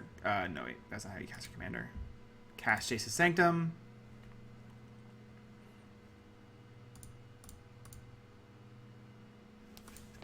I think we leave up the mana here.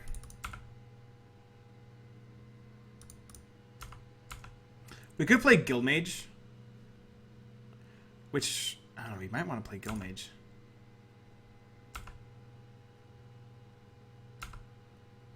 So how do we win this game, right? They're going to have so much mana here. Do we just have to, like, bounce this Resurgent right now? That way we don't die. That's probably the answer. Then they can only kill our top right player.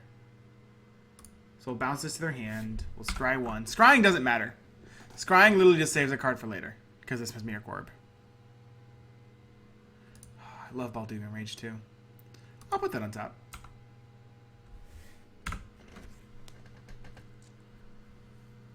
$10, $11, $12, $13, $14, $15 mana. Alright, we draw Balduvian Rage. Nice.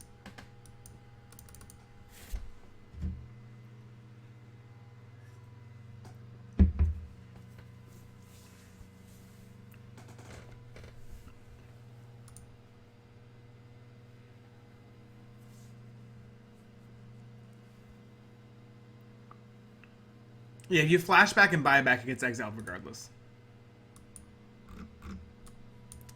Frontier Guide, Savageborn Hydra.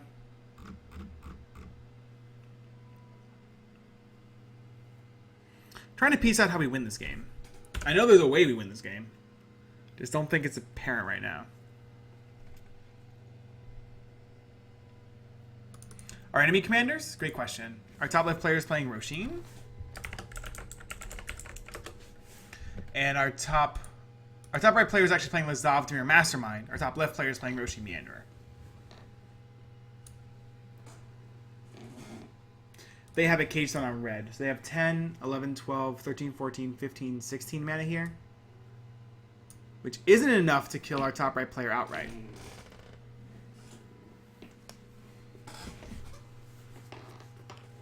Certainly close, though.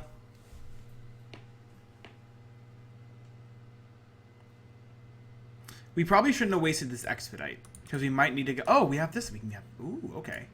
I really hope they go for a huge Earthquake here.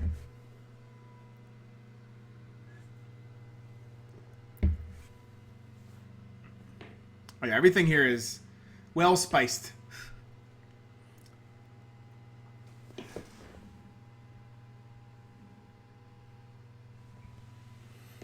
All right.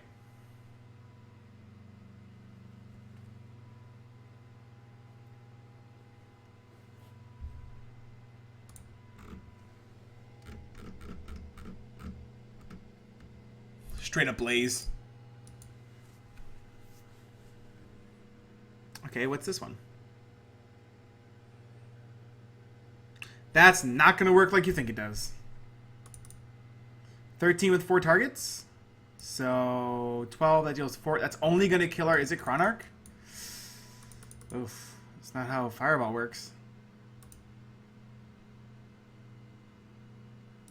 It's I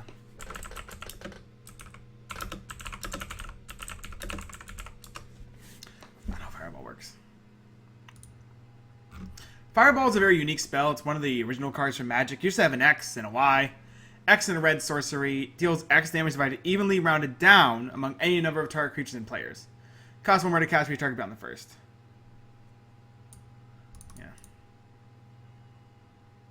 Take 2. This mill deck might get there.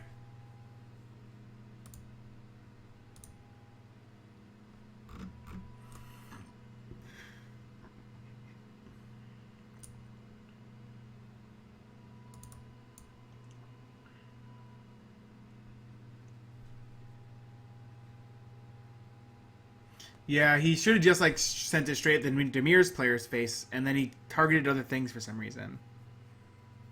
It was odd. For sure. And they might be dead now. I don't know if they're dead, but it's going to be real close.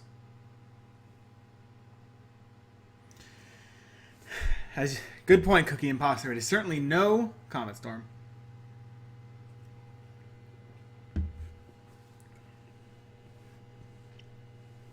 Well, the game's not exactly over. They're not dead next turn. They shouldn't be, really. They're going down to 34 cards. Possibly, I don't know. It depends on what they put down, right? If they're able to activate the Phoenix, they lose 10 cards, they go to 34. They lose 7, they go to 27. They lose 4, they go to 23. They mill 5, 6, 7, 8, 9, 10, 11. Probably not enough. Rise of Dark Realms Alter the Brood hit the graveyard. Rise of Dark Realms, not that great, but could be pretty decent.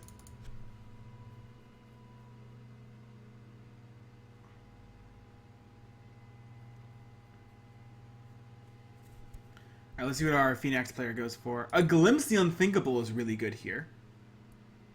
Or a Mind Grind is also pretty great. They need to make this Lazav beefier so they can... Oh, Diabolic Tutor probably does it. I don't know what they find, but Diabolic Tutor probably does something good. All they really need is a counter spell, actually. So they can counter the next spell from the green-red ramp deck. And then they just kill them. They're just dead.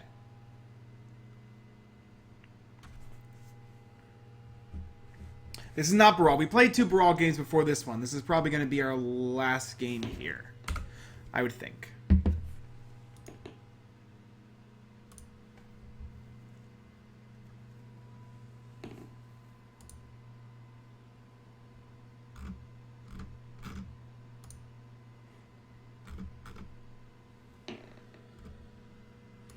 We're going to figure it out together. We're going to figure it out together. Yes, they mill another 10 cards from their library. Volcanic Eyes of Thought Vessel, Borderland Ranger. Alright, draw a card, go to 11. I wonder what they searched for. They must have searched for just like a...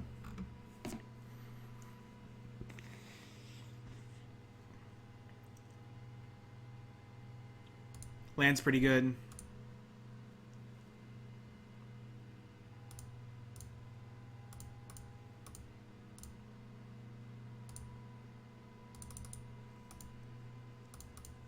We're just going to cast our commander. Got nothing else to do here. Mountain on top. Time to tap out and pass.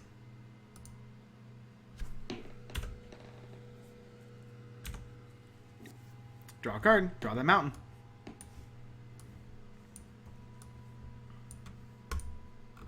We lost Telling Time, Blazing Shoal. Blazing Shoal's a bad one to lose here.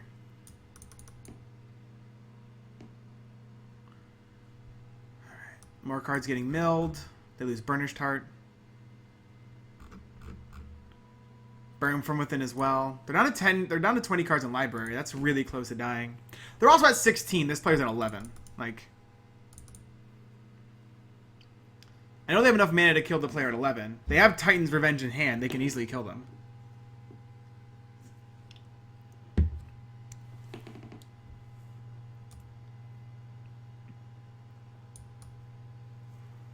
Have we selected our decks for Commander Clash yet? We have not, but we will soon.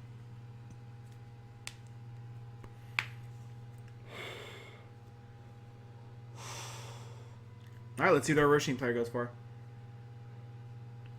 Do they have enough mana to do both? They have to kill the blue-black player. The Great Aurora. I am not a fan of the Great Aurora. Not in this situation. My deck does not have a lot of lands. Also, this mill player can't let this happen. Each player shuffles all the cards from their hand and all permanents they own into their library, and then draws that many cards. Yeah, they counterspell the Great Aurora. Which means they're dead? Question mark? Are they going to copy the Great Aurora in response? That's hilarious.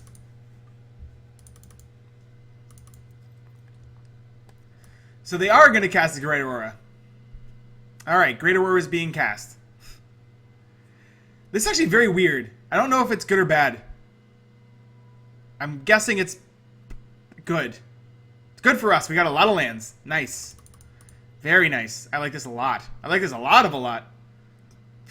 This is wonderful for us.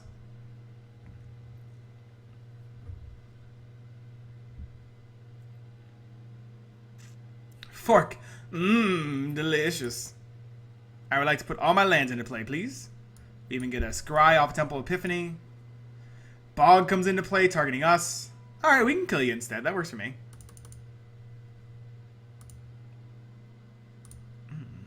Put that on the bottom. How dare you bog us?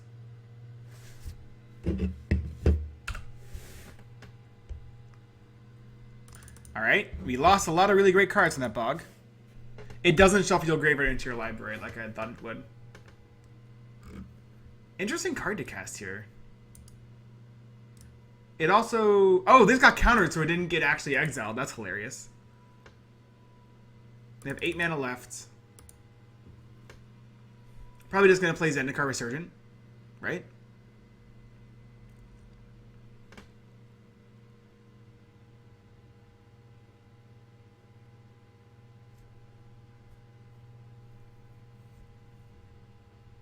I mean, our turn's going to be very simple. It's going to be like Signet, Fever Visions, top, probably?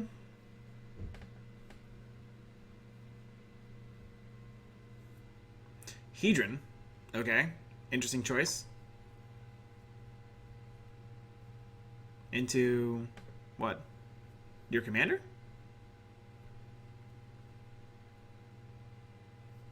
Oh, they have a totally new hand. I don't know what I'm expecting here. Relic, okay. Ooh, you probably shouldn't relic your graveyard. Sylvan Library. Are they going to relic their graveyard? Bobble. They did not get a good hand off this Aurora. That's for sure.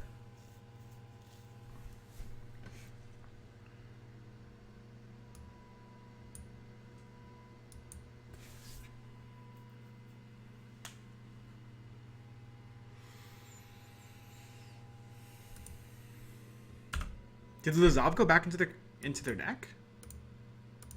Alright, our Melik stayed. I was really worried there.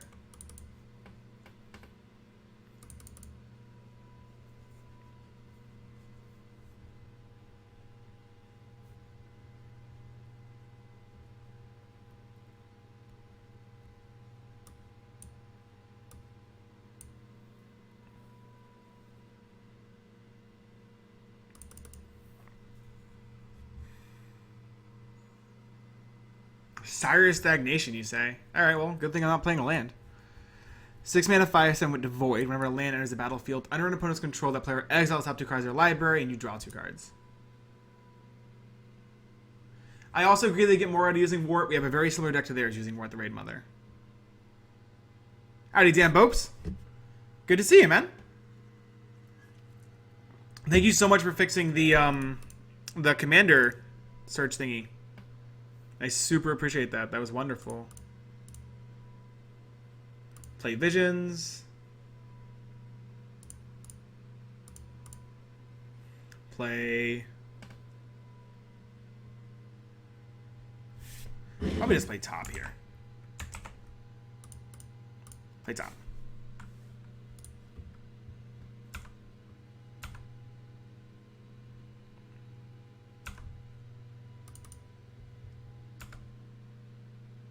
End of turn, we'll draw a card.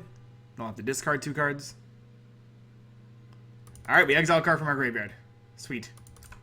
You got me. Ooh, Rogue's Passage. I want to keep the land. We'll get rid of Pike and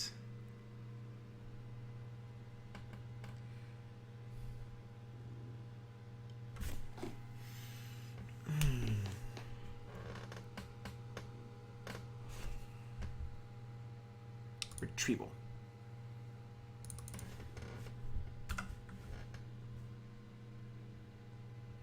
It's gonna be very awkward. They like can no longer put lands into play because of Sire. They'll just exile their entire library. Also, I don't know if they even have any lands left. It's a thing.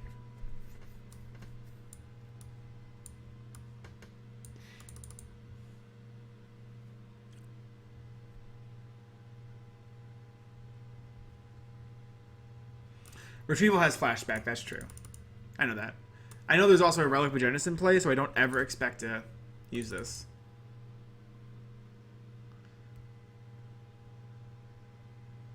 They must have some kind of blaze effect just to kill this blue-black player, right?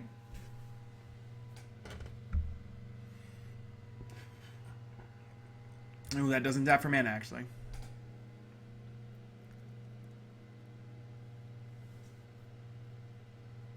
For 9, it's like Vorinclex?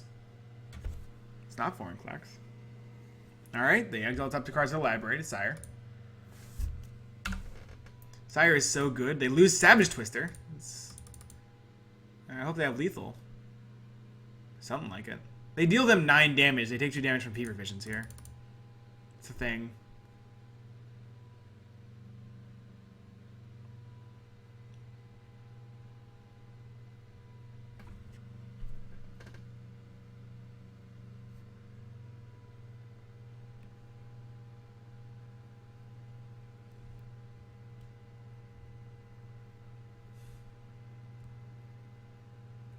Common Storm for 11. That does it.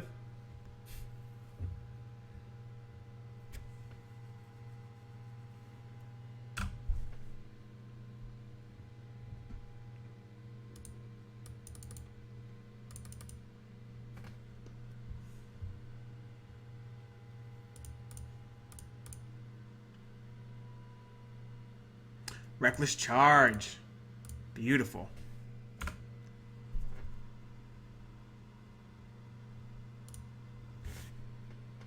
How much damage can I deal this turn?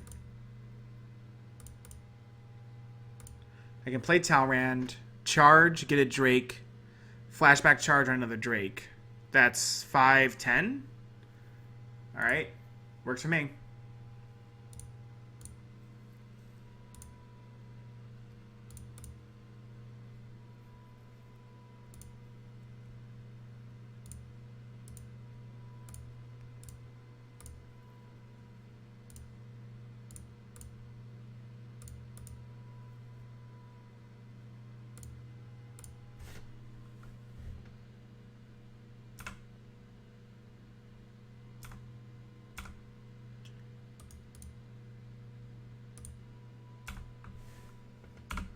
Attack for 10.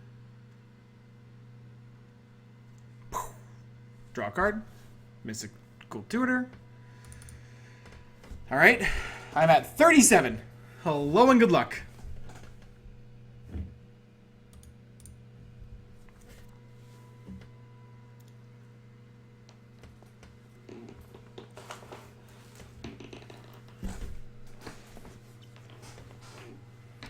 I'm gonna be really disappointed when like Stream of Life.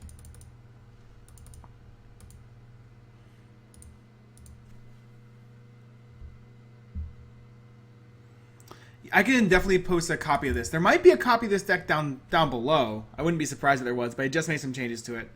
So I'll post the deck list right after this game. I'll just develop it.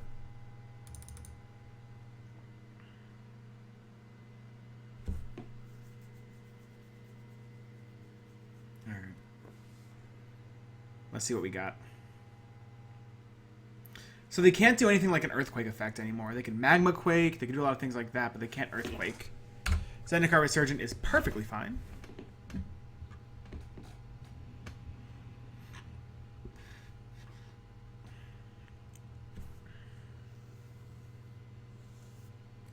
Whole Breach, destroying the Fever Visions and the Izzet Signet. Alright. 3 cards left. I mean, it looks like they're just dead.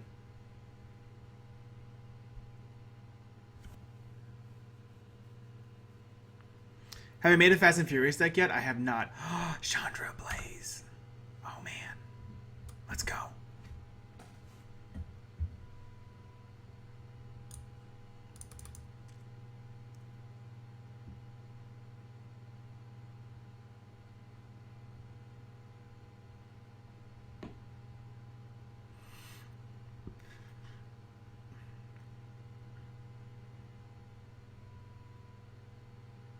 Oh, they're going to gain 6 life. No! How dare you? Wait, what are they returning to their hand? Drag a Tree Speaker. Yeah, sure, fine. Yeah, whatever. Don't care about that one. Draw a card off of it. Cool.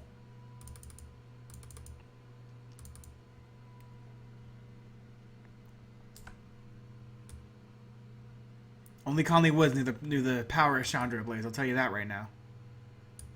Gonna deal 4 oh man, this is gonna be really disappointing for you then. I'm gonna Mystical Tutor in response and make another 2/2. Alright, what card's gonna win me this game? How good is Mystic's Mastery? Terrible. Relic of Genesis in play.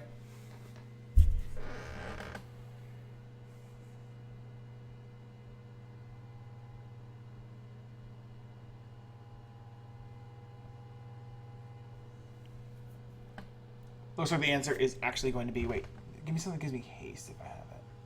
Just in case. Alright, I'm out of haste enablers, and just downfall should work.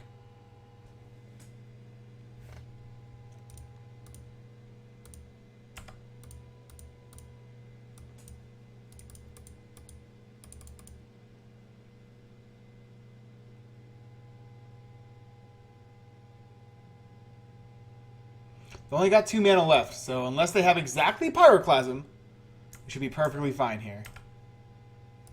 They don't have Pyroclasm. Good job, us.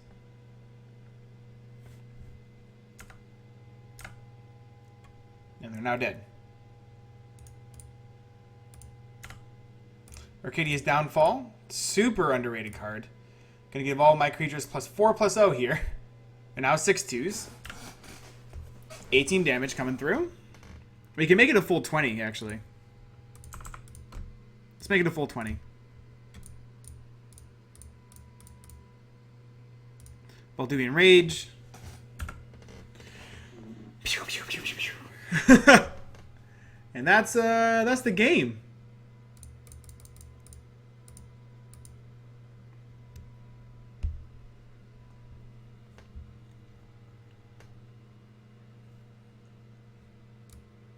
That's why you play Downfall. You play Downfall in this deck because when you play against like 5-color control decks, this gives you like +8/+0 for each of your creatures, and then they're just dead. There's nothing they can do.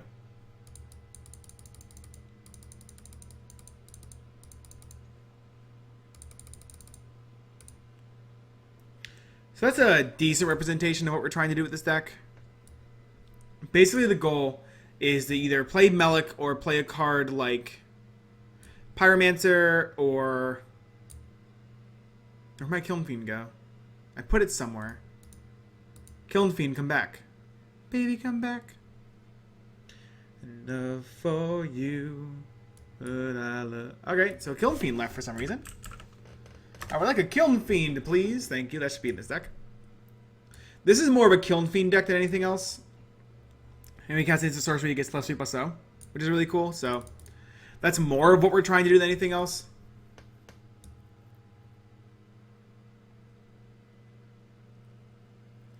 Most of the time, we end up killing people with Kiln Fiend, or we end up killing them with, like, Nivik Cyclops or Spellheart Chimera than anything else.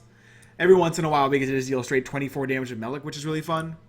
This deck overall, I really like. I think it's an absolute blast to play. It's a totally different take on blue-red than you're used to. Where instead of like, oh, I control the game and I win like a couple of 4/4s, this is literally like, oh, I play Melik and you're dead. They're like, what? I'm like, yeah, no, I cast Melik. I give him +3/+0. Off the top of the library, I give him double damage, so that's quadruple the damage. That's 20 damage. I'm going to cast Arcadia's Downfall. You take 48. They're like, what? Yeah, sorry. It's pretty simple that way. So much fun. I love this deck so much. We would put Invigorated Rampage in for... I also love Sleep. This deck shows how good Sleep is. Which Sleep is very, very, very good.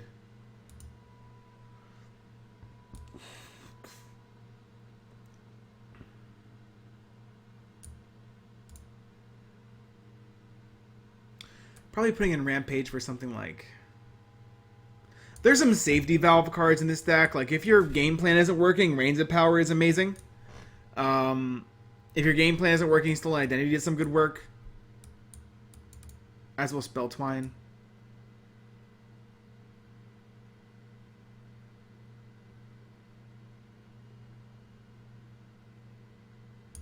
I just hang out to Electro. That card does nothing in this deck.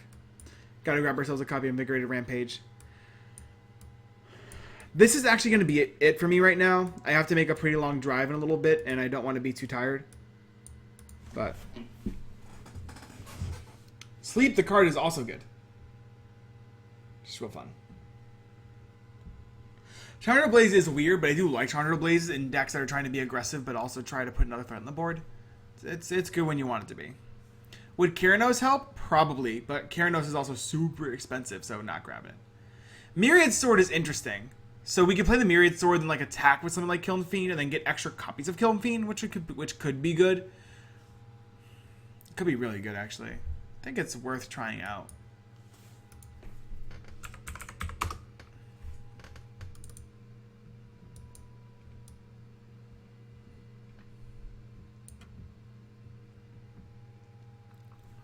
Take out...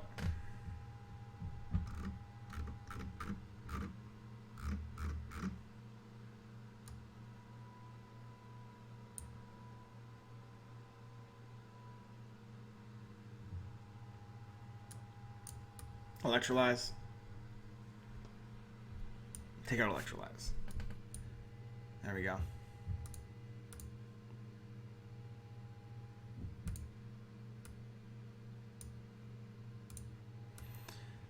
So I'll be back tomorrow. Just going to go down to Lakeland, and then come back in the morning, and then stream a bunch. I'm assuming there isn't downtime. Right? Is tomorrow already Wednesday? Jeez, I have to pick a deck for the viewer deck thing already. Man. I'll have to pick a viewer deck, and then stream tomorrow as well. So that should be fun. But I'll see y'all soon. I believe there isn't downtime tomorrow, right?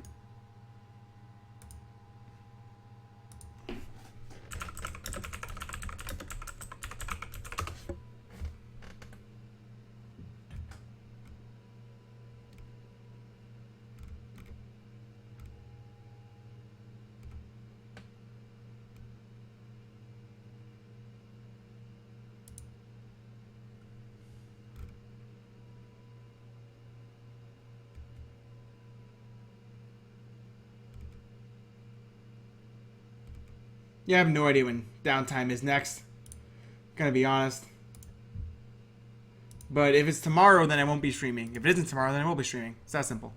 I'll see y'all soon, and we should have a whole bunch of fun. Just keep playing Commander. See you in a little bit. Have a good rest of your night, or day, or whichever way makes you happy. Let's go with that one.